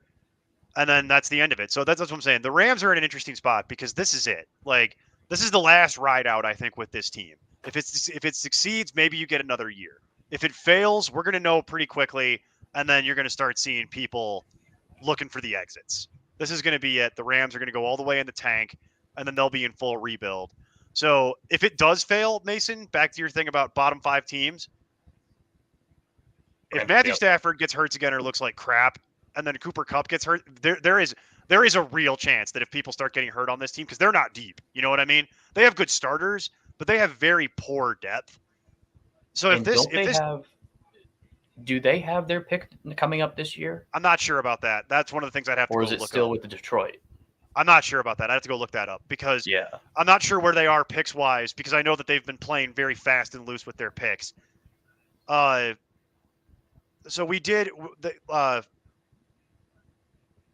Oh wow! Speaking of the Rams, they actually drafted at 182. They got Tre'Vius Tomlinson, LaDainian Tomlinson's nephew. Oh, that's really? Oh, yeah, that's LaDainian Tomlinson's nephew. He's an actual. That's not a coincidence. His last name is Tomlinson. They do have their first in 2024. Yeah, so exactly. So it's like if this starts to go cake in the rain for the Rams, this is going to be the last ride out of this. Rams and Cardinals fighting for number 1. Yeah, this will be the last ride out for the Rams. And it's funny because as bad as the 49ers draft has been and as much as we mock, this is how the 49ers get to keep staying relevant. The Rams are going to go through a full rebuild. The Cardinals suck. See how we can talk about the Cardinals. Quarterback's going to be. Well, we can talk about the Cardinals next year. So for 2024, the Arizona Cardinals have their first round pick. They have the Texans' first round pick. They have a 2. They have 3 threes as it stands right now. One from theirs, one from the Texans, and one from the Titans. And they have 2 4s. One of them will be a compensatory that they'll inherit. 2 5s and a 7. And you can almost guarantee that they're going to get some form of draft pick in 2024 for Hopkins. Probably. More than likely. Is it going to be a high one? Probably not. You get a Could you see it like a 4th rounder? I was going to say like a 4th rounder or so, something on day 3. So yeah. So they are in prime. That's one of the reasons they should be considered a winner just because of that first trade, and that was it. Yeah, because the Cardinals. They are a winner because of that. I've hated the Cardinals draft this year. I've been pretty open about that. But I will say they are setting the chessboard nicely for next year. This year has been disappointing. But next year's top-end talent is premier. Next year is when you want to have multiple firsts. To have to have potentially 5 picks in the first 100 players of a draft next year that on pretty much all accounts across the board looks significantly deeper and top heavy. That's looking Caleb Williams, Drake May at quarterback. 2, even if one of those 2 doesn't work out, you got to figure that Caleb Williams is likely to be still a Heisman Trophy candidate next year and so on. You have Marvin Harrison Jr. at wide receiver. You got Brock Bowers at tight end. Like, these are offense-changing type players. And that's just fantasy relevant type players. Right. So you have like the Cardinals, like I said, this year the Cardinals have been pretty underwhelmed by it. They're not looking like they've done much with this draft. But next year, you got to give them a little bit of credit, right? Like they clearly see something long term where they're like, maybe they just don't like much in this draft. So they're like, it's after they got rid of Steve Keim. Right. So they'll go ahead and set the table for next year. And it's like, all right, well, next year is when we really want to have picks and capital in our hand because we do see things down the line that we might want to get in on. I just can't imagine that the Cardinals are going to be much of a threat to do much this year because you're not going to have Kyler for the start of the season, almost guaranteed. Your backup plans aren't good. It's going to be Colt McCoy again for as long as he can stay healthy. You'll still have Nuke. But does anybody believe in any of this other stuff? I don't believe it, Robbie. Well, no, and when you look at the market, nobody else does either. So when we look at the market for futures to win the West, you have, even with questions at quarterback, San Fran is a heavy favorite, as high as -175 in some spots. Doesn't surprise me. Following up behind them, you have Seattle +300. You have the Rams +500, and you have the Arizona Cardinals +2,500. So nobody. Woof. So you're closer. If I can find, hold on, I might even be able to plus find 2,500 is insulting. That is. It's probably going to be the lowest of any team in a division. That is mean. But as far as like fantasy relevant, while he's looking that up, Mike, as far as fantasy relevant things on the Cardinals, honestly, for this upcoming redraft, I'm interested in James Conner on the last year of his deal, by the way. He was serviceable last year. You know what I mean? Did he ever? At the end of the year. He didn't like blow you away at any point, but he showed up every week that he played. They trust him to get 20+ touches if he's healthy. And I get why. Like, they don't have much else. But it's like, so I like that. No handcuff for it. Don't like any other running back they have on their team. Like, it's all disappointing, if you ask me, once you get past him. And then on the wide receiver side, I just have a hard time trusting any of it except for maybe Hopkins, who I'm hoping you might be able to get a discount on in this year's redraft stuff. I think we can guarantee that Hopkins will not be on the team, whether it be via trade or via cut. He will not be on the team next year, in my opinion. Next year. He's not. Next year. No, 2023. I think this coming season. Yeah, I know, and I agree. I think that's kind of what you play off with him, is that you're hoping to get him at a discount because of all the things that are going on with them, which I'll bring up what the odds were, which they're as putrid as you think they are. But it's the hope that he finds his way out, and that's the promise that you're going to get through that talent, that, hey, this is where my value is. And just to put that in perspective, the bottom 4 teams in odds to win their division as it stands right now: Houston +1,000, the Washington Commanders +1,000, the Las Vegas Raiders +1,200, and the Arizona Cardinals are dead last +2,500. So they are not only the lowest, they are double as low odds as the next lowest team. So right in the there's right not a snowflake's chance in hell that they compete for that. Right division. in the junk. Oh, I mean, if you're looking at Colt McCoy as the starting quarterback for what I think is going to be at least 75% of the season, if not 100% of the season, even if it's not Colt McCoy, I just don't think Kyler Murray essentially plays at all. Just because based on when by the the time he's ready to come back, what are you playing for? Exactly. So even when he comes back, they'll probably put him on PUP or something just to have the appeal of we're fighting for something. Well, also you appease your fans that way, because if he doesn't go on the PUP, they're going to be bitching at you up and down about, why aren't you playing Kyler? Like they're gonna complain all day. So if you just PUP him, you shut people up. Like you may eventually put him on IR. Right, exactly. You PUP him and then you put him on IR and you just say, nope, sorry, he wasn't healthy enough. We're looking to the future, and that shuts the fan and the media stuff down, so you don't have to listen to it and answer these idiotic questions, because you don't want to deal with it. You don't want to deal with the will he, won't he play? Why isn't he playing? Why do you hate me? Why do you hate money? Like there's all that crap that you just don't want to listen to, because based on this, I think even they would have to know. I think the front office knows exactly what they're playing for this year, because even in the free agency market, they knew, obviously, Kyler's projection for this season in terms of games possibly playing. And they did not even have any contact with any top backup level quarterback. Yeah. A Brissett. They didn't ask the Steelers about Trubisky. Like, they're not looking at Marcus Mariota even. They had no contact with any of them. They decided to go with Colt McCoy still on the roster. They signed David Blau and Jeff Driscoll. Yep. Career journeyman. They are accepting their tanking. A lot of former Broncos on that list, Mason. That really was upsetting. How many former Broncos were just rattled off there. You know what's funny, actually, Neil? That brings up a great point. So with PFF, we've been working some of the spring leagues and some of the previous CFL work from last year and things like that. And you would be shocked how many Broncos alumni that were very, very highly drafted are now playing spring ball. And that's all I'll say. Shout out Shane Ray. I don't think I would actually be shocked. I mean, Cody Latimer is leading the led the XFL in terms of tight end, not wide receiver. Yeah, tight end receiving yards. The Broncos have been really bad at drafting for the last decade. just throwing that out there. Like, they do a really bad job. You know, and while we're on the topic, Neil, I want to get your take. Yeah. What happened this year? Oh, with Mims? I'm so confused at a number of these selections. That's just drug addiction. That's all that is. That has nothing to do with anything other than like that you drafted KJ Hamler's replacement. Right. They moved up to do it, which was stupid. And before you got on here, did you see Mike Kliss's interview with George Paton? They transcribed it here. I'll get this for you. I have it relatively handy. Bear with me for one moment. If you're looking, as you looked that up, here's how the picks have gone for the Broncos. They've had 5 so far. Yep. Yeah.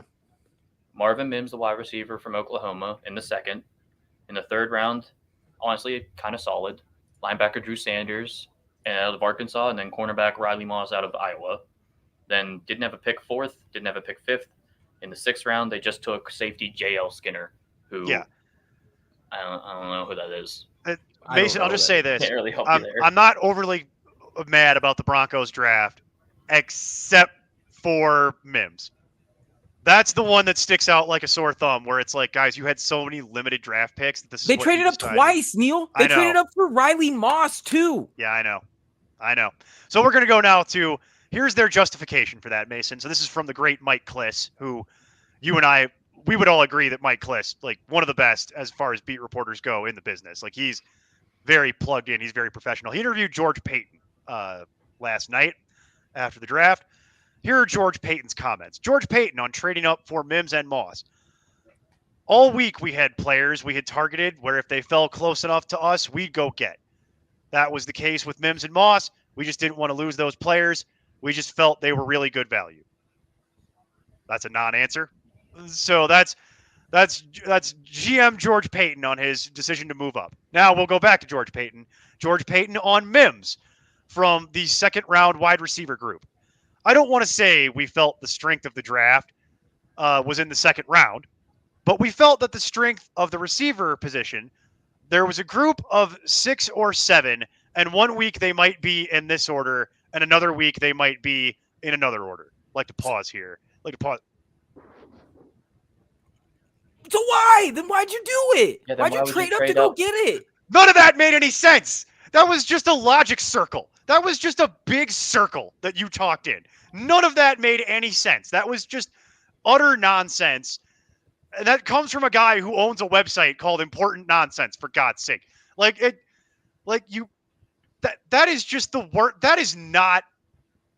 I question your brains at that point. Like, what? None of that made any sense. And then last comment on this. One thing from George Paton again. One thing we found that was different, a lot of these receivers we felt were in rush hour traffic Monday through Friday. And this one, it looked like he was driving on Saturdays and Sundays. He was open and it was cleaner, and that's because of his speed. #9sports. What an analogy. I didn't know what that meant until he said that. That was psychosis. That didn't... Okay, I had to read that multiple times last night because I didn't know what the... I can't say that word. This is why I don't drink when we do this. Because if I had been doing this last night while drinking, I would have just been swearing. Like, that is just... That's utter madness. I had to read that multiple times to understand what he was talking about. My favorite part of it is that he refers to Mims as this one. That's the part that sticks out when you read it multiple times is... Did you not even remember the man's name?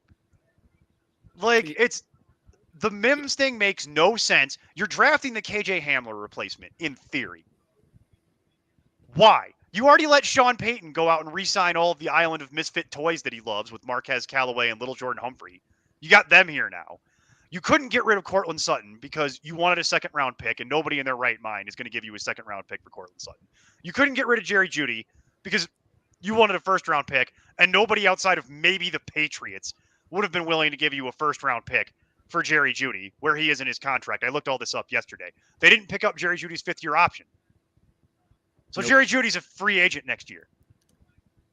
So Jerry Judy's now a free agent next year. Cortland Sutton's also a free agent next year. This is why you're not getting first and second round picks. Why would I give you that? We're just going to wait you out. So I get why you might want to get a receiver because, right, I get that idea, right? Where it's like, if we've got two of our established veterans that are going to be free agents next year, we're probably not going to re-sign both, certainly not both, but maybe even either. Okay, maybe that. And then KJ Hamler has been hurt and kind of underwhelming, right, Mason? We would agree on that. Yeah. And then Tim Patrick is the other one that they still have. They like Tim Patrick. I like Tim Patrick. But he's never been the picture of health. And they signed him to that contract, and then he didn't play for 2 years because he got hurt 2 years in a row. So what is Tim Patrick anymore? Can you say that you know? Because I can't. I have Tim Patrick in one of my dynasty leagues, and it's like every year I look at it, and I'm like, do I just cut you? Like, because I don't know what to do with it. He's the back end of my roster, the literal back end. So my point to you, Mason, is this. You had 6 or 7 guys in the second round, reportedly. But from your own mouth, you had 6 or 7 guys. Why did you trade up to get the KJ Hamler replacement when you could have just waited a couple picks and taken whoever? And why do you want the KJ Hamler replacement? That's the least important replacement. You needed replacements for Cortland, and you needed replacements for Jeudy. And you got the replacement for Hamler. It makes me think that you might have been spending a lot of time at Shotgun Willie's. Shout out to Shotgun Willie's, by the way.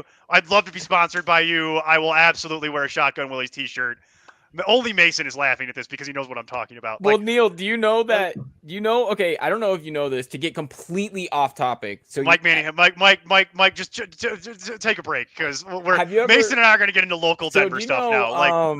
So if you've kept up, anybody that keeps up with the NBA knows that, a really talented player in Memphis, Ja Morant, who's played excellent basketball his entire career, he's taken the league by storm. He's gotten in a little trouble off the court. And one of them was he brought a gun into a strip club. Neil? No. That happened in Denver. Yep. Where do you think that happened at, Well, Neil? I'm going to go ahead and guess it was either Shotgun Willie's or the Penthouse Club. So It was Shotgun Willie's. Yeah, Shotgun Willie's, baby! So I mean, the name is confusing. Maybe he thought he was able to. It is confusing. It is. So, Mike, very confusing. For someone who doesn't live in Denver, I'll just give you a brief rundown on what Shotgun Willie's is. Shotgun Willie's is a strip club in suburban Denver, about 20 minutes outside of actual downtown. I actually used to work in an office building that was directly across the street from it, and you would see some interesting stuff throughout the day. Shotgun Willie's also has a dispensary, a legal weed dispensary, built into it. Attached to it. So it is a very popular locale for a lot of people because you can go and get all your vices catered for in one building. You can get some drinks, you can see some titties, and you can get some legal weed. And they're open until 2:00 in the morning. So it's an interesting building and place to go because you can get, like I said, it's a one-stop shop for all your legal vices here in the suburban Denver. So yeah, 20 minutes outside of downtown. It's a simple cab ride. So it does attract, what Mason was saying. You do get an interesting mix of clientele. You get a lot of NBA players, you get some NFL players. A lot of visiting teams would be visiting teams love it because the visiting teams for a lot of the sports things here, a lot of the visiting teams, they stay right there. Right there. There's a number of hotels that are right there, and that's where they put up a lot of the visiting teams. They could walk there. They could literally walk there. It's like walking distance. And that's a very safe part of town. There's no crime there. It's a very benign neighborhood. Yeah. The guy who's the de facto mayor of that little fiefdom is the guy who owns Shotgun Willie's. Yeah. That guy runs all those businesses. He owns functionally the suburb of Glendale. Yeah. That's his little fiefdom. It's his town. It's his town. He has special laws for his little town because he's that important to the community. All the stuff is open later there. Yeah. Most dispensaries are closed by 8 or 9. His are open till midnight. Midnight.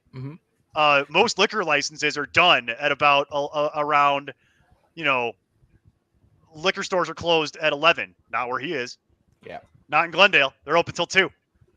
And he's got the strip club open till 2. He just has his own laws. How did we get on Shotgun Willies again? Oh yeah, I don't know. The Broncos. Oh, anyway, yeah. Questionable. Yeah, I think Sean Payton's been spending too much time at Shotgun Willies. Was my stupid joke. Yes. Yeah. That was it. That's where we got to. But yeah, Mason, the Broncos draft. I really don't care about the trading up to get. It's just the receiver stuff. Like the there it is. Now our ratings will go up. Now the ratings will go up. That's perfect. Especially, but yeah, the Broncos. Subject. The Broncos. It's just people love dogs. That's all it is. Like, if we did this and talked about football and just had all of our dogs sitting right here on the camera, we would be in like the top 5 of all live streams on Twitter. People would love it. So it's all I'm saying is this. That's the one that really sticks out for me, Mason. That blunder. I don't care if they want to trade up to get. I don't care if Mims is your guy. Like, I don't care if Mims is your guy. From his own freaking stupid mental garbage. Right, that's what I'm saying. Like it's like he said, like, he gave the first point as being like, this is a guy we identified and that we really wanted to go get. And if that's your case, fine, whatever. He cracked in his own hand and wiped it on the wall. Yeah, but then if you explain it the other way as, oh, well, actually we loved 6 or 7 guys, it's like, I mean, that reinforces Steve's point that he's made throughout this process where you get into that point of the draft and yeah, it's a kind of a hodgepodge and take your guy, but why are you giving more draft assets up to do that? Not to mention to go up. I'm a little taken aback at corner where I don't think Riley Moss was the correct pick. I get that you're going to be running a lot of cover 3, and this is a guy that plays off coverage, zone coverage and cover 3, and that's why you want him. You want him to make plays off his reaction. But man, there were just some other candidates there and throughout the draft that they passed on that I think would have fit a lot better or at least had way more upside. And you see some of them going to like the Eagles with Khalil Ringo and things like that. So yeah, I'm a little confused by it. I guess we'll see how it pans out, but it's an interesting draw, and we'll actually I'll be honest with you, Mason. I'd overall give the Broncos grade like a C- to a D this year. Yeah, it's pretty ugly. It's not what you really needed to focus on. And I get you had limited draft picks, which is what's so vexing about the whole Mims thing. You had limited draft picks and you torched one. Yeah, like you just absolutely torched it for a position that, frankly, you could have waited until next year to deal with. And you needed to get some additional things. I'll be honest with you, Mason. What do you think the Broncos' record is this year? I think they're going to struggle to get to 8 wins. I mean, I would like to, I don't think that they're going to double digits. Like, this is the thing. After what you've seen from the team, like, they have a long way to go. A lot has to go right for. They're not the same outlook as they were just a year ago when we were like, hey, this roster is actually really good. Playoffs are bust. You add a quarterback, and you're going to be making the playoffs in a really tough division. It's like, I mean, and not to mention you have to go through a murderer's row of the Chargers and the Chiefs. It's just going to be tough to find wins if you're not absolutely playing out of your mind. And I just don't think that this draft has really been conducive to them making those strides that they would need in order to compete. I don't see any of these guys being real needle movers. Now, that's tough to do when you're taking your picks in the 3rd round in this type of draft. And, maybe that was kind of their approach to it. And they're going to try to find these contributors at positions that maybe aren't of premium value to them, like replacing KJ Hamler or whatever it may be. But it's definitely an interesting draw, I guess. I mean, I'd like to wait to see, but I'm right there with you. I think it's going to be hard pressed to really compete with the top end of this division for sure. Yeah, and we've now spent way too much time talking. This was inevitable, Mason, that you and talking about a team that's going to finish 3rd in the AFC West. Way too much time talking about the Broncos, and that was always going to happen. But let's right. bury it there. So that's ended. We've got some picks that have come off the board that might have a little bit of fantasy relevance that we can touch on. I don't know how long we want to keep going for a little while because we're getting to the end of the 6th round. The 7th round will go quick, and frankly, no one cares about the 7th round. Right. So we'll talk a little bit about who came off the board here. We have at 185, the Jags take Parker Washington, wide receiver from Penn State. A little bit further down there, we have at 187, the Patriots take LSU wide receiver Keyshawn Boat. And then at 188, is that how you say his last name? I think it's Booty. I thought it was Booty. I literally thought it was Booty or Boutte. Butchered it. So either Booty or Boutte. Yeah, I thought it was Boutte. Anyway, that sounds. I like that way better. Anyway, so that is low key slightly interesting, just because the Patriots definitely needed a wide receiver. Yeah, I know, because we were just talking about that a little bit with Jerry Jeudy with the Patriots. The Patriots absolutely needed some kind of wide receiver, and even though he's not going to have good draft capital as a 6th-round pick, you had to freaking do something. And he was decent enough at LSU. He wasn't great. He's not a world beater. It's fine. I think he came out a little earlier than I was expecting. So I thought he would stay in college a little longer than what he did, but whatever. He got drafted. But they definitely needed a wide receiver with the Pats. So it's pretty wide open with the Patriots. So he might actually have a puncher's chance at seeing the field at some point this year. Probably not early in the season, but Mike, what do you think? Any kind of optimism there? There's some. I mean, he's a different type of receiver than anything that's on the Patriots right now. He's not a slot. Well, yeah, that's part of it. He's not a slot receiver. It's hard for them to do it. Athleticism is not his strength. As we saw in the combine, he was bottom tier. Looking like Kelvin Benjamin. Yeah, he was like every category bottom tier. Yeah. He's a 2020 freshman All-American, though. He flashed a lot in his freshman season. Had like a 300-plus yard game against Ole Miss, I believe. And had crazy ball skills. Was a great route runner, but he's dealt with injuries the past season and a half. Had some off-the-field issues as well. I could see him finding a way to be like a Jacoby Meyer type, where he's a 6th, 7th round pick and does actually find his way onto the roster. Because the Patriots room is Juju Smith-Schuster, basically Jacoby Myers. Juju Smith-Schuster. They paid them the same money. It was so frustrating. Like they not to go on this whole diet. We'll do this in 32 teams in 32 days.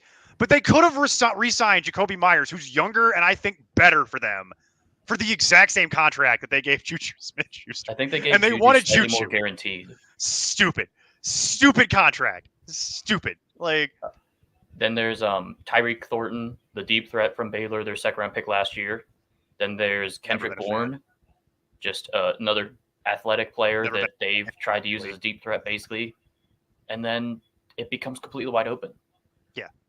So could I see what at one point was a freshman All-American find his way onto this roster and not be cut? Homie, if you can't beat Kendrick Bourne, you ain't making it in the league, okay? So you ain't making it in the NFL. Like, you got to go do something else. It's a poor offense to go to, but if he wanted to make something out of it, then he can. I think that's the silver lining, is that you've got an actual shot at this. You just got to beat Kendrick Bourne. Like, you can do that. Like, that's not that hard. Like, you can, get on the field. Kendrick Bourne. I don't even know who's on the roster behind him. Right. But beat those guys. Yeah. Beat the tomato cans that they're going to bring in. Like, yeah, they're going to have at least 4 wide receivers on the team. I know they won't run much 4 wide receiver sets or anything, but they still need 4 wide receivers. Yeah, you got to have at least 4 somewhere because people are going to get hurt. Anyway, but that one I thought was interesting because we knew they'd get a wide receiver. They just waited forever to do it. I think, Mason, I know where you're going to go, though. You're working your way to it at 188. At 188, yeah, actually, you're exactly right. That's what we were going to get into. We have a couple more that did come off the board. Actually, oh no, wait, I got a little further down. So yes, we were getting to at 188, the Philadelphia Eagles select Stanford quarterback Tanner McKee. Literally could not be more different than Jalen Hurts. I don't care about any of this. Like, don't care. Jalen Hurts, then they already have Marcus Mariota, both very fitting. Right. Makes sense for what you do. And then all of a sudden, 6 foot, 6 or whatever, Tanner McKee, that is a statue of all statues. Yeah, has no movement. My thing with this, Mason, is I was actually thinking Tanner McKee wouldn't be drafted, and then he would be immediately signed by the Broncos. But that's not going to happen anymore because John Elway doesn't work there anymore. You're right. John Elway is gone. John would have traded. We wouldn't have talked about Marvin Mims for a while. We would have been talking Tanner about McKee would immediately be on the Broncos. If John Elway was still part of that front office, he'd see Tanner McKee and all the blood would rush out of his head and rush down into you-know-what, and he'd be furiously trying to trade up to get Tanner McKee. So the fact that he's no longer with the Broncos is really a blessing for us here because we don't have to deal with that. But Tanner McKee doesn't matter for like real. It's just interesting. It is slightly interesting that they would do that. But this is what you can do when you're the Eagles, as we keep saying. Whatever you want. You pick whatever you want at this point. You can't lose. You can pick a kicker, and I won't even make fun of it. You get an A+++++ no matter what you do at this point on your draft. And then the Swift thing is just a gigantic cherry on top that you managed to not only draft well, but then you fleece the crap out of the Lions. Like, it's just like you fleece the crap out of the Lions in the draft and then in a trade. My God, like, it's just so unbelievable.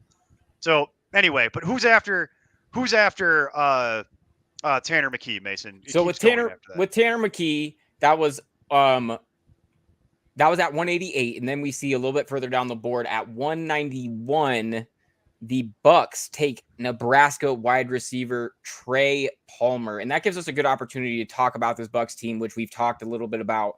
Obviously, no Tom Brady, Mike Evans aging. What happens with that team, Mike?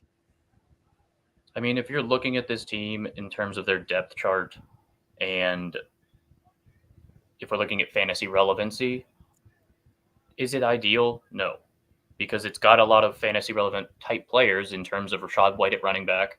Yep. You've got K. Dotton is a solid tight end option that could have some success this year. And you have obviously Chris Godwin and Mike Evans on the outside for the Buccaneers that have been fantasy stalwarts for years. But Tom Brady's gone. Didn't even bring up Russell Gage at all. I mean, poor Russell Gage. They're not going to have much success between those two. I don't think they can support another one. Poor old Russell now Gage. They have the QB battle of Baker Mayfield and Kyle Trask. I know Baker showed some flashes last year. That's not a battle. But can we expect him to average more than like what? Maybe 250, if that, passing yards a game? And this is a division that actually has some solid defenses in it. The Saints have been a good defense for years. The Falcons just revamped their entire defense via free agency, adding like Jesse Bates and Calais Campbell and several other cornerbacks. In this team, I think, showed last year they want to focus on the ground game a little bit more. They weren't good at it, but they want to focus on it. So I don't like how the offensive scheme is going to be under head coach Todd Bowles, and even now OC Canales coming over from Seattle. Mm-hmm. So I don't. The have only high thing hopes. There's only two things that I'm really excited about as it relates to the Bucks, and one is historically it's been Mike Evans, perennial. The only thing that's interesting about Mike Evans is that he's going to be taking a steep discount in redraft this year. So if he's got anything left in the tank, you could actually get a value from Mike Evans because people are going to be afraid. And he's been top 12 wide receiver forever. Well, that's not happening this year. The things that I'd actually be – so that's interesting, but I wouldn't really say I'm excited about it because there's probably some guy in your league who is willing to still – believe in Mike Evans. You know what I mean? It's not going to be me. But I think the things that are going to have Godwin over Evans. So will I. So will I. And I think so will most rational people. But Godwin is one of the things I'm excited about. And the other thing I'm really excited about was Rachaad White. And I've been waiting to talk about this. So I wanted to get to the end of the draft before I jinxed it. I've been waiting for them to draft a running back at some point. And I know that they have a very short level. They don't have a lot of picks in this draft. I've been waiting for the Bucks to get another running back to pee on my cornflakes, frankly, and really like ruin Rachaad White, but they haven't done it. And right now, as we sit here and talk about this, we dodged for the Rachaad White truthers like myself, who are all in on him in Dynasty. This is shaping up really well. Got the Leonard Fournette thing out of my way. That's done. Didn't draft a running back, which is what I was afraid they were going to do. And then kind of get in there. So now you're telling me, we talked about this earlier, Mike, before you got on. It's Rachaad White. It's Chase Edmonds. No, don't buy it. It's Keyshawn Vaughn. Don't buy that even less. And Patrick Laird. Gross. So it's Rachaad White. And he's going to be catching them Baker Mayfield dump offs and running that whole job by himself. Now, what I am concerned about here is this. We go back to that free agent list that you had. Leonard Fournette, no, they already solved that problem. Yeah. But Zeke, paying Zeke for some stupid reason? I don't like that. Don't do that to me, Tampa. And then same thing if Mixon hits the market. Or I could even see a Kareem Hunt, a Latavius Murray. I don't really care about Kareem Hunt because I believe Kareem Hunt to be washed. So I don't really care about that. We'll know about that pretty quickly. And then Latavius Murray, I'm not really worried about that either because that would just preserve Rachaad White to me. Good. Let Latavius Murray run up the middle and take those car crashes. That would be the only thing. It would split some of the opportunity. Yes, but not the pass catching opportunity, which is what I want from Rachaad White. He caught 50 balls in limited work last year, and this year I expect him to catch north of 80. And that's the part I care about. I just got to bring up that I got a notification that the Saints are trading tight end Adam Troutman in a seventh round pick to the Broncos. Can't help himself. Oh, for 195. Sean Payton. Because Sean Payton was like, I want my tight end. Sean Payton has to. Wow. How did they not get Taysom Hill? It's not Taysom Hill. It's Adam Troutman. It's not Taysom Hill. I am seeing this notification now. Hold on. We talked about the Bucs, so we went through the Bucs. He's just turning them. It's like whenever McDaniels went to Las Vegas, he's just like, I'm gonna just grab as many of the former players I had. Yeah, the former guys I had. It'll work. So he's got to get the whole band back together. That is. So yeah, we made it to 191, Mason. That was Trey Palmer. Like he goes to a really crowded wide receiver room. He's a 6th round pick. It was mostly just an opportunity for us to talk about the Bucs. Yeah. Oh, and I'm praying in 2 picks when the Bucs come up again at 196 that they take a running back so that I could actually watch Neil mauled. At this point, I kind of don't care though. It's that by that point you're at the end. What is that? The end of the 6th round, start of the 7th. Yeah. It'll be. It doesn't matter. It doesn't matter at that point anymore. Like how many more picks do we have left? We're in the 7th round by now, right? So we're on 195 out of 259. Okay, so we've still got to go through like midway through the 6th. We're midway through the 6th. So by this point though, it doesn't matter. Like if they want to put a 6th round pick in there, that doesn't make any difference to me. All that would do is to mean that they just don't care about Keyshawn Vaughn anymore. We're past the point where I'm afraid, Mason. That would have had to have happened yesterday or the day prior. Then I would be concerned. Capital at this point is so low that it literally makes no difference if they take a running back or not. So I don't care. Right. It's the free agent thing that might be scary, though, if they go and sign somebody from outside. But the good news for me and the Rachaad White truthers like myself, they're poor. They don't have any money for these kind of lovely little expenditures. Money. They are broke. They are totally broke. So they do not have the money for these little expenditures. But let's keep it going. We talked about the Bucs wide receiver room. Mike, was there anybody that you're excited about not named Godwin? Or for me, it's Godwin and White. Or is there anybody that I assume you've got to have some kind of opinion about Rachaad White, like whether you are happy or not. But is there anybody on the Bucs that moves the needle for you?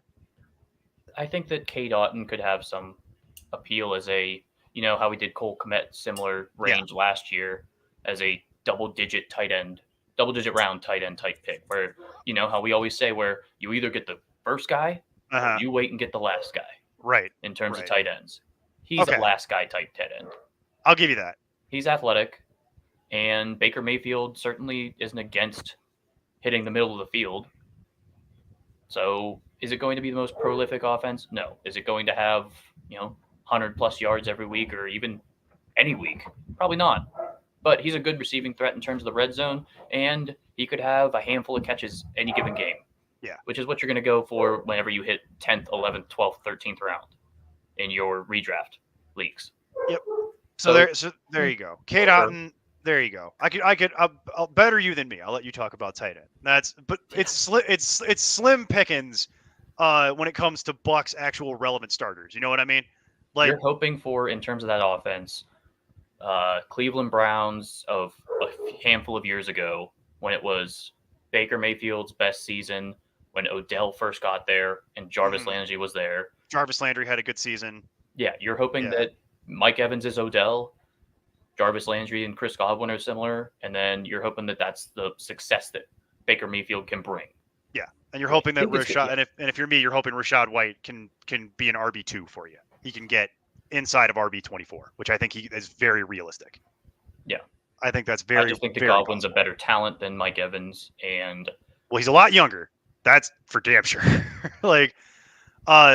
Okay, so that's Tampa Bay in a nutshell. That's a preview of 32 teams in 32 days, folks. The Tampa Bay show is going to be short. That will be. That's going to be a short show. At 192, Mason, we had a punter. First punter. You gotta love the punters. You got Bryce Patriots Behringer. Get a punter. Patriots select Michigan State punter Bryce Behringer. Yeah, I mean, hey, I guess it beats taking a kicker in the third, I guess. But other fantasy relevant players we did have. I don't know if I wouldn't necessarily put them as fantasy relevant. At 193, you have Kentucky halfback Chris Rodriguez Jr. going to the Commanders. That's obviously not really a needle mover considering how their backfield has looked. Good luck getting on the field behind Antonio Gibson and Brian Robinson because, they're pretty loaded. Yeah, I mean, I guess nice that you get to make your NFL check while you can. But anyway, so then a really hard path to playing time with that landing spot. Yeah, right. Yeah. You as a back, I'm sure that you would probably have wanted to go somewhere else, and it's honestly a little bit of a head scratcher for them, but they do a lot of head scratcher moves over there in Washington. It's just kind of their MO. But then the next one down, as we talked about, the Saints traded for 195, and they selected A.T. Perry, wide receiver out of Wake Forest. Oh, okay. So that's the whole. So the 195 effectively thing works like this. So the Saints. Oh, interesting. Okay. So the Saints got that from the Broncos, and they gave up Trotman to do it effectively, is what it was. Yep. So the Saints are giving up Trotman and the 257 is what I'm reading here. Yeah, the 7th. Yeah, and so then they traded up to get A.T. Perry. Okay, well, the Saints needed another wide receiver. Hard for me to get excited about it with Derek Carr, though. They can't really support that many wide receivers, right? Mike, is there anybody on the Saints that you're excited about that's not Chris Olave? With Carr, Thomas was a good receiving option, even with Olave there early in the season before he got injured. If he can come back to health, then he should be solid. It'll be probably a two-headed monster. That Derek Carr being the best quarterback that's been there since a couple years prior to his retirement, Drew Brees. Yeah. Because even at the end of his career, it started to certainly flounder. He's better than Winston, even though Winston was highly entertaining. Yeah. You're good behind them. It is reasonable that they've got Brian Edwards, Traquan Smith, Rashid Shaheed. We've seen Brian Edwards have limited flashes in the NFL. I don't think they're going to be a ground and pound type team that Derek Carr can stabilize more in the passing game is what I'm looking at. So depending on what this suspension happens with Alvin Kamara, he's going to get suspended. We just don't know how long. It seems like a foregone conclusion. My guess is 6 games. Jamal Williams is going to be a serviceable player for the beginning of the season, which is fine. He's not going to be anything exciting, but he could be exactly what he was in Detroit for however long the suspension is. He's the kind of player that in Dynasty that I have that I'd love to trade to somebody who's hard up at running back. You wait till they get the news of the suspension. That's what I was just going to say. You jump. You don't do this now. Yeah. You wait until the official Alvin Kamara suspension thing comes down, and you approach the person that has Alvin Kamara, and you poach something off their team that's going to have more value, because that's the classic move here. Is you figure that out. That's how you really leverage play it. You can especially if it is 6 games, they're probably screwed. Dumb like a future second or something like that. Or if they've got some sort of player, if they're deep at wide receiver or something, and you need a body, I would do that too. A flyer on a wide receiver rather than a 30-year-old, soon to be 30-year-old running back or whatever. Exactly. Give me one of your younger wide receivers that maybe hasn't totally broken out yet. I'd love a futures pick at wide receiver for that. That sounds fabulous to me, especially in Dynasty. So it is hilarious, Mason, that the Broncos just can't help themselves. They have to go get all of Sean Payton's old toys. They got Marquez Callaway, they got little Jordan Humphrey, and now Adam Trautman. They gave up all the draft picks and paid Sean Payton, so now they're literally just at the whim of Sean Payton, and he's just like, I think I'd like some of my old players back. Yeah, I'd like my old friends. Go get them however you can. And I think he'd love to get Taysom Hill back, but he just can't afford it because of the contract that he gave Taysom Hill. Yeah. Oh gosh, Neil, please don't put that in the air. If Denver I've been fans putting it in the air getting, for weeks. You haven't seen the black cloud raising from about 10 this. minutes from your house. I don't. He wants to so bad. He does. Mason, come on now. You know this city would. Hill. This city would be insufferable. You know he wants Taysom Hill back on this team. You know he wants Taysom Hill in the orange and blue. I mean, you guys have weed legal and stuff like that. You can find ways to calm down. Let me tell you something, Mike. There's no amount of legal weed that's gonna calm Mason down if Taysom Hill shows up here in Denver and is on this team. It need to be a pillow full, like a bag, like a bag full enough to like rest my head on. People will be legitimately upset if they bring Taysom Hill here. And I don't mean the media. The media won't care. They'll be fine with it probably. I mean like the old heads, the actual fans. Fans will go ballistic. Can you imagine the old head Bronco fans that live out here, Mason, the people that drive pickup trucks with Bronco stickers on them? They will not be here for Taysom Hill showing up in Denver to run this stupid scheme that they like to run. Like, no. So, no, the good news is they can't afford it, but you mark my words. They're trying. They're going to be trying to get Taysom Hill on the Denver Broncos at some point. If they can't do it this year, maybe next year. But so there you go. So they get Trautman, and then the Saints go ahead and get A.T. Perry. Yeah, and then Neil, to save your stress levels, the Bucks did pass on a running back, so you're fine there. Good. The next relevant player we have 197. The Dolphins took Stanford wide receiver Elijah Higgins. I mean, obviously that's not really going to move the needle because of what they have there. But another question I think that bears asking is what's the going to be the outlook for this team moving forward in a tougher division with a quarterback who may or may not be able to make it through the season and a ton of weapons. What is your thought in terms of these playmakers from a fantasy standpoint and even from a dynasty standpoint? Are you shopping any of these guys? Are you doubling down? What are you thinking? I mean, it's going to rely on Tua's health and how much this jiu-jitsu training helped him not hit his head as hard as possible on the ground. Because that was funny, right? When that came out. I mean, whatever you think's going to help. It's like the one thing was understandable when I forget who it was. I think it was maybe Russell Wilson or somebody that had gone to a baseball trainer to work on his sliding because he was bad at sliding. I think Joe Burrow. That was Burrow. Yeah, so he was like he kept sliding poorly, he said. And after the knee injury, they were saying about like, why don't you go practice sliding? And it's like, all right, cool. That was more reasonable than this jiu-jitsu is going to help me land on my head. Not land on my head, yeah. All right, well, you're a small quarterback, and these linemen that are sacking you behind a very bad offensive line are 100 pounds more than you, at least. I mean, come on. You learning jiu-jitsu is not going to help you in any way in that situation. Yeah, I love that my franchise quarterback is potentially getting put in an arm bar while sparring. Yeah, I love that. Thought of that. So or gets kicked in the head at some point. Yeah. And then has a different concussion. Both Waddle and Hill are the focal points of the offense. I don't care if they do anything at tight end. They haven't yet. I don't see them doing it. They have Durham Smythe or whatever as the blocking red zone tight end. This is my whole argument about why Mike Gesicki was useless in the preseason last year, and I was right about that. And it. I also don't think Mike Gesicki's very good just generally, but I expect both the wide receivers to have 100+ targets again, 1,000+ receiving yards again, and some of the running backs will have value. Yeah, we don't know. Couldn't tell you which ones exactly. It'll be Mostert sometimes. It'll be Wilson sometimes. They're going to one of them inevitably gets hurt, or both. Yeah, and then we'll work our way down the list. A few times. Yep. I mean, it's not going to be Myles Gaskin. We know that.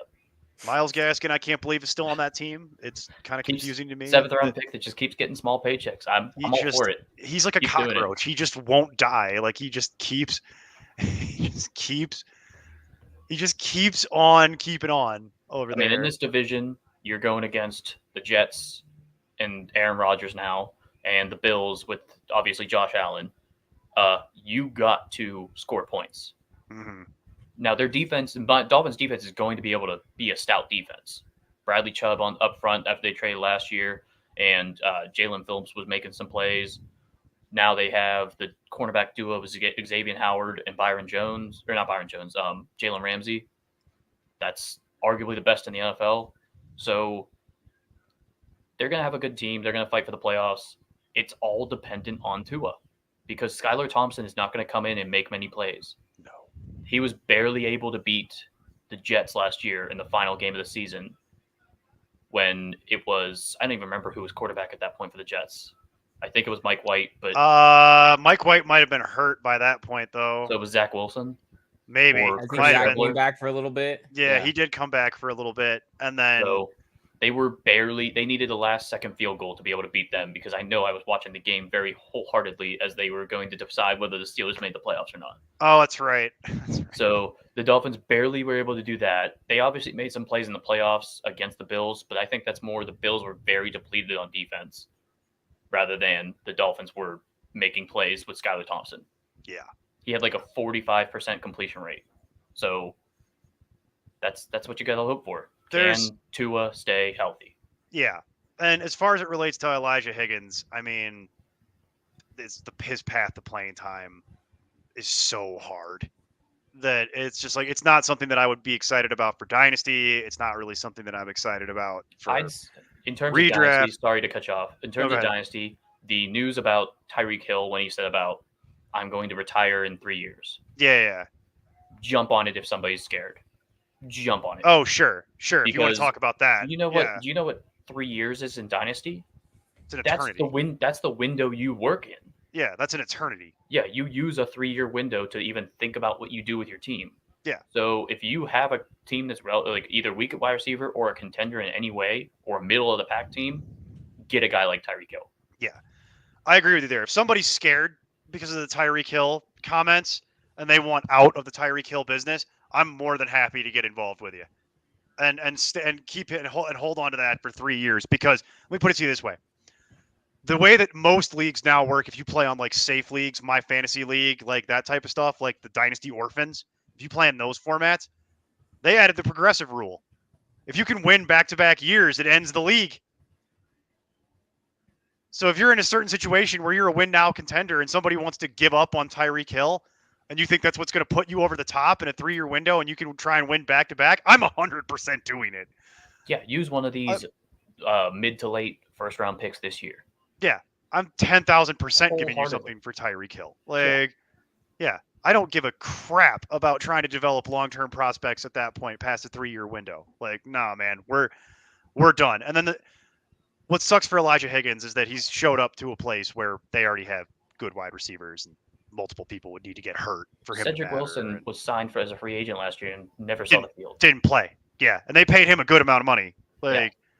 So it's Elijah Higgins that's a terrible landing spot, sir. I'm sorry. I'm glad you got drafted. And Hope you I show something in the preseason and another team picks you up or something. Yeah. Yes. But since that though, no fantasy relevant players have really occurred since then. As we continue to soldier through the 6th round here, it's just got a center and a corner and Tackles, nothing. DTs, guards, corners. Because It's we're been working our way to deep. we're working our way to the end of the. Honestly, Of I'm much more intrigued by them having on NFL Network a adopt a dog-thon. I think that tells you about Tegan, a running back from University of Cuteness. It's funny they figured Ten out times what we better. figured out about an hour ago when we Yeah, talked about exactly. it. They're like, yeah, we're losing viewers. We need dogs. Yeah, Patrick- well, it's Patrick from everybody's University. it's 4:45 East Coast times on a Saturday. People are getting ready to get ready to go to dinner. Got to go to the bar. It caught my attention right off the bat. Yeah, I mean, that'll stop you. That'll Patrick stop from you from Fletcher leaving. University apparently is great at ball skills. Great ball skills. Love that. Yeah. It's Re- like really Puppy good Bowl. pickup, really good speed, acceleration. Kubo, get back down here. It's like they figured out the Puppy Bowl math from years ago with the Super Bowl. You got to put something on. Add cute dogs, get views. Yeah.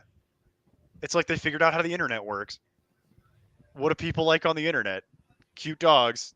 Yeah, unless you can get like a cat to do some tricks or something, might as well just Yeah. have a cute dog stand there and look cute. Yep. And people will show up by the millions to watch it. But to be honest with you, gentlemen, it's going to be hard pressed for anybody drafted this late to actually really move the needle. Or No, do we're just cutting into your 32 teams in 32 days. Yeah, we're just essentially giving a preview for that. Well, Yeah. hey, I'm looking forward to that though, Mike. I always love doing that every year. It's a Hey, a we're gonna blast. have that, and then we're gonna have our player spotlights that we're gonna be doing. Player and stuff. spotlights will be super fun. The Looking cuts. forward to all that stuff. Yeah, that'll be new for us. We haven't really done that in video form before, so that's a reason to sign up for our Discord and for our fourth wall, so that you can Well, get there won't be- access to yeah. those. Yeah, Well, there hasn't anybody been that doesn't many- know, definitely go out, importantnonsense.com/supporters. That's how you get onto our new site, our brand new and improved site. It's got all the bells and whistles there, and that's how you can join directly. That's how you get access to our Discord and all the other cool stuff that we're doing throughout the season for sure. So definitely go and check that out, anybody who's rocking with us. And I'm sorry, Mike, I think I interrupted you. Oh, no, I was just saying about how obviously we throughout this broadcast for the past couple days, we've touched base on whenever a player of fantasy relevance was drafted, as rare as that was. And there's not many of them. But that was just quick hits. That's, you immediately react to where they landed. We're going to go more in depth whenever these spotlights happen.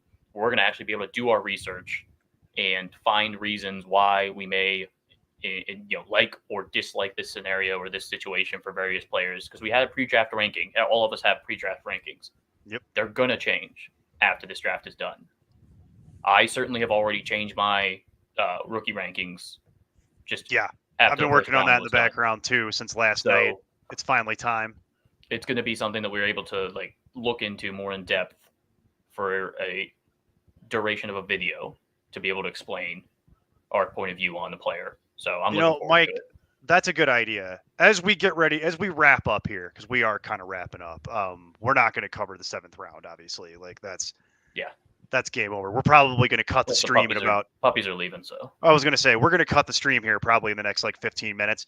So that's kind of where we're at. But I think a good way to close is where we started with Chris and Mike Berlin this morning, which is rookie rankings. Because we're at this point, we pretty much know. You know what I mean? It's not we're wrapping up the 6th round here. Nobody who's going to get drafted in the last hour of the draft is going to alter the rookie rankings that we're putting together. So I have mine right here. These are brutal. This year is going to be my preface for this. This is Steve has wound up being correct as far as his 2.5 month ago Twitter tweet storm about you should just trade all your picks for this year, because I didn't want to join him on that hill until we got through the draft, but now that we're here, he's right. Yeah, because it gets real ugly after about the 1.4. So for me, just not bear.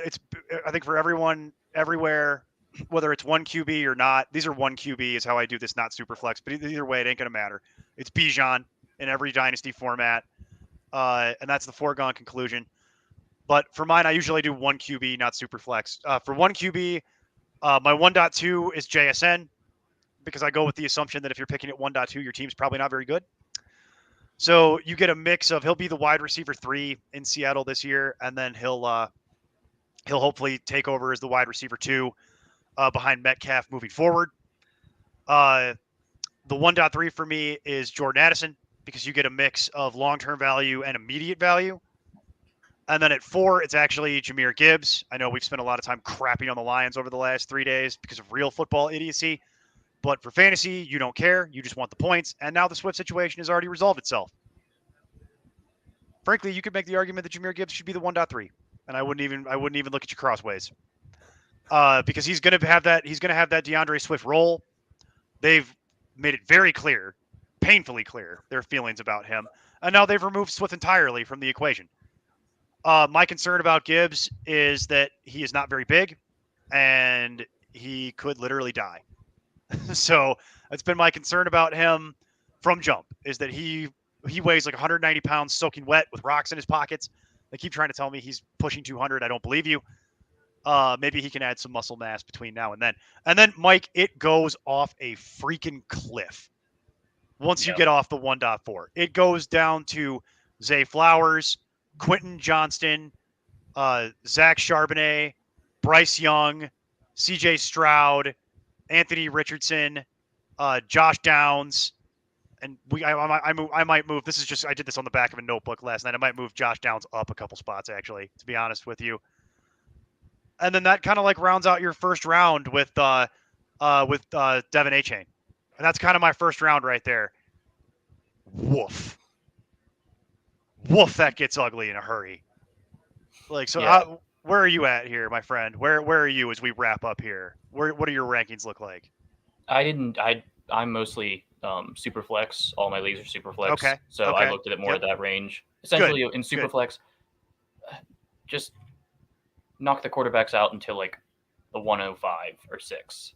Like there's zero chance you're looking at them in the top 5 or 6 because of, if you're in one QB league, usually if you're 12 team, you have a viable option to start, and you have a backup option that's reasonable too. So that's what I play primarily, and you were correct about that. I play a lot of the traditional Dynasty on my fantasy leagues. I play in like 3 or 4 of them, and that's usually correct. You really don't need. And you don't need more than 2. Maybe you'll have 3. Some teams might have 3, depending on how it works. Yeah, depends on how your tier of quarterback that you have. Yeah, but past that, you don't really need more than that. It's 2 or 3. And that's why the rankings that I do work the way that they do, because there's the demand isn't there. But in Superflex, like what you're talking about playing, that's got to be different. Yeah. So more like I did my post round 1. I have not really updated since after round 2, but there wasn't much that happened in round 2 and 3. We'll get to that next. We'll get to that on Monday probably, because we got to have these in for next week's drafts. But yeah, to have it in one day is not realistic. Bijan number 1. Then I went Richardson, Young. Then Stroud. It's an interesting order. You have a different order than a lot of people. Richardson just has such upside that it's crazy. Like there's so much he can do in terms of a running quarterback. You're obviously picking this early that you probably don't have a good team. Probably don't have many options at quarterback. This is a swing for the fences. Richardson is the only one I could see out of this group of quarterbacks that could be a top 5 option. A Josh Allen level, a Patrick Mahomes level. That type. He can eventually get to that. Young can be a top 10 probably. Stroud, I can't even see him being he'll be a middling type quarterback. He'll probably be around 15 to 20 is what I expect. If he hits as a NFL quarterback starter, stays for a while and things along those lines. Based on surrounding supporting cast. Mm-hmm. Okay. Young immediately jumps into a better supporting cast by far. Yeah. Yeah. Both offensive line, weapons, coaching staff, all of it. So I also thought Young is a better talent than Stroud. So after the quarterbacks go, I did JSN because as you said, I'm going talent over opportunity first here. I think JSN is just a better player. I think that eventually, if he actually does beat out Tyler Lockett, then Tyler Lockett will they'll find a way to get rid of Tyler Lockett. I mean, that could happen I'm expecting that to happen by the end of the 2023 season. Yeah, you could see that happening easily. And I just think JSN's a better player. Then it goes Addison because of his landing spot, and he was my number 2. That didn't change at all for me in terms of after the draft. Number 1 wide receiver, number 2 wide receiver, stay where they are. The only problem is I dropped Gibbs down because yes, we've seen Swift have success in Detroit. We've also seen them just throw him to the side. Yeah. And not use him to his talents. I don't care what they're saying. I don't care how much, the draft capital and everything else is great. But Gibbs is going to be a 40% snap player, likely. Just because of his body. Probably fair. You're going to have Montgomery take a lot of the heavy lifting with the 3-year deal you gave him and the physical, the real big physical work near the goal line especially. You would think that would be the logical choice. And last year there was 2 different teams, basically. 2 different ways of Goff playing in the beginning of the season, or actually it was the past 2 years, I'm sorry. So 2 years ago, Goff heavily targeted the running backs. Yep. He was number 1 in the league, or at least top 5. I think that has to do with the fact that in that year he had no good wide receivers. Okay. It was Amon-Ra St. Brown's first year that year and was hurt for part of it. So once the wide receivers became more of an established group, didn't target the running backs near as much. Yeah. Last year. Yep. So is Gibbs' role going to have as much opportunities? So I have him behind JSN and Addison. Okay, it's a solid argument there. And then I went with wrong with that. The trio. Honestly, this could be basically go any way, but I'm going to go Kincaid, Flowers, Johnston, and then I'm going to throw Will Levis in there at the after that. Okay. And I wouldn't blame you if you wanted to take Will Levis ahead right behind Gibbs. I will accept it because of how valuable quarterbacks are and how cheap they are in rookie drafts. Right. Okay. So sure. if you wanted to take Levis ahead of those 3, because Kincaid is basically a cheat code possibility. If he is their slot wide receiver in Buffalo, labeled as a tight end, right, that could have like cheat code possibilities. You're talking about like a George Kittle type of situation where he plays tight end, but he's really a receiver. Yeah, you're talking more Mark Andrews. Yeah, okay, that's fair. Sure. So he could be like that. Not saying he'd be the number 1 target like Mark Andrews is. Obviously, Stephon Diggs would be the number 1. But if he becomes the number 2 target in that offense, and we've seen the slot get 100-plus targets, and he's labeled a tight end, that's the big thing. So he has a lot of upside in terms of that. And then throwing Flowers and Johnston in there, and then I'll throw Downs as the final pick of the first round. Yeah, that's kind of where it's funny how that doesn't even change in 1 quarterback or 2.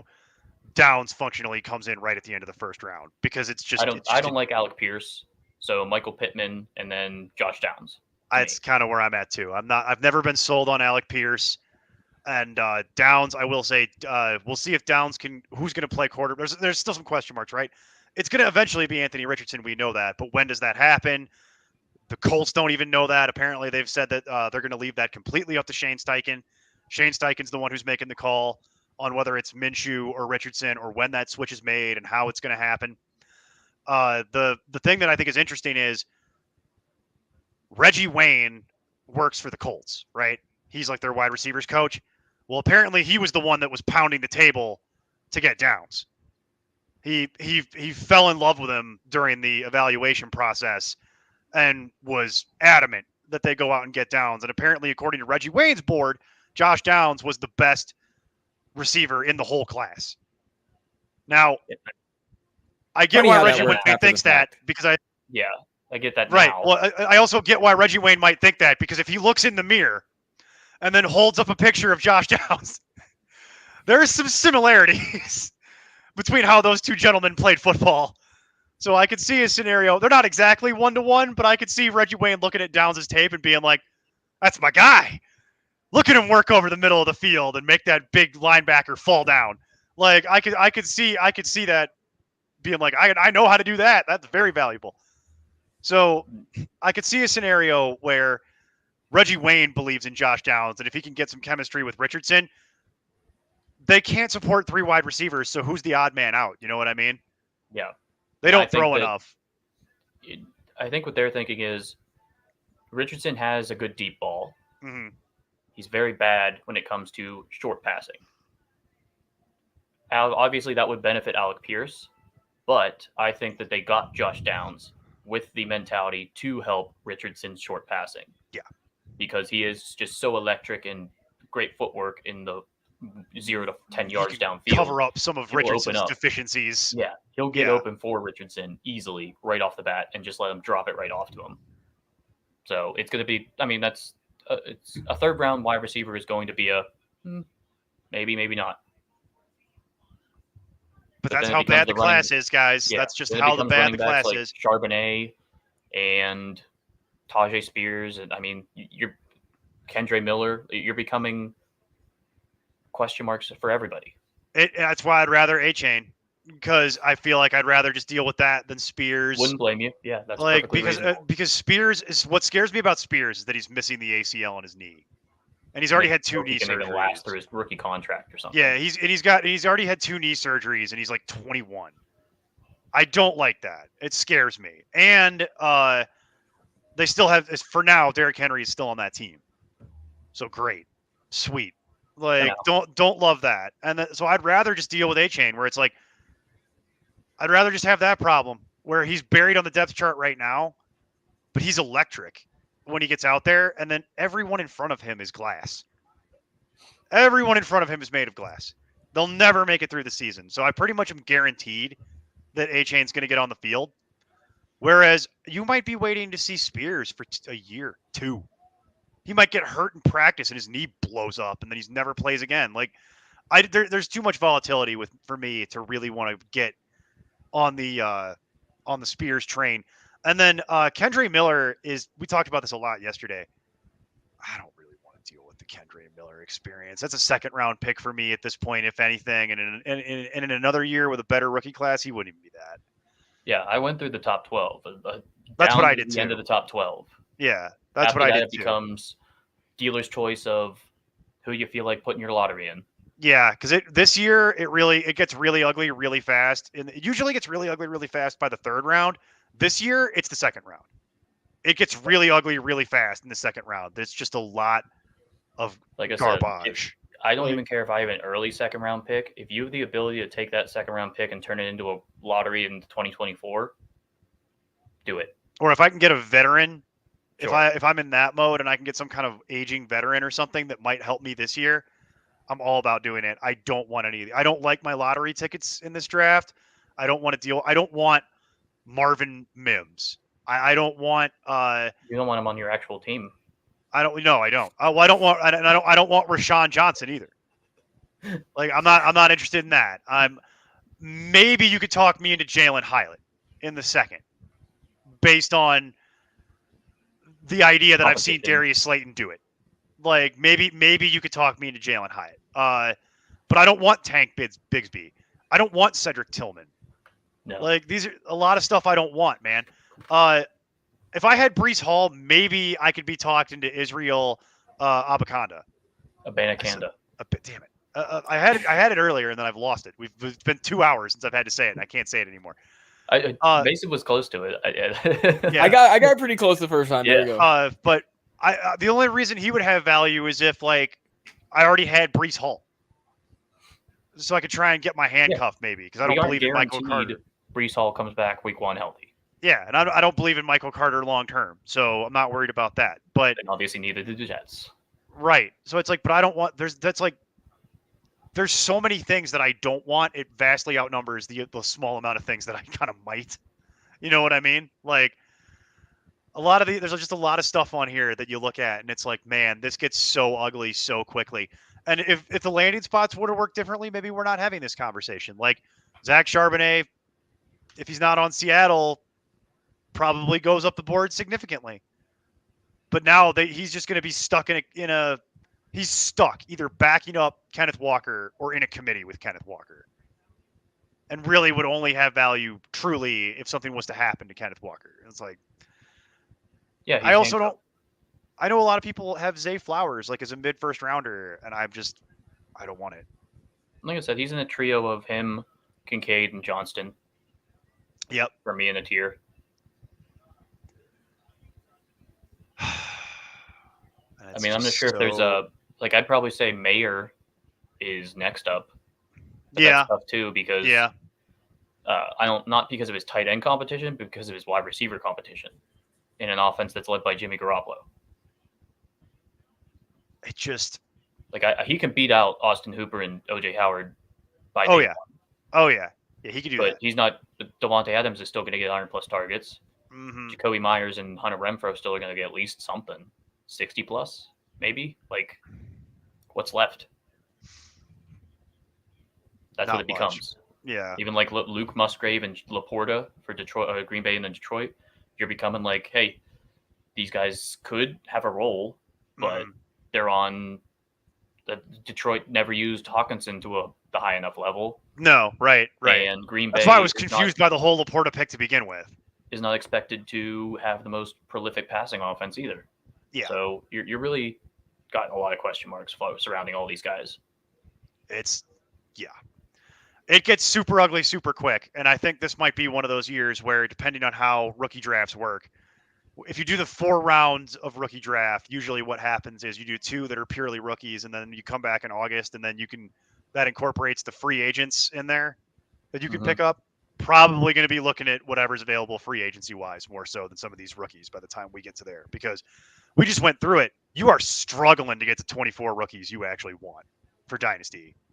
For your rookie draft. Like, it is, in a lot of years, it's not that bad. You can actually get to about 20 names pretty easily. Not this year. It gets real ugly after about 4, and then it goes into it. I would argue it goes into the tank pretty aggressively after about. Well, Neil, that's 15. the reason why that's a good year for us, because that means everybody watching at home needs to go out and sign up with importantnonsense.com/supporters. That's how you're going to get all of our info for your rookie dynasty drafts. You're going to get Mike's rankings. You're going to get Neil's rankings. You're going to get Mike Berlin's rankings. You're going to get Chris's, Steve's, everybody's rankings. Projections, yeah. So you definitely need to make sure you tap into that. And so, guys, I know that we were breaking down kind of how we want these classes to fall. The end of the 6th round's kind of wrapping up here. I think we'll probably end up wrapping it up here. Yeah, we're going to wrap it at the end of the 6th round here. Yeah. Yeah. Okay. We're done. We're pretty much done. There's nothing that's going to happen. The last couple picks that they might have missed were the Texans took Xavier Hutchinson out of Iowa State. Okay. Like, it's not really going to move the needle for you. Even in a crappy wide receiver room like the Texans have, Xavier Hutchinson is not really going to move the needle for anybody. The Bengals took another wide receiver because they just can't help themselves right behind that. And it's the first Ivy League player, Andre Iosivas out of Princeton. I have no idea what the Bengals are doing. I don't have any idea who's going to play O-line for them. We talked about that yesterday. By now, it's too late to worry about fixing O-line in the draft, but getting another wide receiver, I mean, okay. Like, I'm not overly worried about it. It's a 6th round pick. You can get out of it pretty easily. If it doesn't pan out, you'll know relatively quickly. Right behind that, at 207, the Packers took a kicker. This is when you should take a kicker, Kyle Shanahan. Anders Carlson out of Auburn. Okay, cool. Whoop-de-doo. And then the Patriots took Demario Douglas at 210 with one of their compensatory picks out of Liberty.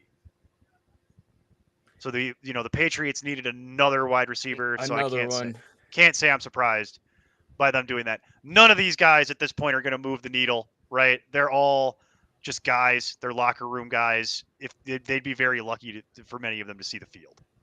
Yeah, I'm not. Even if we're looking at running backs and such, I don't see, and wide receivers, whoever else, I don't see any available players that I was pounding the table enough before the draft to pound the table now and be like, keep an eye out for this. No, that's why I'm saying we're going to wrap it up at the end of the 6th round here because. Hey, actually, this one, guys, I like this guy.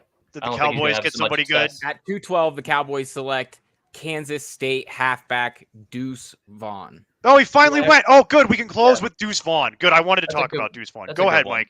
Go ahead, Mike. I mean, he's the shortest and he's 5'5". The shortest running back to have ever gone to the combine. For context, my mother is 5'4". So, like, that's what you're looking at there. But he led the FBS in all-purpose yards last year. He's electric. He is good in the receiving game, good in the open field, hard to find behind an offensive line of any size. So, I mean, we saw him make plays against teams like even Alabama in the bowl game last year. He had like a 75-yard touchdown against them early in the first quarter. Like, he's a good player, but 5'5", 176, you're obviously looking at an uphill battle to play much. Yeah. Cowboys is a good spot for him, though. It's Tony Pollard, Malik Smith, I think, or something like that. I think that's right. It's Malik something.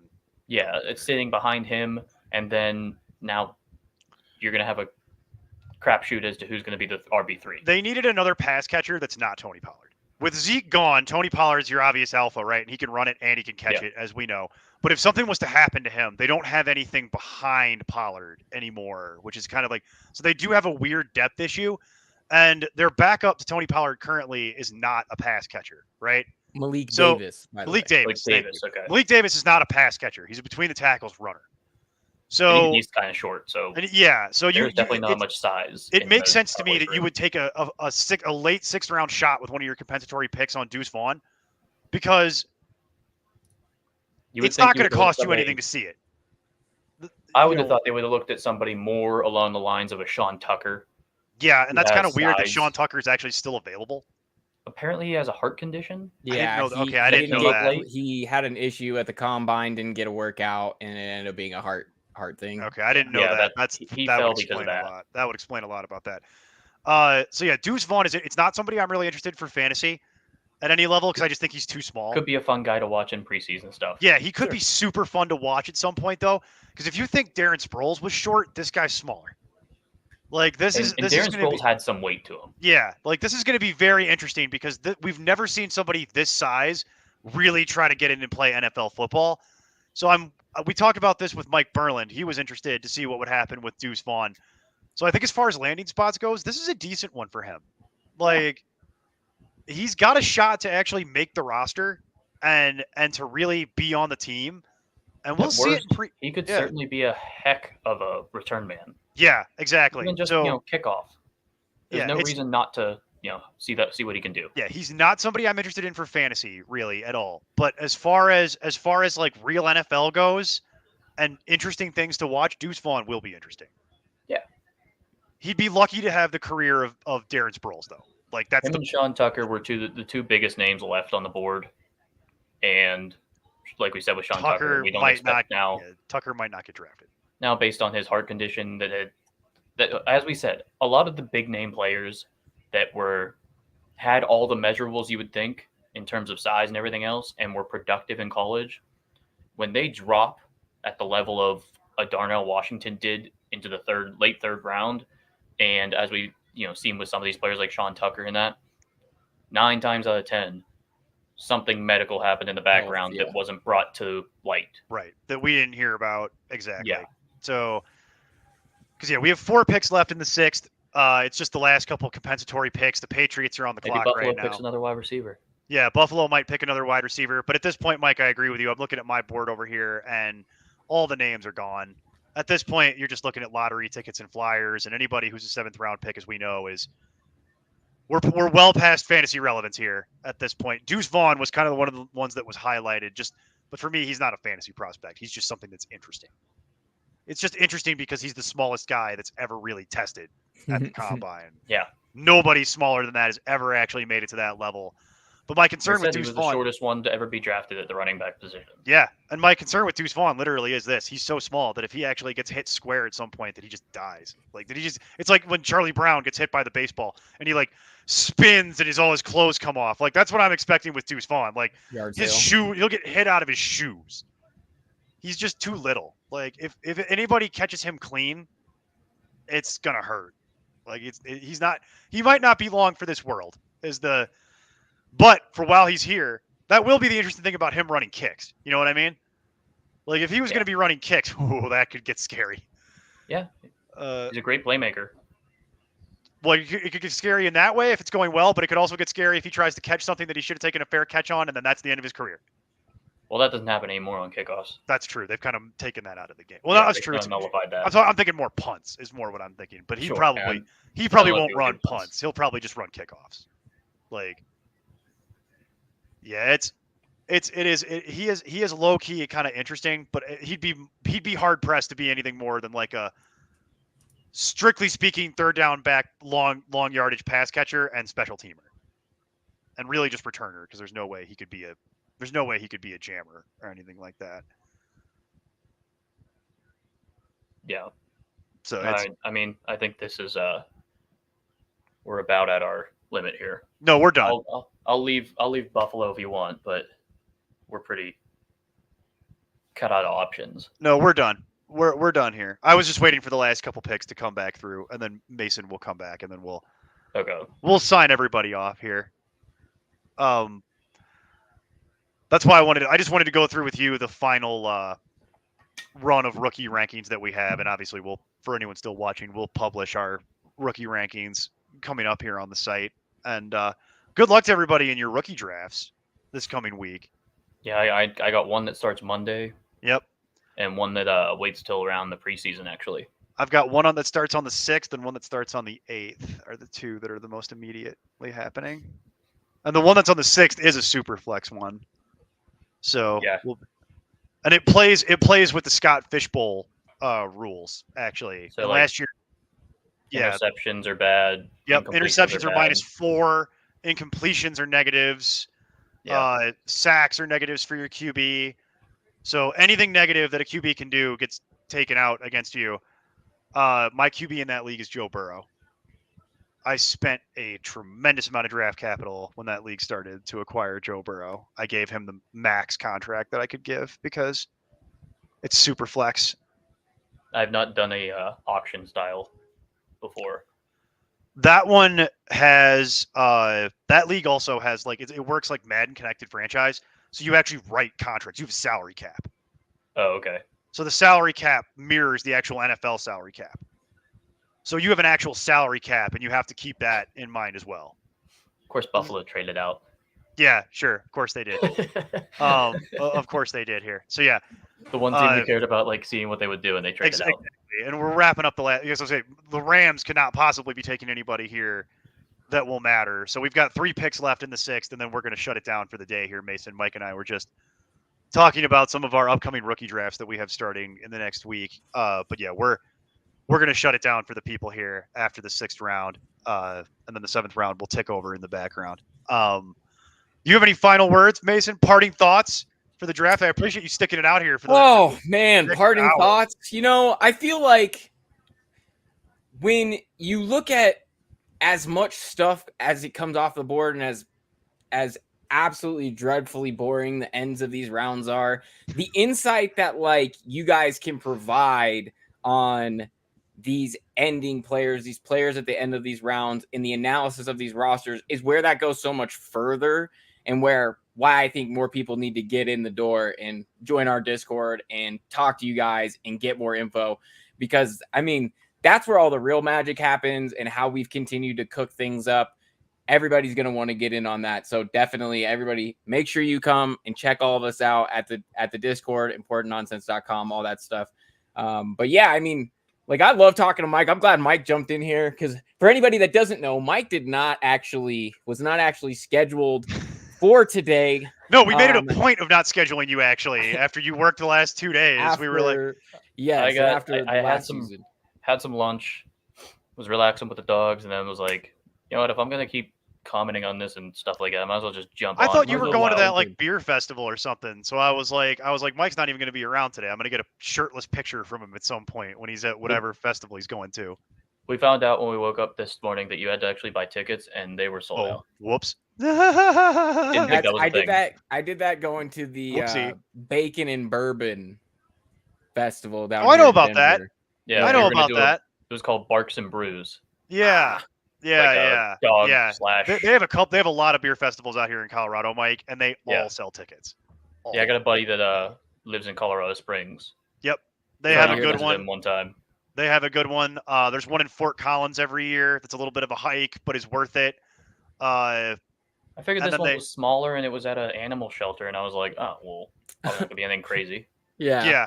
I was wrong. No, then you get there and you're like, oh, what? Like, yeah, we take that stuff seriously out here, because that's what we also have the Great American Beer Festival out here, which is the one that everybody wants to go to. People flying from around the world for it, and it's really expensive to get tickets. That's one of those things where the tickets sell out for that 5 minutes after they throw them open every year, and that one happens downtown, typically in Denver. Some years it happens in Golden, but that one people get really tanked up for. Like, really tanked up. I mean, I'm still going to get pretty tanked tonight, but a different venue. We did, against all odds here, gentlemen, we did get a pick. Zach Evans to the Rams. I mean, he has... I'm going to eat my microphone, Neil. I'm going to eat the whole thing. Go do it. I'd love to watch it. I already told you could. You signed off. I already told you could leave. No. I already Go told for you it. also Literally. that we were going to leave as soon as the 6th round is over, and we There's have. literally one pick left. I know, and then the Rams had to do this while we're Yeah. wrapping up. Yeah. I mean, Zach Evans is not going to have any real. He'll have trouble competing with Kyron Williams.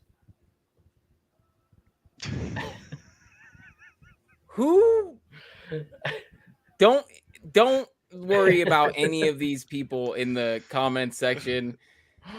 You're not supposed to come to my places of work and embarrass me like this. No, but for real, I'm here for it. If you want to keep embarrassing him for the last like 10 minutes that we have left, go ahead. Like, no, this is like one of my best friends, and she will definitely absolutely skewer me. Please don't. Please don't do this. we got 10 minutes left. If you want to just make the last 10 minutes embarrassing Mason while I take screenshots in the background, I'm here for it. Oh, Like, what do you know? The last final pick of the pick- 6th yeah, the round final is pick in. of the I think sixth we round is can- in. It's that time, Neil. It's time to get out of here. That's perfect. All right. There you go. Oh my god. That is the exact same thing I said with the story. She knows how that gets me too. He knows how that gets me too. You got to make an intriguing background, and you made an intriguing background. Couldn't even Next time, get just color coordinate it a little bit better. couldn't even Thank you. get to finish line though. Couldn't even call it a Foot Locker. And it's No, a she punter. couldn't. And But the everybody final pick's a who punter. everybody go follow Rare Gangster on Twitch. Is it a By the way. punter? It was Is a punter. Okay. All right. Well, and with that, as it dies at the 6th round, dies with a whimper. I agree with you. By the way, Zach Evans does not matter and will not see any meaningful playing time. No. The NFL is going to move on to the 7th round, but we are going to go ahead and move on to Miller time. Is what's going to happen here, because it is that time, ladies and gentlemen. It has been an absolute pleasure and a privilege broadcasting with you gentlemen all weekend. It has been fantastic. Let's go around the horn real quick. Mason, I know you had given your final parting thoughts. Do you have any final parting shots you want to give to George Payton and the Broncos on your way out the door here? No, because I have a Anything to feeling be just that angry and mean. yeah, it's just gonna be mean spirited, and I don't want to leave off like that. Instead, I will leave off on everybody go and follow me on Twitter tonight. Me and my betting partner, my good friend Vishal Gupta, we are going to be at game 1 of the Nuggets versus the Suns tonight. So definitely follow me on Twitter for all of those updates. Nice. At PFF_Mace. We're hoping that we're going to make some money off of that too. It's going to be a good time. And it's going to be fun a with lot that. of fun. That'll I be can't awesome. wait. Yeah, it's That'll going to be a be really awesome. good time. I will be watching that. I will hope to see you two gentlemen on the broadcast. Yeah, when you see somebody streak the floor with no pants on. Well, I was just gonna say Mason will. I'll be looking for the guy with no shirt. That's how I'll know it's Mason. Like, yep. Like that's absolutely how that's gonna go. And Mike, I appreciate you soldiering it in here for us, buddy. Like that's and it's funny because you've actually made it to today without like you're not all mustard stained and wearing a wife beater and like yeah, it's No, the worst I did was just add a cap. Yeah, exactly. So I know how that goes, man. I've done it 3 days myself before. By the end of the third day, you're a meat popsicle. But I'll throw it to you. Do you have any parting words for anyone in the NFL? Anything that's outside the realm of football? Where can the people find you? Take us home, my friend. Obviously on Twitter, as you can see, at _Mike_Manning, because somebody took the just original Mike Manning for some reason. They do that. It's a more common name apparently than I thought. But find me there on Important Nonsense. I'm going to be updating all my stuff for the Dynasty rankings, especially as we look towards the rookie drafts. I personally have mine coming on Monday, so I'm going to jump tomorrow into it heavily as to the research and really get into some good rankings, so I'll have those up pretty quickly this week. Otherwise, way to go, Omar Khan. You did a great draft. I'm very happy with your first time around here. Legacy picks. We're getting the picket fence in front of Kenny Pickett. Just can't wait for You got Joey season. Porter Jr. You really can't be mad about that. I mean, that's kind of like the highlight of it for me. That was so cute when they showed his picture from when he was a little kid, and then I felt really old because I actually remember when that happened in like real time. Because I was like, oh God, I'm old. Oh, it happened. But that's fantastic. Well, Mike, have a good time tonight. I'm sorry that you didn't get to go to the beer festival because shockingly they sell tickets to that. Yeah. But the bar, at first I buy there. Well, the bar's always open, right? Exactly. And as always, I'm Neil Smith. You can find me at nonsense_Neil or on our Discord that we've been discussing about. Check us out at importantnonsense.com/supporters. Check out our new Fourth Wall site. Check out our new website, new for 2023. If you're from our former Patreon, we have discount codes to help you ease the transition to coming to our new Fourth Wall thing as we move away from Patreon and into Fourth Wall. We hope you'll come and enjoy the entire 2023 season with us as we bore you with our flip it nonsense and a little bit of analytics. We do have some real proper analytics. That's what Mike Manning's here for, is to add some credibility to this whole disaster that operates in the background. But I will also be updating my dynasty rankings, rookie rankings. Good luck to everybody out there in your rookie drafts, usually starting next weekend. Go. You got a lot of work to do trading those picks all week. You gotta get out of there because unless you have something better than the 1.4, you want off this train. I'm telling you, it's really, really aggressively ugly. So with that, it has been an absolute pleasure running this down for you guys as it is every single year. Yep. We'll see you in the Discord. And make sure also to join up for the Discord to irritate and annoy and trash at that FF Nerd, Mr. Jason Draven.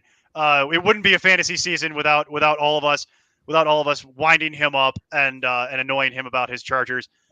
Get ready for that starting again on this Thursday, as we once again will be sitting down to help you set lineups every single Thursday with me and the Nerd and possibly some special guests. Maybe even Mike Manning makes an appearance. Maybe. We'll see if we can get that to happen in the background. I would love to watch you and the Nerd try to interact, talking about waiver wire pickups in the background. And as he tries to talk about Noah Gray, and I cut his microphone every single time. But with that, everybody enjoy what's left of your weekend. Go do something fun. Crack a cold one for me. That's actually what I'm going to go do right about now. So with that, thanks again, everybody. And as always, keep up the nonsense.